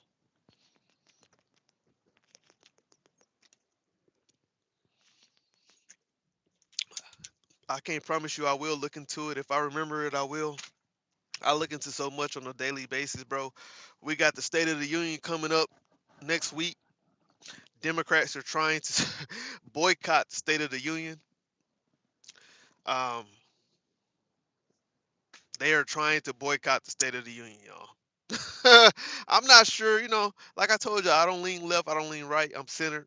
But look, I'm not sure if I can roll with that, bro. I mean, he's gonna give it whether he gonna give the State of the Union whether they like it or not. It's gonna happen, right? It's gonna happen. But it's just crazy that they're trying to boycott it. We'll see how far that goes for them. What was I just reading? Was I just reading something on my phone? Where's my other phone at? There we go. Man, I forgot where I was, y'all. All right. So we was reading the fact sheet. Yeah, that's what we was reading, the fact sheet. Since day one. Since day one. What's up, Cricket? How's it going? What's up, Cricket? Good morning to you all. Let me know where you are down in the chat. What state are you in? What country are you in? Where you tuning in from? Down in the chat. Let us know. All right. Since day one, President Trump has challenged the assumption that the United States must tolerate the distorted and imbalanced global trading system. The president trade policy brought the world to the negotiating table on our terms. As a result, the president tariffs major U.S. trading partners covering more than half of a global GDP have agreed to historic trade and investment deals to open new markets for U.S. exports, promote manufacturing reshoring, and bring reciprocity and balance to our trade relations. These deals are creating high-paying American jobs, boosting U.S. manufacturing and technological leadership, and will deliver massive returns for American workers and families for decades to come. In particular, the United States will continue to honor its legally binding agreement on reciprocal trade. Somebody asked about reciprocal tariffs earlier. All right. Um, the United States expects the same commitment from its trading partners, while the domestic legal authorities to impose future tariffs will change the overall direction of travel for the United States, reshoring domestic production and expanding market access abroad through a combination of tariffs and deals will not. All right. Johnny said, "Is there a betting market for if Trump shits himself through the Senate?" Y'all be crazy in the chat, man. I mean, sir, very interesting economic pivot because of the dollar declining value as reserve currency. U.S. GOP growth falls sharply to 1.4 rate in fourth quarter. The trade deficit only a change by 0.1%. Trump economic policies are a disaster. YM, we just actually read into that earlier. We just read an article on that earlier, so Big ups to you for bringing some of that information to the chat. Yep, all this news is bread and circus. Damn, really, really, Matthews? Is your name A Matthews?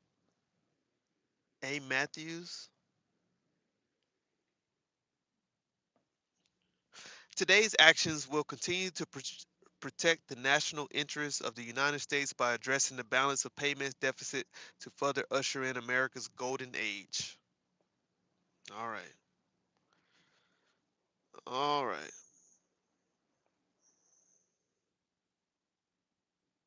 All right. So that came right out of the whitehouse.gov fact sheet.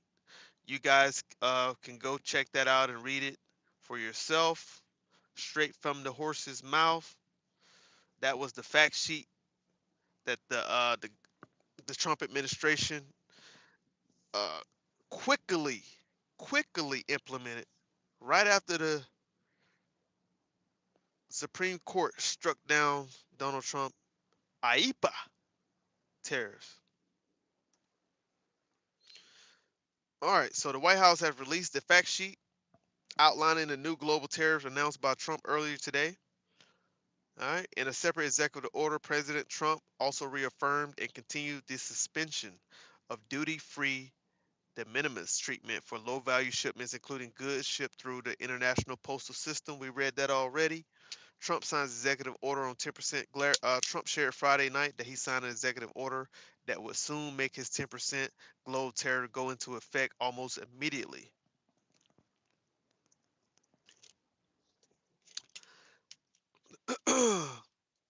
The premier of Alberta said Friday she's hopeful that goods currently covered under the Canada United States Mexico agreement, CUSMA, will continue to be traded across the border tariff free following Trump's announcement of a blanket 10% global levies.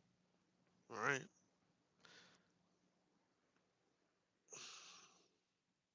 Uh, BC, uh, British Columbia Premier David Eby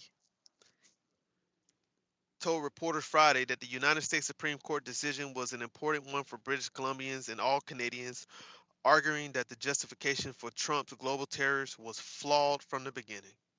People around the world knew that this process was wrong, that it should not be happening, he said. It is not consistent with the role of the United States as a jurisdiction of predictability and respect for the law and order and international relationships. And those of you who felt that way, you were right. However, the decision will have limited meaningful impact when it comes to addressing the challenges that BC businesses are facing amid ongoing trade uncertainties with the US, says eBay. The second piece of significance for British Columbia and Canada, in my opinion, is the influence that this has on the discussion around free trade agreements with the United States. All right.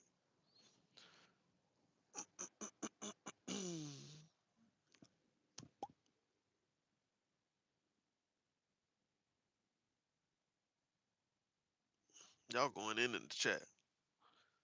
What's up, Aiden? Long time no see, Aiden. You're right. How you doing, brother? Aiden in the building. What's going on, brother?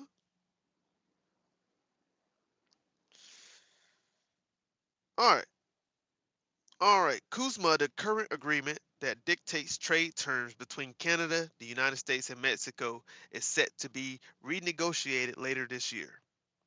It is my hope that this decision creates a shared understanding about the president's authorities, about the importance of this free trade agreement, and enables us to be able to have a realistic conversation about how we can engage in a trade relationship that has benefited both Americans and Canadians for so long.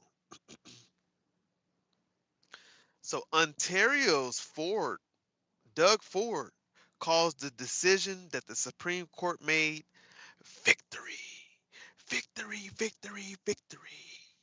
I'm doing good, Aiden. I can't complain at all, buddy. I cannot complain. I'm doing well, as you can see. I'm doing a lot better. I was impacted by the common coronavirus 3 days ago, but now I feel a lot better. I sound a lot better, and I possibly look a lot better. I don't know. Y'all let me know, huh? Let me know in the chat. I don't know. Ontario Doug Ford says the court decision represents another important victory, but he says the fight will continue. We need to watch how the White House react. We need to keep up the fight against tariffs on auto, steel, aluminum, and forestry, which remain in place and continue to hurt our workers.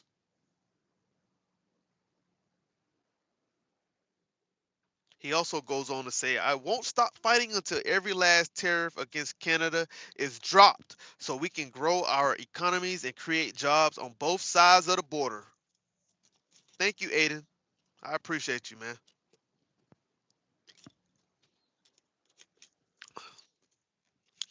Put some love on the live, y'all. Put some love on the live. Hit that like button, guys. Feel free to leave me some gifts. Feel free to drop some super chats. Feel free to join my membership for Road Talkers, so you can join my Inner Circle membership. $2.99 for the Road Talkers, $4.99 or $5.99 for my Inner Circle membership. Feel free to join. If you like my channel, hit that subscribe button. Spend that digital currency. I appreciate you guys being here while we go over some of these articles today. Let's see if there's something that has come out since we've been talking on this long live. Oh man, oh man, oh man. Has anything else come out? Let's see if we have any updates. I mean, it's only 2 in the morning, right? At least where I am. It's 2:30 in the morning. All right. All right.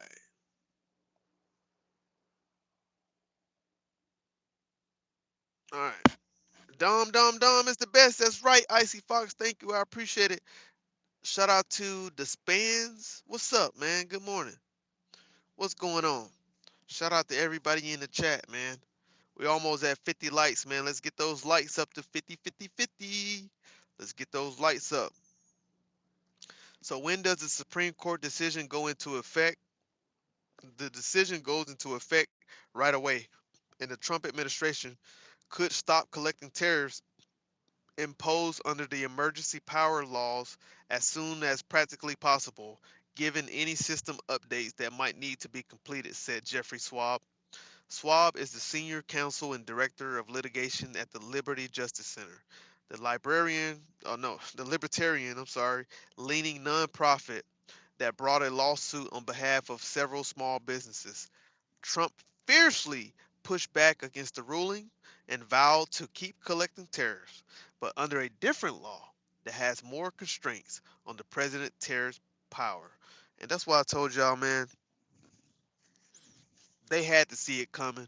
If they didn't see it coming, then maybe these are just swift decisions, right? We will never know. We won't know until this stuff actually goes into effect, whatever he's trying to do, right? We won't know until it actually goes into effect. So he said it's going to go into effect in around February the 24th. So we'll see. We'll see how this stuff actually plays out. And will Congress actually find another problem in his decision making once again? Ooh, man. All right. There's so many people who had something to say about what happened today. A lot of people had something to say. Canada U.S. Trade Minister Dominic LeBlanc says the U.S. Supreme Court decision reinforces Canada's position that Trump tariffs are unjustified. We are working to create growth and opportunities on both sides of the border while strengthening our collaboration with reliable trading partners and allies around the world. He wrote on X, acknowledging the free trade deal between Canada, the United States, and Mexico is up for review later this year. Uh-oh. I think somebody said something about that earlier, right? We're possibly gonna lose Kuzma. We're possibly going to lose it. It is up for review later this year.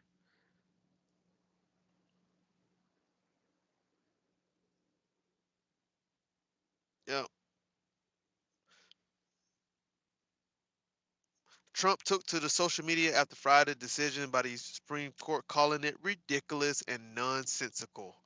The court said that I'm not allowed to charge even $1 to any country under EPA. I assume to protect our countries, not the United States.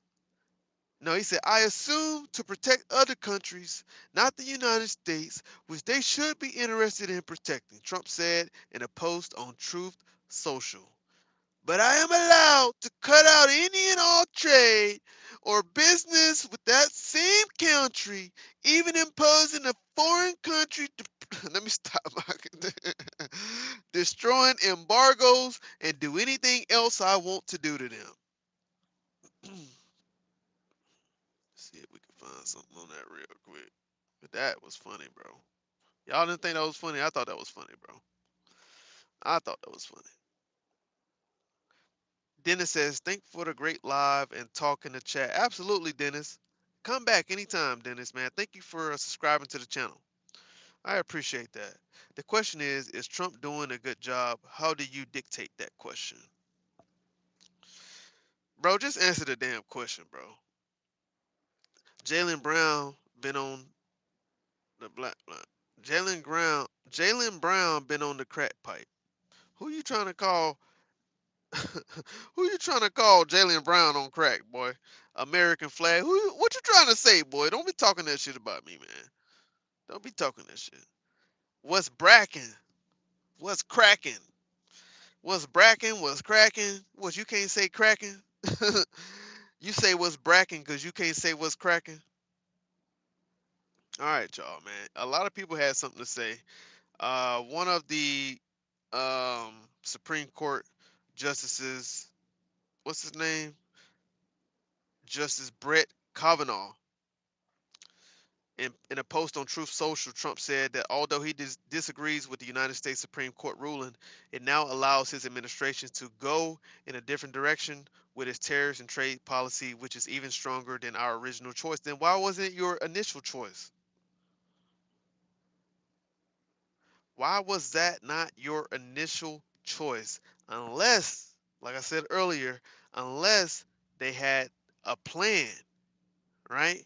Unless they had a plan and they were playing chess about the choices that they made initially, right? How would they be playing chess? Maybe because they knew that if this got struck down, that the returns, the refunds would be a long, strenuous process. Maybe they're gonna make it hard for the courts to actually get all this money back.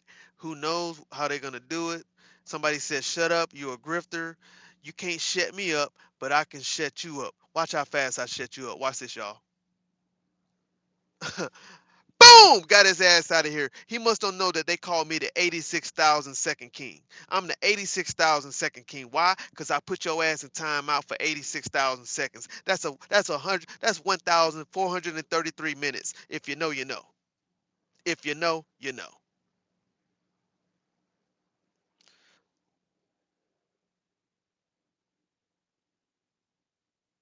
You said time to move on? Yeah, time to move on from your stupid ass. Now you in the gulag too for 86,000 seconds, huh? 86,000 seconds. Get your dumb ass out of here, boy. Get your dumb ass out of here. 86,000 seconds. Come back tomorrow. Come back tomorrow. Come back tomorrow. Come back tomorrow. All right? Talking about some move on. You don't come over here dictating nothing. Only thing we gonna do is move on from your dumb ass. That's what we gonna move on from your ass. Come back tomorrow in 86,000 seconds. Yep. Understand that. Use your brain. Next time, use your brain. Anyways, moving on.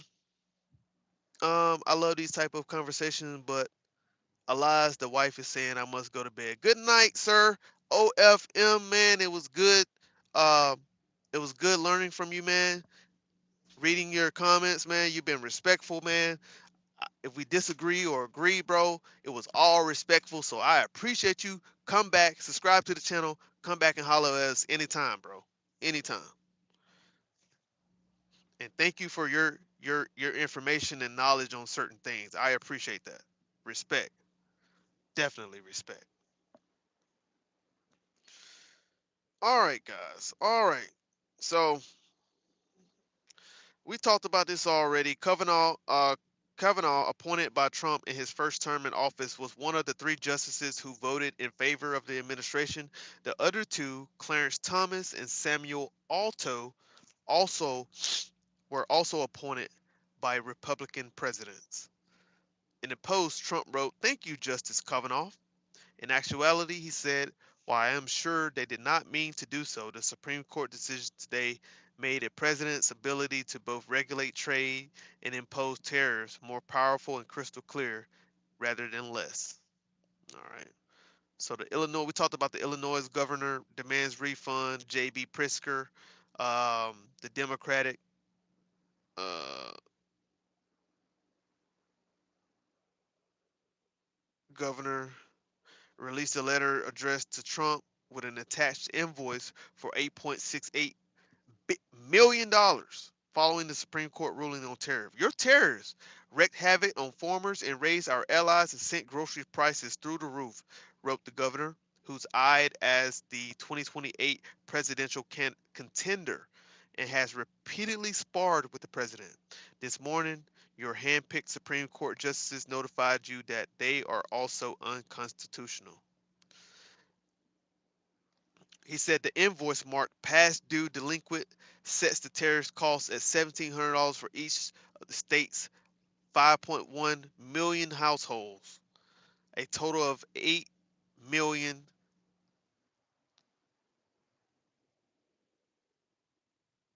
Was it million or billion? Oh, that's billion, bro. I'm tripping. Wait, this article, no, I think it's $8.6 billion. Yeah, it's 8.6 billion, but they put million in the article. Come on, CTV News, man. Y'all got to get the wording right, bro. Y'all got me over here looking crazy, man. Got me over here looking crazy. Y'all got to get the wording right up in here, bro. This is crazy. Yo, if tariffs are hurting the economy, why are we currently experiencing very low inflation and robust GDP growth? Why are you always coming in here copy and pasting, bro? You say the same shit. Why are you coming in here copying and pasting? What article are you getting your information from? At least drop some sources in the chat.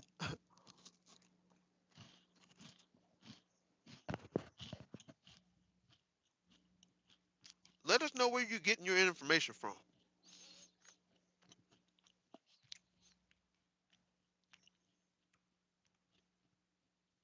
Yo, these cookies are so good. Apparently they are married to the theory of terrorists. I don't know. Apparently, huh? The theories of terrors. Not the theories of terrors.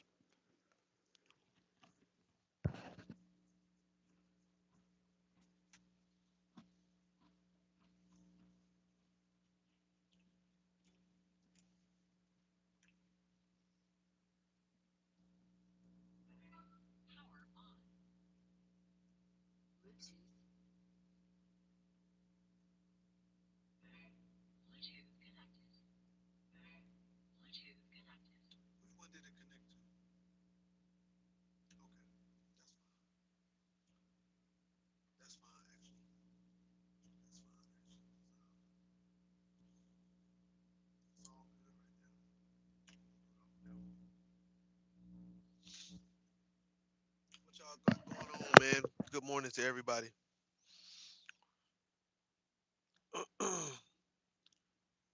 I don't get it from MSNBC like you. You're being disingenuous if you think you think I get my sources from MSNBC. You think I get all of my sources from MSNBC? I don't think I get none of my sources from MSNBC. You're being disingenuous, bro. That's all. You always assume where I get my sources, but never tell us where you get your sources. That's disingenuous in itself. You're just a disingenuous person. That's all you are. No, the fuck you don't. You don't get your stats from that shit. Shut up. Get off my channel. I don't even want you here no more. Just leave. Come back tomorrow. I can't stand people like him. Come back tomorrow. You can watch me now. We don't even want to. You're just so disingenuous, bro.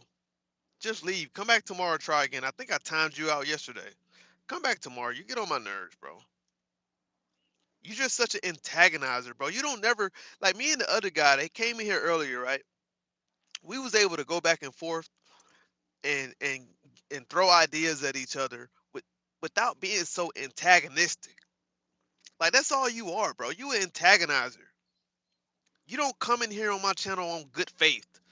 You come in here to disrupt. That's what you do. And I don't like your kind. I don't, Jim Beginny. Don't even come back. Unsubscribe from the channel. Please don't come back. Your kind is not welcome here, bro. Because you don't come here in good faith, bro. You just come here to cause chaos, right? You're like an ICE agent. You don't come, you don't go after the worst of the worst. You go to racially profile. You go to disrupt families. You go to disrupt hospitals. You go to disrupt airports. You go to disrupt grocery stores. You just go to cause chaos. You don't go there to find what you was targeting. You don't. You don't go. You an antagonizer. I know you still watching me. I know you still watching me. You're just an antagonizer. You're here to argue. That's all you want to do. Icy, don't hide him from the channel, Icy. Unhide him from the channel. I told you moderators to stop hiding people from my channel. Your your your authority is only to time people out. Don't hide them from my channel. Now click on his name and unhide him unhide him, Icy Fox. Stop hiding people from my channel. You don't have that authority. All right? Just time people out. Thank you. You guys got to stop hiding people from my channel. I want them to come back, right? We time them out for 86,000 seconds. Maybe they can get their mind right and they come back tomorrow and try again. All right? But if they keep coming back with that same spirit over and over and over, then Dom will hide their ass from the channel. I'll do that. It's all good though, Icy Fox. It's all good. I'm not getting on you. You know I'm tough sometimes, but I'm not getting on you, brother. You know I love you, man.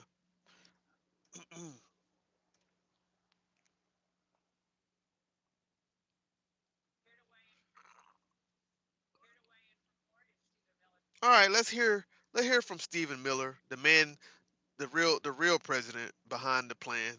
Right, he's the one who really is the brains behind the Trump administration. It's not Donald Trump. I'm gonna tell y'all the truth, right? We're gonna hear from Stephen Miller. He's the brains behind the Trump administration. It ain't Donald Trump. Understand that. Understand that. There's no problem. Somebody said, I don't see what's wrong with ICE getting illegal immigrants out. There's no problem with ICE getting illegal immigrants out, but they must stand on what they say. They must do it the right way, right? We have too many instances where ICE is overstepping their power. There's videos out there. I've talked to people in Minneapolis. I've talked to barbershops in Minneapolis. I was at a barbershop in Minneapolis talking to a guy there who is a US citizen. He's a Mexican U.S. citizen, right? He has citizenship to this country, and ICE walked into their barbershop and racially profiled against him, right? As he was well, no, he was walking out of the barbershop, getting into his car, getting ready to take a lunch break. Got into his car, and he was racially profiled by ICE, right? They wanted him to roll down his window. They didn't have no probable cause, no nothing. They broke his window, took him to jail, and gave him a voucher, let him out of jail. When they realized that he was a U.S. citizen, they gave him a voucher to pay for his window.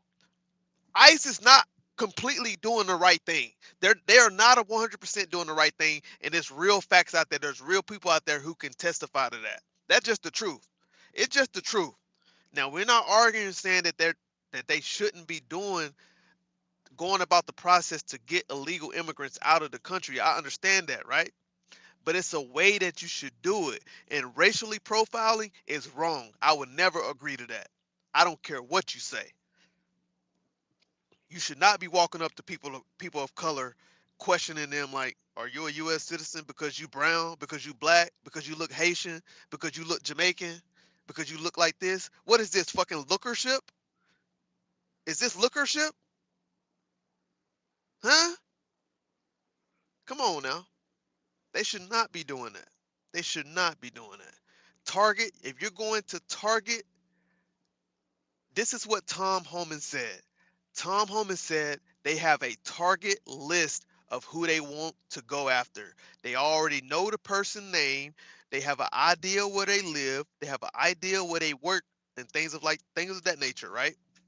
If you have a target list, then go after that target list, right? But if you ain't got shit to do and you just roaming the area, don't be at Walmart scanning the parking lot looking for Mexicans. Don't be in Walmart scanning the parking lot looking for Somalians. Don't be in Walmart scanning the parking lot looking for Haitians. Just looking for people who may not have papers, bro. No. No, we ain't doing that. Don't be doing that. We ain't doing that. I'll never agree to that. I'm sorry. I'll never, but we're gonna listen to Stephen Miller, the racist guy, his ass, the racist man himself, who is the brains behind Donald Trump. But Donald Trump is not the brain behind the Trump administration at all. He is not. Trust and believe that. He always talk about the IQ of black people because every time he bring up Jasmine Crockett name or Hakeem Jeffries, he got to question their IQ. But when he talk about his white enemies, he never questioned their IQ. But when it come to black people or brown people, he just so happen just gotta question their IQ every time. I wonder what their IQ is. Their IQ. Such a racist man. Just such a racist man. Anyway, let's get into Stephen Miller.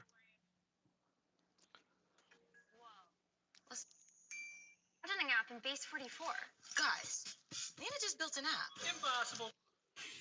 Here to weigh in for more is Stephen Miller, White House Deputy Chief of Staff for Policy. Stephen, thank you for joining us tonight. White House Deputy Chief of Staff for Policy. He is the brains behind the Trump administration. Yes, he is. Yes, he is. The president was not happy today. No doubt. Somebody said, I'm black and the Mexicans are taking all the construction jobs. My grandfather was a brick mason. My dad, a husband, and so many more. Mexicans ain't taking all the construction jobs. They the one who willing to actually go out there and do it. Sorry, got to disagree with you on that one. Got to disagree with you on that. Now, I'm not saying that black people are not willing to go out there and do it, but why aren't we applying for these jobs at a high rate? They're not taking all the construction jobs. They're not doing that. They're just willing to do it. They might be more willing to do it. Have you thought about that? Why is it got to be that they're taking all the black jobs? Huh? Why it got to be that? Or is it that they're just more willing to do it? Doubt about it. Pretty harsh words for the members of the court who did not vote to uphold these tariffs.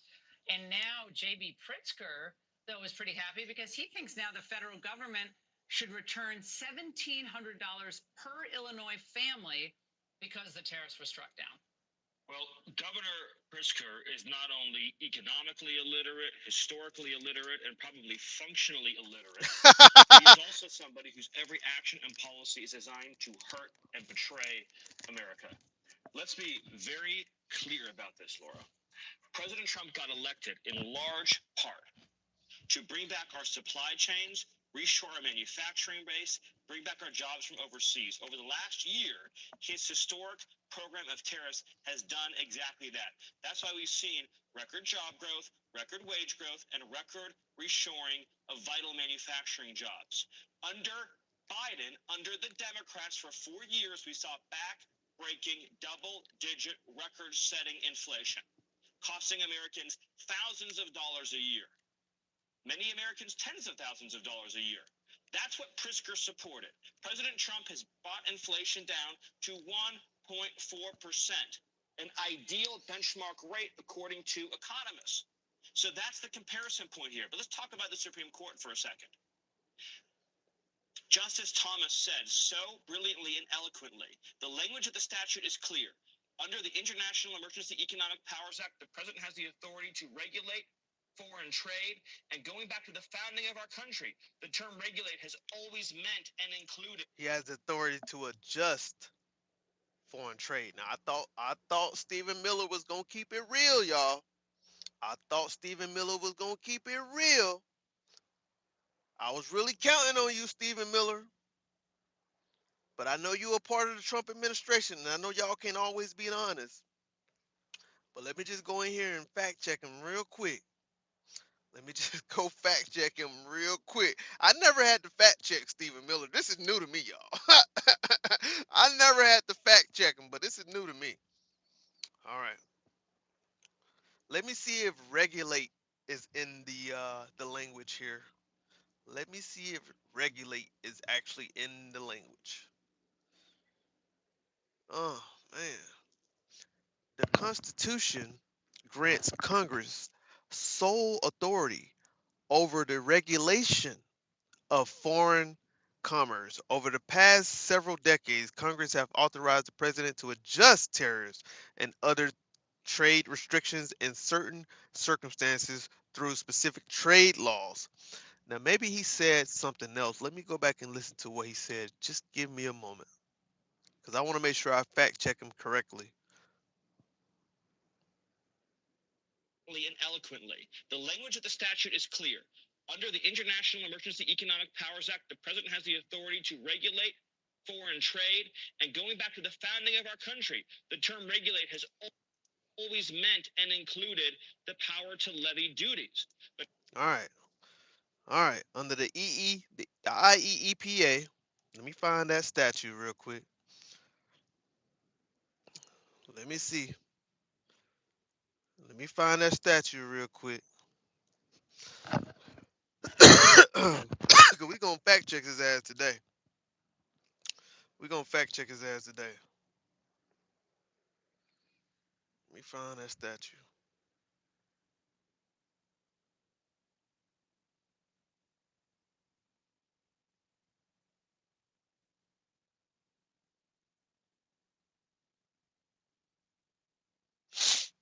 I appreciate y'all hanging out with me tonight.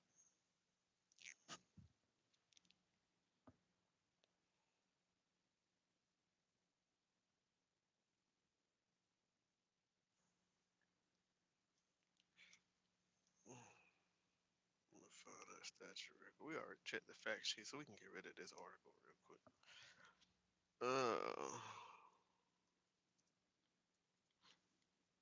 Matter of fact.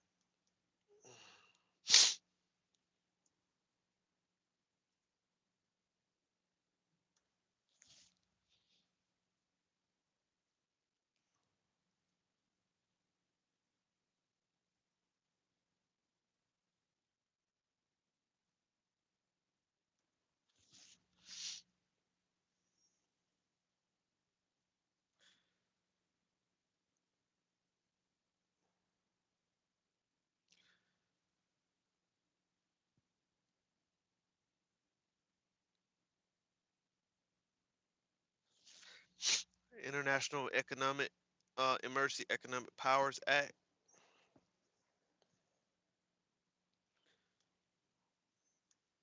Let's see. Which section of this? Unusual extraordinary threats, declaration of national emergency, exercise presidential authority, authorities to issue regulations. Here we go. All right.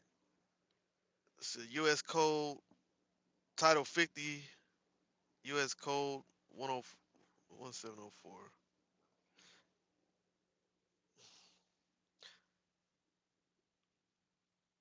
This should be hard to read sometimes. I ain't gonna lie to y'all, bro. The president may issue such regulations, including regulations prescribing definitions, uh, as may be necessary for the exercise of the authority granted by this chapter.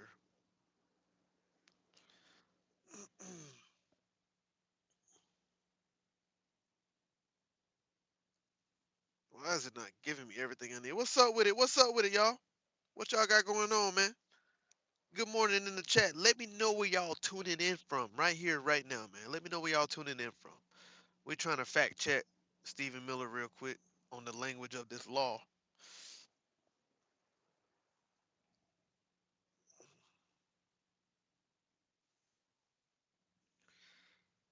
At the times and to the extent specified in Section 1701 of this title, the President may, under such regulations as he may prescribe, by means of instruction, licenses, or otherwise, a. Investigate, regulate, or prohibit any transaction in foreign exchange, transfer of credit, or payments between, by, through, or to any banking institution to the extent that such transfers or payment involve any interest of any foreign country or a national thereof.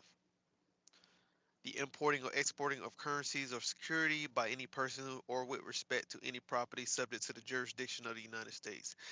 B. Investigate, block during the pendency of an investigation, regulate, direct, and compel, nullify, void, prevent, or prohibit any acquisition, holding, withholding, use, transfer, withdrawal, transportation, importation, or exportation of, or dealing in or exercising any right, power, or privilege with respect to or transaction involving any property in which any foreign country or a national thereof has any interest by any person or with respect to any property subject to the jurisdiction of the United States.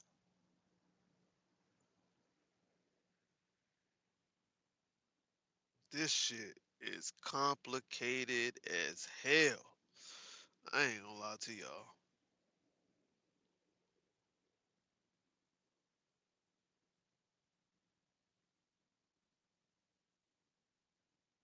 Exception.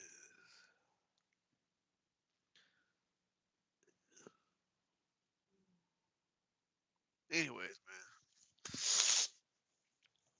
Terrorist looking beards. It's in the Constitution. Read it. I am reading it. Terrorist looking beardos? Who you talking about, bro? You talking about me? You better go read my description, bro. So how can you be opposed and have an opinion if you don't even know what's going on and have the facts to check it? Get your bitch ass off my channel. Y'all motherfuckers so stupid, bro. Get your bitch ass off my channel.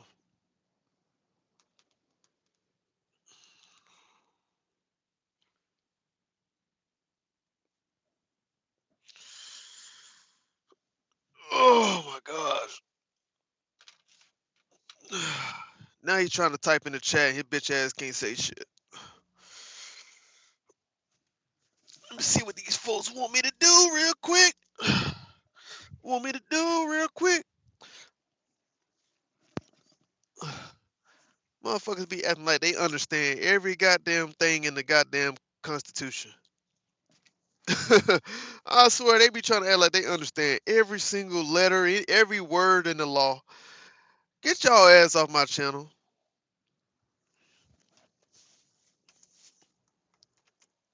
I read and try to learn something new every day. I don't claim to know every damn thing, but I read and try to understand everything that I read that's going on every day. I never claimed to be a genius. But don't come on my channel trying to try me, because I will get your ass up out of here. Real talk. I will get your ass gone in a heartbeat. Get your dumb ass on. But he's also somebody whose every action and policy is designed to hurt and betray America. Let's be very clear about this, Laura. President Trump got elected in large part to bring back our supply chains, reshore our manufacturing base, bring back our jobs from overseas. Over the last year, his historic program of tariffs has done exactly that. That's why we've seen record job growth, record wage growth, and record reshoring of vital manufacturing jobs. Under Biden, under the Democrats, for 4 years, we saw back-breaking, double-digit, record-setting inflation, costing Americans thousands of dollars a year. Many Americans, tens of thousands of dollars a year. That's what Pritzker supported. President Trump has brought inflation down to 1.4%, an ideal benchmark rate according to economists. So that's the comparison point here. But let's talk about the Supreme Court for a second. Justice Thomas said so brilliantly and eloquently, the language of the statute is clear. Under the International Emergency Economic Powers Act, the president has the authority to regulate foreign trade. And going back to the founding of our country, the term regulate has always meant and included the power to levy duties. But here's the good news, Laura. As cowardly, as horrendous as the Supreme Court ruling was, as poorly as it reflects on John Roberts' court, and the continued torturing of our statutes and our Constitution, here's the good news.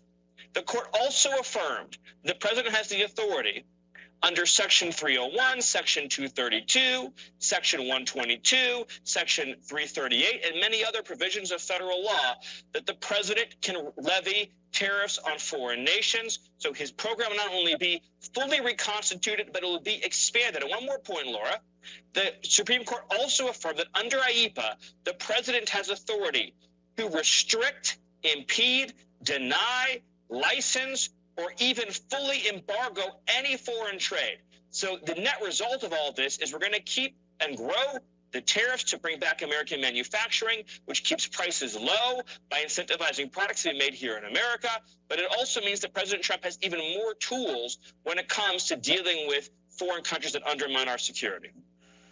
Yeah, I mean, certainly the Supreme Court had no problem, trying to find the right language, the ambiguous language to justify Obamacare. I think Kavanaugh pointed that out in his dissent.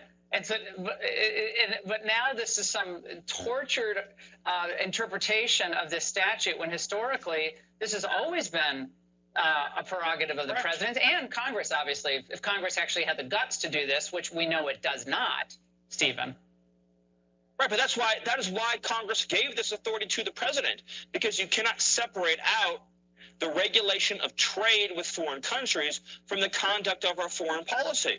That's why Congress enacted the International Emergency Economic Powers Act in the first place.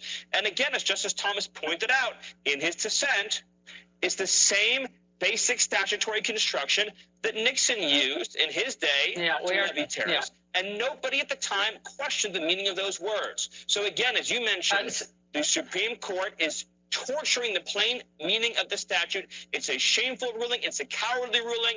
But the good news here, Laura, is that President Trump, as he said today, has the full authority affirmed by the Supreme Court to reinstitute and expand the tariff program, to keep the cost of living low, to keep jobs flooding back to America, and to protect our core national security. And that's what really matters at the end of the day.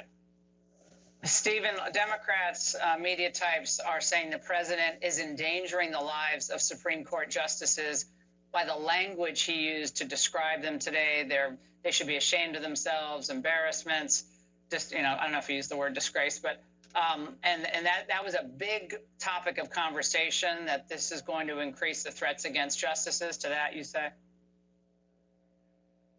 Chuck Schumer infamously stood in front of the Supreme Court and issued a direct threat to our justices.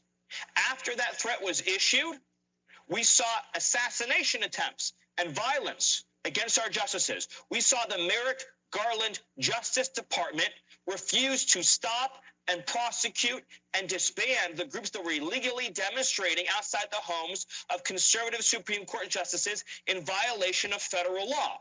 It is against federal law to illegally demonstrate outside of the home of a judge to try to influence a ruling. It's the same group of people who have fanned the flames of assassination all over this country. This administration, under President Trump, has moved heaven and earth to find the domestic extremists in this country who are trying to kidnap, murder, and assassinate and bring them to justice. While the left, being good communists, has done everything in their power to foment violence and foment hatred and foment unrest. You will never get a cleaner contrast. You want safe streets, you want criminals behind bars, you want to support the police, you want to support law enforcement, that's President Trump. The Democrats are the party of violence. President Trump is the president of law, order, and safety. Stephen, what a day. I thought it was predictable ruling by the court. I was hoping for otherwise, but it really didn't surprise me. Stephen Miller is a nut job. Stephen Miller is a nut job. He's a nut job. He's a Donald Trump do boy. That's all he is. He's a Donald Trump do boy.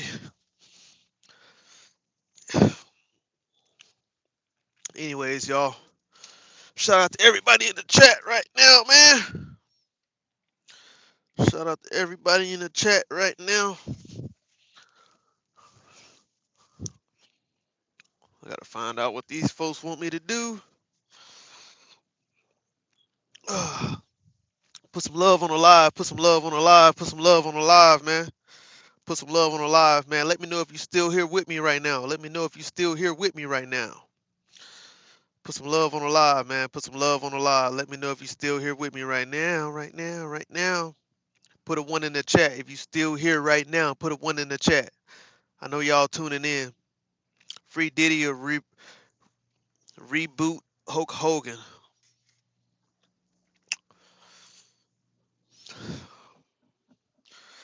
I hate dumbasses when they come in my chat, man. I hate dumbasses when they come in my chat. Get your dumb ass out my chat. 86,000 seconds. I don't even like your name.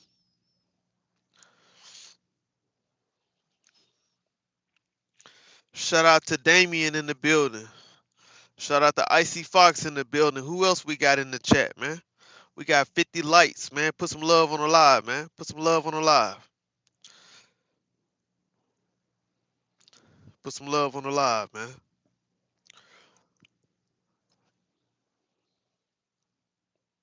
Let me see if anything significant has come out. Yo, we got 627 votes. 628 votes. Is Trump doing a good job? 60% of the country says, I can't say 60% of the country, I'm tripping, bro. 60% of the vote says no, 40% says yes. All right. So y'all see the people have spoken.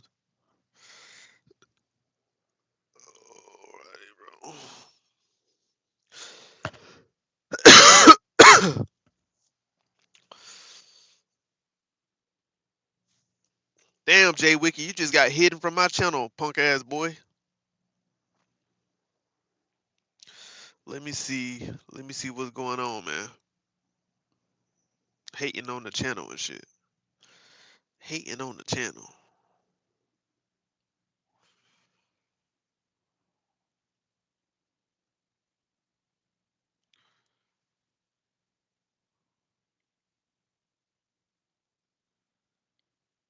There was one video that I forgot to let oh yeah, that's it right here, right here. Other legal authorities. The ruling did. Who could have seen that coming? Well, it turns out that Donald Trump isn't really the king he thinks he is. Let's talk about that, because justice matters. Look, I don't know. I think we talked enough about tariffs today. I think we talked enough about that. I ain't gonna lie to y'all.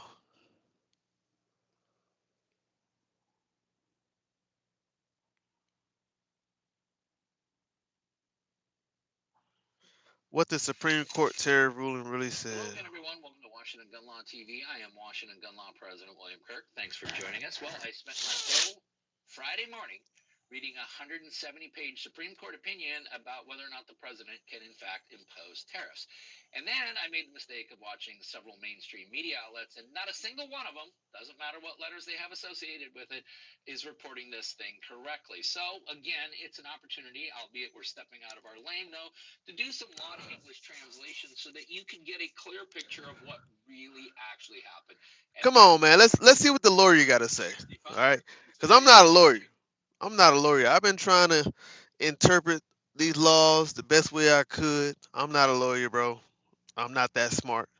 So we're gonna listen to a lawyer and see what he thinks about the Supreme Court decision. This is gonna be the last video we watch. It's gonna be the last video we watch. Get your bitch ass off my channel, female dog. From doing nothing to Tai Chi chair workouts at the Supreme Court today. So today, let's actually go through the ruling. Let's get you all educated and let's talk about That's what we what the want. Supreme Court tariff ruling really says. That's what we want. That's what we need. Okay, America, we are talking about a gut-wrenching 170-page opinion, which you will not have to read unless you want to. It is linked up down below, but I did it for you so we can talk about the case of Learning Resources, Inc. v. Trump. It is a 6-3 decision which has struck down a billions and billions of dollars in tariffs that President Trump has assessed under the International Emergency Economic Powers Act, or IEEPA. Does this strike down all of President Trump's tariffs? No. Does it strike down a big chunk of them? Yes.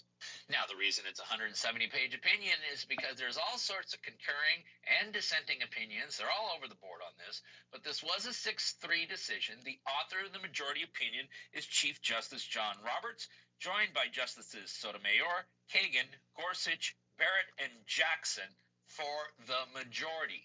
The dissenters included Justice Thomas, Justice Kavanaugh, and Justice Alito, and Justice Kavanaugh has authored a dissenting opinion. Justice Barrett and Gorsuch also authored concurring opinions, and we're going to actually spend a little bit of time at the end of this video with some very wise words from Justice Gorsuch in his concurring opinion. Now, we're going to go ahead and try to step on the gas here so as to not bore you to death, but this ruling is not so much about tariffs. No, it's actually much more about the structure of our constitutional republic, the separation of powers, presidential power, and things such as that. I mean, let us remember, against this backdrop, Article 1, Section 8 of the United States Constitution does read, "The Congress shall have power to lay and collect taxes, duties, imposts, and excises." And during the course of oral arguments, if you actually listen to it, you would realize that the government attorneys had a hard time connecting what President Trump had done here with the actual constitutional structures of our government, leading the majority opinion to point out, the framers recognized the unique importance of this taxing power, a power which very clearly includes the power to impose tariffs. But Congress can delegate some of those authorities away. Absolutely they can. That's how the ATF exists. That's how a lot of executive agencies actually exist. But here's the thing. When they actually delegate that authority, the statute under which they would do it will very clearly spell out, and I mean very clearly spell out the authority that is being delegated. Did they do that here? Well, that appears to be the problem. Against that backdrop of clear and limited delegations, the government reads IEEPA to give the president power to unilaterally impose unbounded tariffs and change them at will. That view would represent a transformative expansion of the president's authority over tariff policy. And of course, if the statute under which the president claims that he has the authority to do this really did delegate that authority, one would think that perhaps another president may have already exercised that authority. At least that was not lost on the majority of the Supreme Court. It is also telling that in IEEPA's half-century of existence, no president has invoked the statute to impose any tariffs, let alone tariffs of this magnitude and scope. That lack of historical precedent, coupled with the breadth of authority that the president now claims, suggests that the tariffs extend beyond the president's legitimate reach. And actually, this comes down to a significant legal doctrine known as the Major Questions Doctrine, which, by the way, I will also point out, was a huge component in the rulings of West Virginia versus EPA. What exactly is the Major Questions Doctrine? The Major Questions Doctrine is a U.S. Supreme Court principle stating that federal agencies cannot make rules on issues of vast economic or political significance, or what we call major questions, unless Congress explicitly authorized them to do so in clear language. And it basically stops renegade government agencies from taking vague rules and turning them into new laws. Translation, this is how the ATF has been stopped many occasions. There is no exception to the Major Questions Doctrine for emergency statutes. Nor does the fact that tariffs implicate foreign affairs render the doctrine inapplicable. The framers gave Congress alone the power to impose tariffs during peacetime. And so what the court is saying here is that even though the president has declared an emergency, and even if that emergency truly existed, This particular statute has never delegated the executive branch in any way, shape, or form to impose tariffs. And as previously mentioned, when Congress is going to delegate that authority outside of Congress, it has to be expressly stated so in the statute, as the court put it. Accordingly, the president must point to clear congressional authorization to justify his extraordinary assertion of that power. He cannot. You know, in law school, they teach you all kinds of fancy Latin, and one of them is inclusio unios est exclusio alterius, which simply means the inclusion of one means the exclusion of all others. And what the court found here is that, hey, the statute clearly had delegated certain powers, but the fact that it delegated certain powers and didn't mention this at all, yeah, well, that's fatal to the argument. As they put it, IEEPA authorizes the president to investigate, block during pendency of an investigation, regulate, direct and compel, nullify, void, prevent, or prohibit importation or exportation. Absent from this lengthy list of specific powers is any mention of tariffs or duties. Had Congress intended to convey the distinct and extraordinary powers to impose tariffs, it would have done so expressly, as it consistently has in other tariff statutes. And in many ways, what's helped the Supreme Court solve this equation was, well, simple English, because as they put it, each of the 9 verbs in the applicable law authorizes a distinct action a president might take in sanctioning foreign actors or controlling domestic actors engaged in foreign commerce, as presidential practice confirms. And none of the listed authorities includes the distinct and extraordinary power to raise revenue, a power which no president has ever found in IEEPA. So again, the court is saying, listen, Congress wrote this statute. They delegated all sorts of powers to the president, but what they didn't include in there was the power for him to levy taxes, which means that, well, he's doing so without statutory authority. Therefore, he's also doing it without constitutional authority. Tariffs operate directly on domestic importers to raise revenue for the Treasury and are very clearly a branch of the taxing power. And of course, the taxing power lies exclusively with the Article 1 branch of government, not with the Article 2 branch of government. For even when the president proposes new taxes, what has to happen? Yeah, legislation has to be passed to actually implement those new taxes. President wants to impose tax cuts. Great. What has to happen? Yeah, there has to be legislation to actually make those tax cuts. Now, I know a lot of you are ticked off. I know a lot of you are thinking that I am supporting this decision. I'm not supporting it. I'm not criticizing it. I'm not doing anything. I'm just educating you with it. But I do want you to understand that we are very particular here at Washington Gun Law about our constitutional principles and about our structure of government and about our constitutional republic. And in reading Justice Gorsuch's concurring opinion, I think there is some very tempering language that we should all take into account. Justice Gorsuch spoke of it this way. For those who think it important for the nation to impose more tariffs, I understand that today's decision will be disappointing. All I can offer them is that most major decisions affecting the rights and responsibilities of the American people, including the duty to pay taxes and tariffs, are funneled through the legislative process for a reason. Yes, legislating can be hard and take time. And yes, it can be tempting to bypass Congress when some pressing problems arise. But the deliberative nature of the legislative process was the whole point of its design.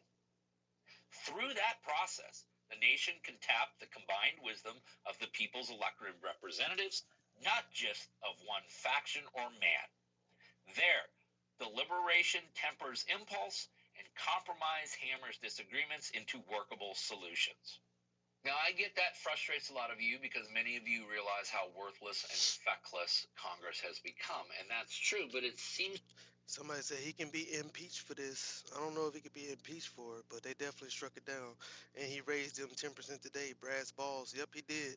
He actually did it immediately after they were struck down. Yeah, on the entire globe. What a moron. 10%, base 10%. Remember me? It's Leon. No, I don't remember you. Sorry, I don't. I apologize, but I don't remember you, Leanne. Hi, hope you're having a nice day. I'm having a great day so far, M. Thank you for saying that. Having a great day so far. Hope everybody's having a great day. Hit that like button. Let me know where you're from in the chat. Let me know where you're from in the chat. We're almost done with this video.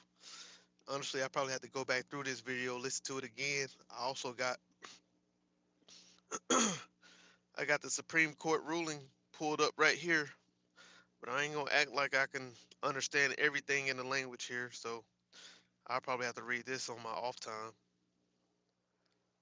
for sure. It's a lot. They said it's 170 page ruling. The Supreme Court um, ruled in this case yesterday. 170 page ruling as to why Donald Trump's tariffs was illegal. So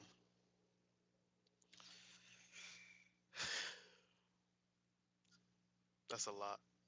It's a lot because it's a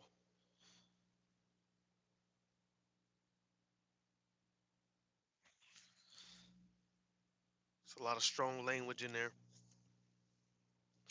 Okay, we ain't reading that right now. No, we ain't reading that right now. You doing all night stream? We might be. San Antonio in the building. The attorney on the video, believe it or not, he is a gun law attorney. Right? He's told us initially in the video that he's stepping outside of his lane. The only thing he's doing is trying to help us interpret the or translate the language. That's all he was doing. But his name is William Kirk. William Kirk. That's his name.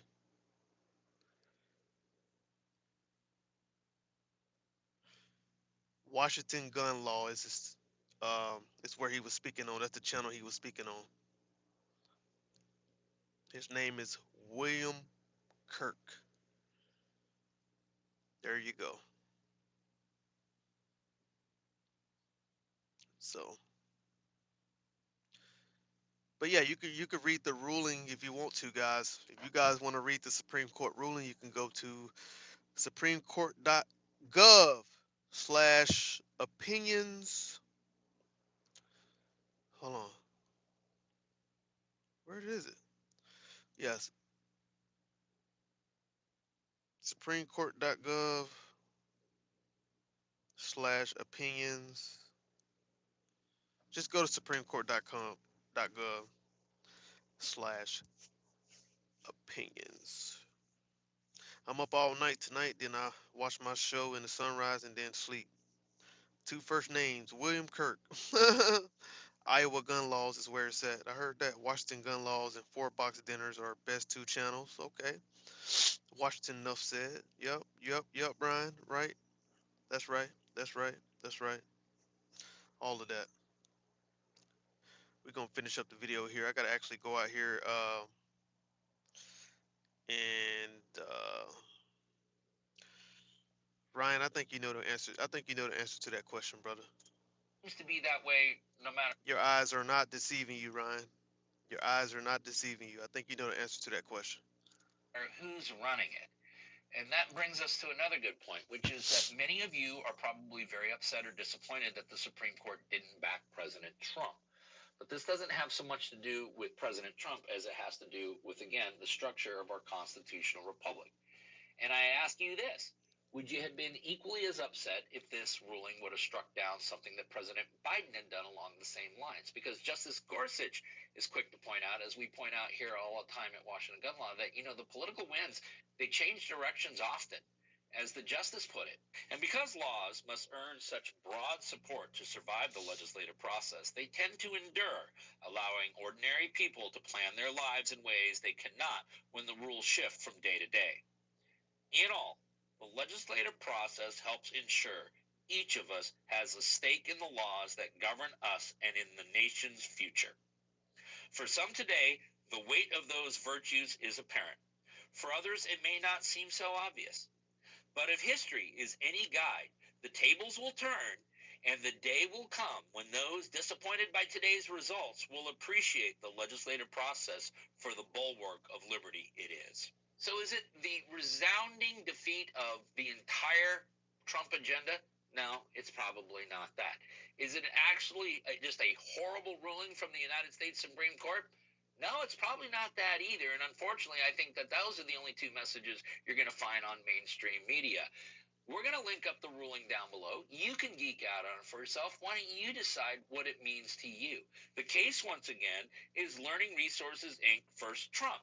We're going to link up all 170 pages of this opinion down below so that you can go through it for yourself. Now, listen, if you got any questions about this or about the stuff we normally cover here at Washington Gun Law, you should know how to get a hold of us by now. So Learning Resources was the main the company, the toy company, what really brought this Supreme Court to a ruling today? Was they the main ones? I know Costco came out and said that they're suing the federal government. Toyota suing the federal government. Who else? Uh, the governor of Illinois is suing the federal government. A lot of people are suing the federal government right now.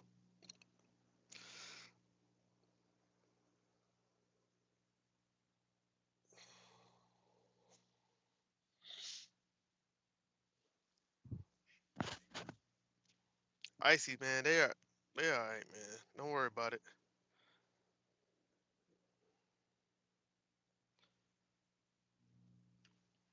Don't worry about it, Icy. Somebody said go back to Africa. I've never been. I've never been to Africa, Hunter. Why you want me to go back to a place I wasn't born? I was born in the United States. Why you want me to go back to a place I wasn't born? I was born in the United States of America. Anyways, y'all, um, I gotta go in here in Costco and figure out when they want me to drop this load because I have a job. I don't go online and troll people every day like Hunter, right? Uh, Icy Fox said, I kind of want to go back to Africa. I definitely want to go. I want to visit Africa for sure. Definitely want to visit. I would love to visit the Serengeti for sure.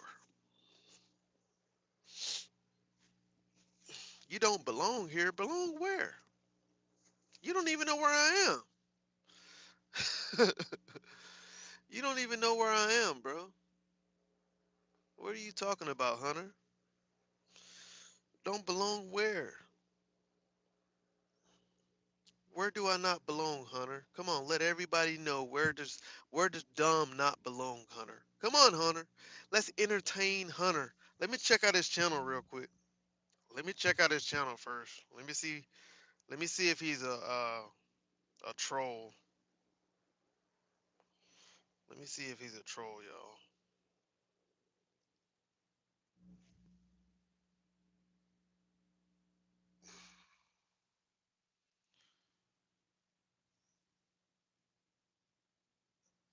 See how your people really live? What?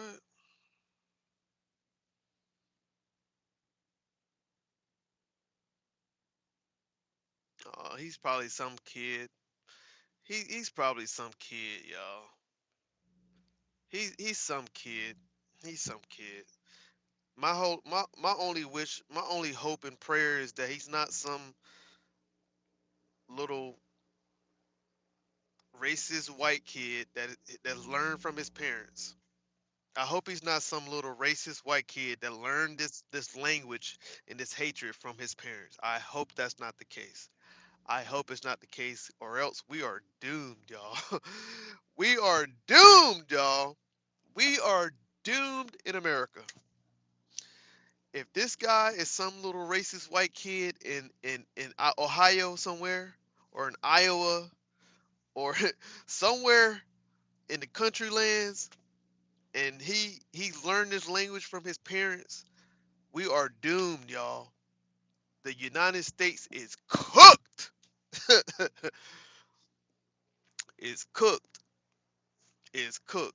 I support I support people. Why do y'all try to label everything? Y'all always trying to come in here and ask these.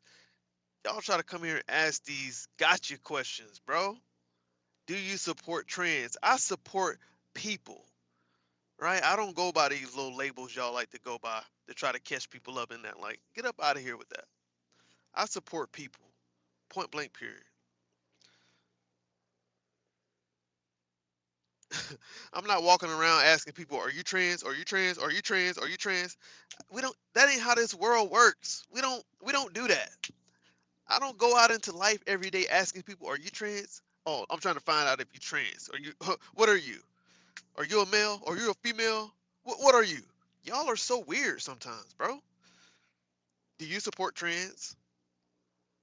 Do you hear? Do you see your? Do you think? Do you not see you asking that question is a problem? Like, how you come into a live and not even say hi? How you doing? What's going on, dumb? I'm new to your channel. Like, what's going on? How was your night? You come in here and ask that. Get your bitch ass off my channel. How about that? How about you get your bitch ass off my channel? Yeah, support that. Support that.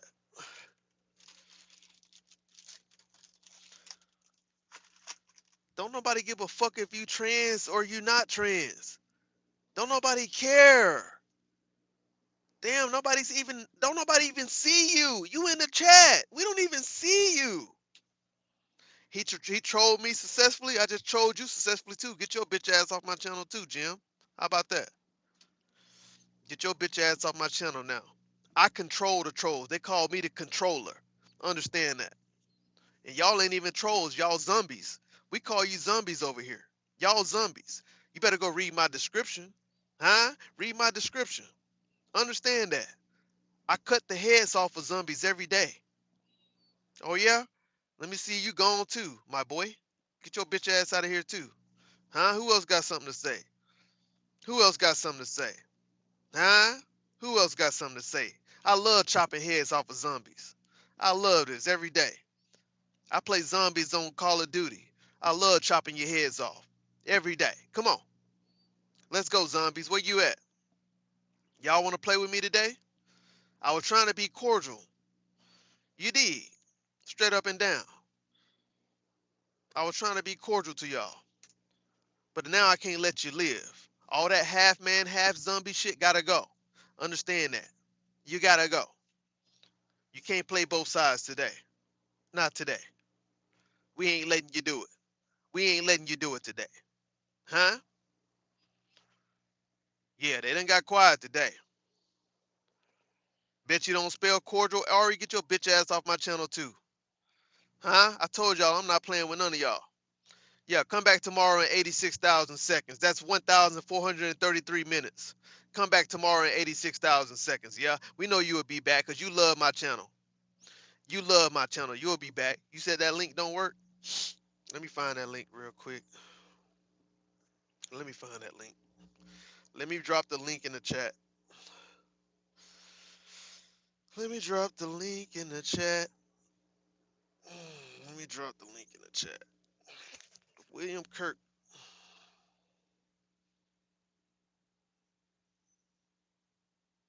Let's see if I can drop it in the chat. Yeah.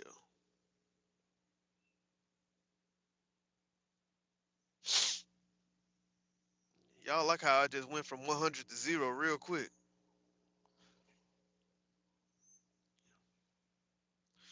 Let me know if y'all see that link. Is it? Yep, that's the link right there. Oh, you talking about? No. You talking about? You talking about to the website? Hold on. Damn, I'm tripping. You talking about to the website? I'm tripping. Hold on. Well, you can go on that channel and get the link out of the description if you want to. But if anybody want to go read the law, I mean read the Supreme Court ruling, you could definitely go right here.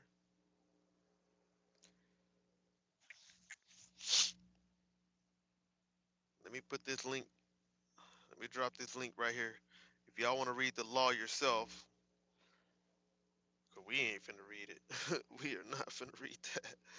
We are not finna read that for sure. Not on here.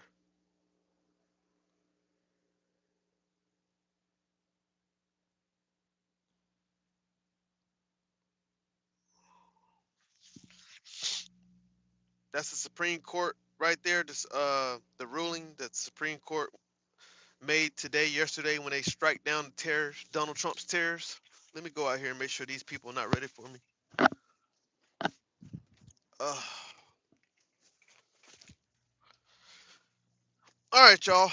Get me up to 60 likes, man. Get me up to 60 likes. I'm about to end the live. You're welcome, Rike. Rike. I hope I'm saying your name right. You are so welcome. All right. That link is the Supreme Court ruling for the tariffs. Hit that like button, get us up to 6. Ricky is good. Okay. Thank you guys for being here. Subscribe to the channel. We'll go live. We go live every single day. Right now, we about to get to work. So I will talk to you guys at a later time. Icy says, I need to read it, dumb, to be a state trooper. That's right, Icy. I know you want to be a state trooper, so you definitely need to read the language. Go learn you something new. Y'all have a great day. God bless you all. Take care of yourself, and always remember, it's free to be kind. Take care. We'll see y'all next.